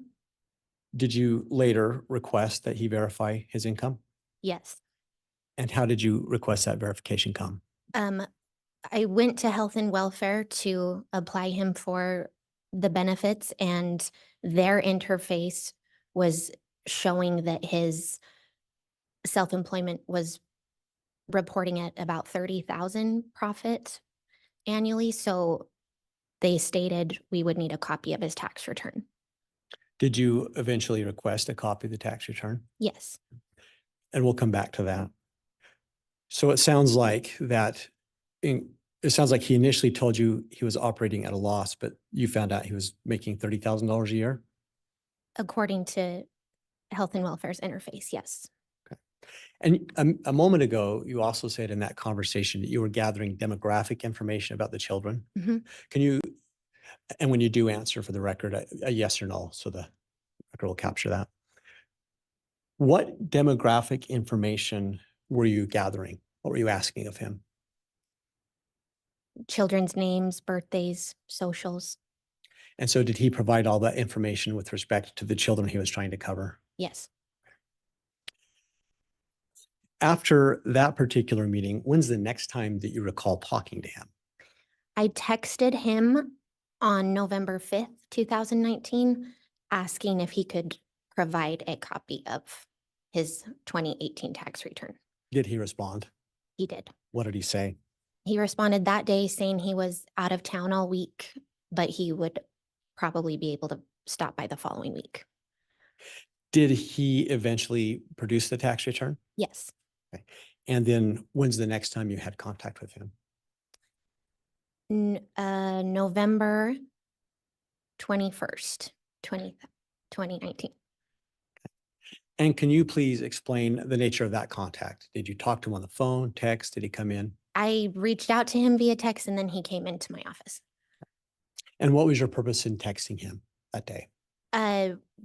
Based on the tax return that was provided, it was proven that his business did operate at a profit. And so therefore he was eligible for different insurance than we had previously discussed. So we discussed what his options would look like for January 2020. And in that conversation, what do you recall him mentioning at that point? He had asked me if he were to get married, how hard it would be to add the new wife. And if he said that as a hypothetical, Yes, so he didn't tell you that he had been married. correct. And what was your reaction to that? I just told him that there's lots of variables and we could worry about that when we got to it if it happened. In that conversation, did he ever later state that he had plans to marry? When I responded with what I just told you, he said, look, I'm going to be honest with you. I'll probably be married by the end of the year. So I'm just curious what the process looks like. And both of these statements came on the 21st of November, correct? Yes. At that point in time, did the two of you discuss any other potential dependents? No, At that point in time, did you gather any additional information or submit any type of insurance application? not on the 21st. No, During that conversation, at any point, did Chad ever mention to you the names JJ or Tylee? no. When's the next time you recall having interaction with him? December 11th, 2019. And what was that occasion? Explain that to the jury, please. He just wanted to make sure he was square for January of 2020. And so we discussed, he picked his plan and he paid for it. So he actually applied for the plan on that date on December 10th? In between the 21st and the 11th is when I had been doing the back work. And on the 11th, he was calling to follow up. Did you have any conversations with him during that time frame? Mm-mm. At that point in time, when he picked his plan, did he pay a premium for the plan? Yeah. At that point in time, did he bring up the name JJ or Tylee? No, Did he bring up the name Lori? no, When's the next time? Well, let me withdraw that. At any point in time after that, did you ever receive any mail at your office for Chad? yes. What did you receive, the best you can recall? We received 5 letters. I believe 2 of them were from Health and Welfare and 3 of them were from Select Health, which is the carrier that he chose. They were addressed to him, but they had our address on them. Is that something that may typically happen in your business? Never, So clients never forwarded or used your address to have mail sent to it? never. Did that strike you as normal, cause any questions for you? It definitely was not normal. We weren't sure why that was happening because all of the applications that we took and all of the online systems showed the address he had provided me. So what do you recall as the next interaction with Chad? March 11th, 2020. Do you recall any interaction with him during December? Only when he called to make his payment. At any point in time after he made his payment for his insurance, had you learned anything about JJ or Tylee? Overall. May answer. Yes. What did you learn about them and when? December 23rd of 2019, I was in Health and Welfare doing other business and it got brought up to me as if I was asked if I had heard about it yet. Just generally speaking, what had you learned about JJ and Tylee? That Chad had remarried someone who had 2 children and they were missing. Did that cause you any concern at that point? Yes. What was the concern? Well, I was just confused. I didn't know what to think of it because when they first mentioned that children were missing, I wondered if it was the children that I had helped him insure. And then it also made me question his deceased wife's. In what way did you question that? Can you ask me that again? In what way did it make you question his deceased wife? I was just curious of the timing. It just seemed fast. Let me ask this. Did your office handle any insurance for Tammy before she passed? Yes, What insurance policies did your office handle for Tammy? health, life, disability. So did you at any point in that time period look at any of Tammy's insurance policies? Yes, What did you look at? I checked to see what her life insurance amount was and if it had been paid out yet. And what did you find? That it had been paid out and that her most recent open enrollment, which was in August for September 1st effective date, that she had upped it to the max. And is it normal for an insurance broker to look at those types of things? Yes, Why? to make sure the beneficiaries are correct, to make sure that we have the right amounts on there since it has to do with their income, what they qualify for. And I believe you were starting to try to explain, you did have a contact with Chad on the, was it the 1st of March or when was the next contact? March 11th. Thank you. Can you please describe to the jury what was the nature of that contact? He had come into my office to inquire about getting health insurance for his wife. At that point, did he tell you who his wife was? Yes. Who did he say? He said her name was Lori Daybell, and he wrote her name on a sticky note, Lori Ryan Daybell. Did he happen to mention to you when he had married her? He said November 5th, 2019.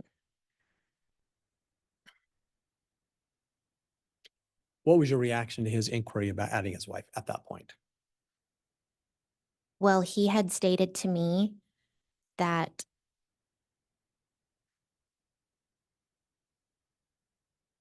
he had stated to me that she was incarcerated, and so I told him she wouldn't necessarily need insurance right now, but he was worried about something happening to her. And I told him she would be covered under the state as long as she was incarcerated. Did you have any further discussion about how to potentially insure her if she were to no longer be incarcerated? Yes, when he told me the date of marriage, I told him that that was outside of the enrollment window. It had been longer than 60 days.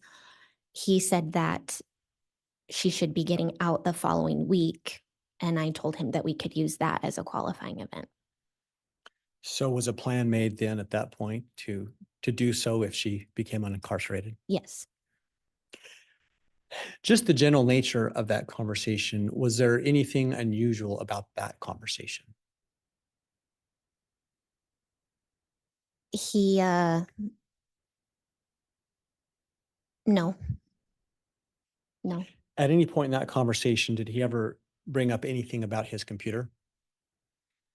I was going through all of the information, confirming what was different and what was the same. And when we got to the income, he said, they confiscated my computer, so I haven't been able to pay myself yet. And what was your reaction to that? I said, they. Okay. And did he explain who he's talking about? He said, the FBI. Did he say anything else to you about the situation in that conversation? About the confiscation? Just his personal situation generally. Just that he was wanting to make sure that he, his wife, and his son, Mark, would be covered. And in that conversation, did you ask him any follow-up about adding dependents? I did. What did you ask him? Back then, the application states, is there anyone else in your household, whether they need coverage or not? Is there anyone on your tax return, whether they need coverage or not? And so I just went through those normal questions. And in that line of questioning with him, did he ever mention JJ or Tylee? No. Why did you go through the line of questions with him specifically? What was your reason? That's what I would do with anybody. It's the questions that are on the application. Having learned about JJ and Tylee's missing status, did that cause you any concern when you were processing this paperwork for Mr. Daybell at that point? Yes. What was the concern? Just, I mean, it was all over the news that they were missing, and him saying that just validated that they were. What about concerns relative to the insurance policy? It made me think we may have a fraudulent life payout. Explain that, please. I was worried that Tammy's death may have not been an accident and that the life premiums may have been paid out when they shouldn't have been. You said premiums, the life premiums. Sorry, the life insurance money. Now, relative to the health or medical insurance he was seeking at that time, did his lack of bringing anything up about JJ and Tylee cause concerns about that health insurance coverage? Yes. What was that concern? To me, it seemed like they weren't going to need any insurance. All that he was asking about was him, Lori, and Mark. What happened next? Back then, everything used to take overnight to update. And so we parted ways that day. And I told him that I would reach out when the premium rates were ready the next day. And did you do that? Yes. How did you do that? Text message. Did he respond? Yes. How did he respond? Text message. Okay. Did you at some point talk to him again? Yes. What was the next conversation and when? March 16th, he reached out to me. He had gotten some notices saying that his wife Lori's identity was not verifying. They were notices from the health and welfare saying we can't verify her information. Can you provide us with more? Did he provide anything to you? Yes. What did he provide? Their marriage certificate and her driver's license. What happened next in terms of contact with Chad? Between, let's see, that was March 16th. We talked again on March 18th, letting him know it was resolved. Any further contact with him? A few days later, he reached out about another notice that he received. I let him know that it was taken care of. And I think that was March 26th. And that was the last time I talked to him. March 26th was the last time you said? Yeah. Okay. Yes. Anything come up in that conversation about his status or his dependence? No, not about the dependents. What did anything come up in the conversation at all? I mean, yes, we small talked. He mentioned, I told him to let me know if anything changed income wise or otherwise. And he said, I think it's going to be a pretty tight year. I don't see anything changing. At any point, did you ever send any follow-up text to him about his dependence? On March 12th, which would have been the next day when I let him know the rates, I just sent him a text message that said, all right, for a household of 3, this is what your rates are going to look like. This is what the insurance situation is. Did you have any reason for sending that besides just letting him know what the rate would be? Just to one final time, make sure that there was no one else in the household we needed to count. And what was his response? He said, sounds good. That's great. Now, going back to the life insurance, do you normally, is it one of your roles in the office to work with Tammy's employer relative to the life insurance planning? Yes. And what role do you play in that?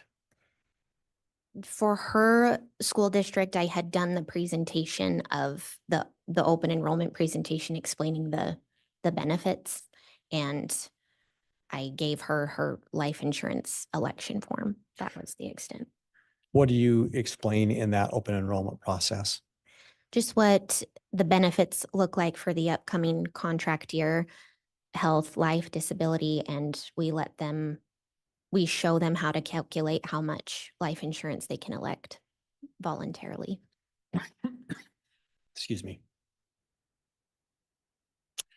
At any point in time when Chad had come into the office, did you ever notice anything that he was wearing? Microphone, please. Leading, Overruled. Yes. What did you notice?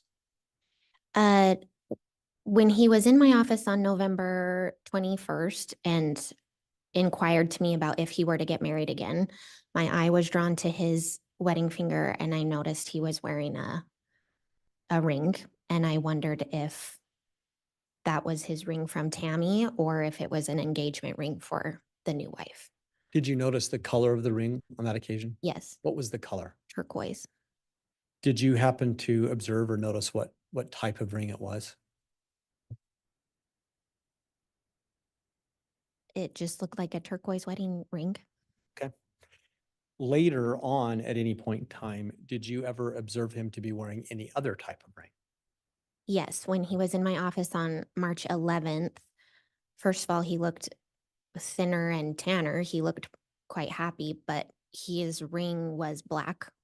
It was different. And so my mind thought, okay, the turquoise one must have been from his marriage to Tammy, and this is his new one.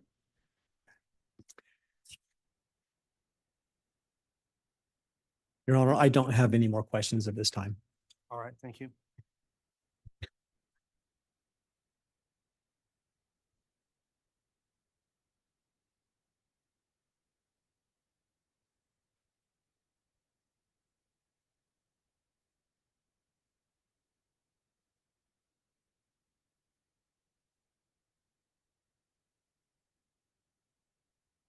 All right, cross-examination, Mr. Pryor.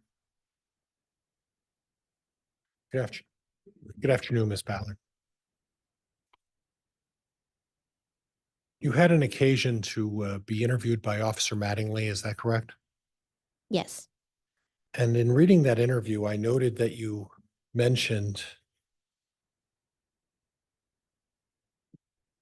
that one of the first times Chad approached you about insurance, he was referencing insurance for Seth, Leah, Mark, and just Chad. Is that correct?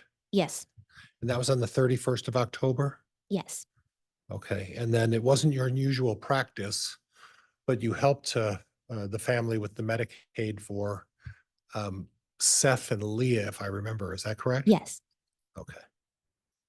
So the initial request for insurance was just for his children that weren't covered, correct?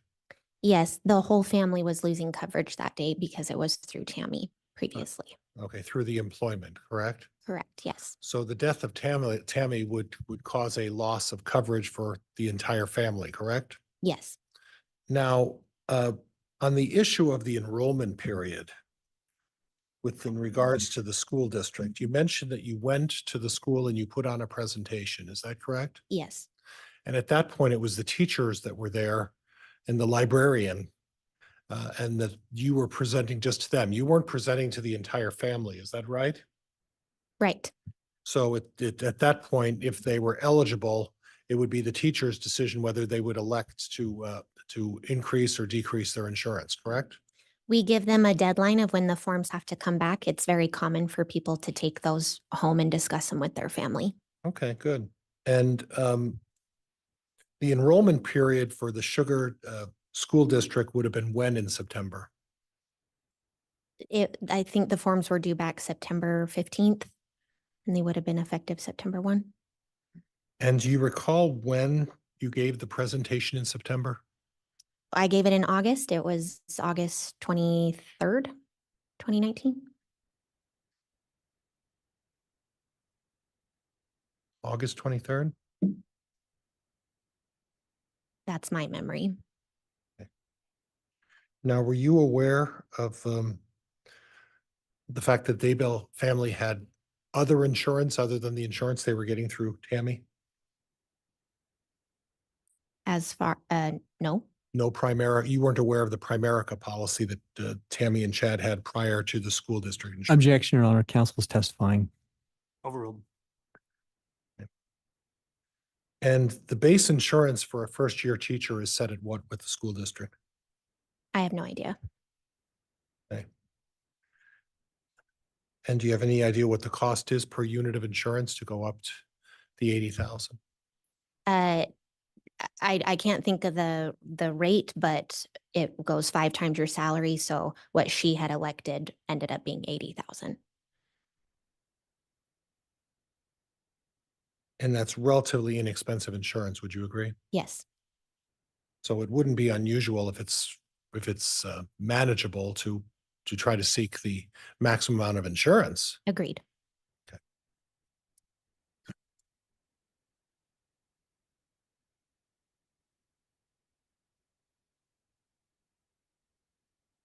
Was there any discussion about other insurance options on Lori Vallow's other children?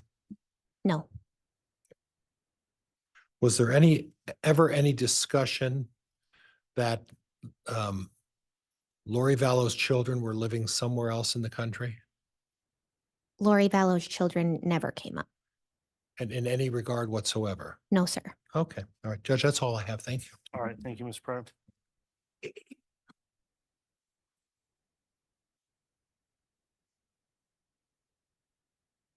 Any redirect, Mr. Wixom? Can I have just one moment, Your Honor? You may.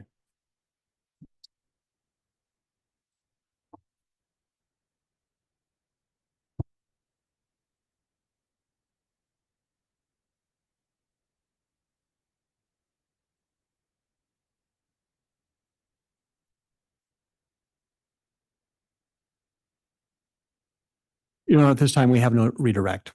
Okay, that'll conclude the testimony then of Ms. Ballard. Is there any intention to recall her from the state? Judge, at this point, the state's not prepared to release her from the subpoena.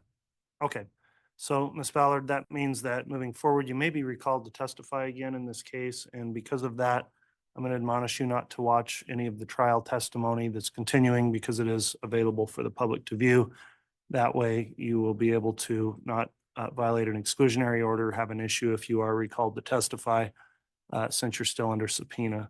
So with that in mind, thank you for coming in and testifying today, and you can be excused. Thank you. You're welcome.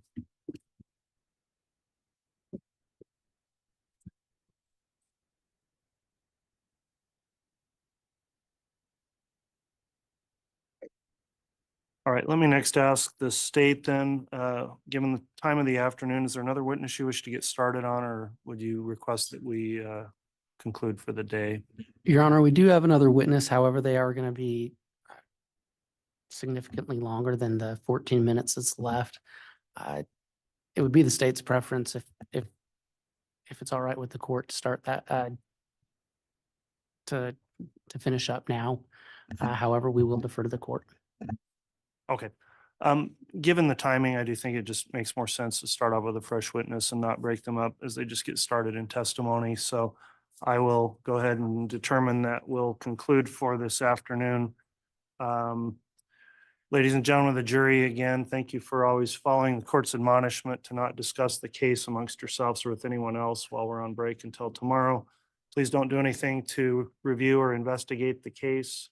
Avoid any media coverage you see of it to the best you can so that you can remain unbiased and only make your decisions on the facts you've heard here in court. So thank you for those in attendance today for complying with the court's conduct order as well.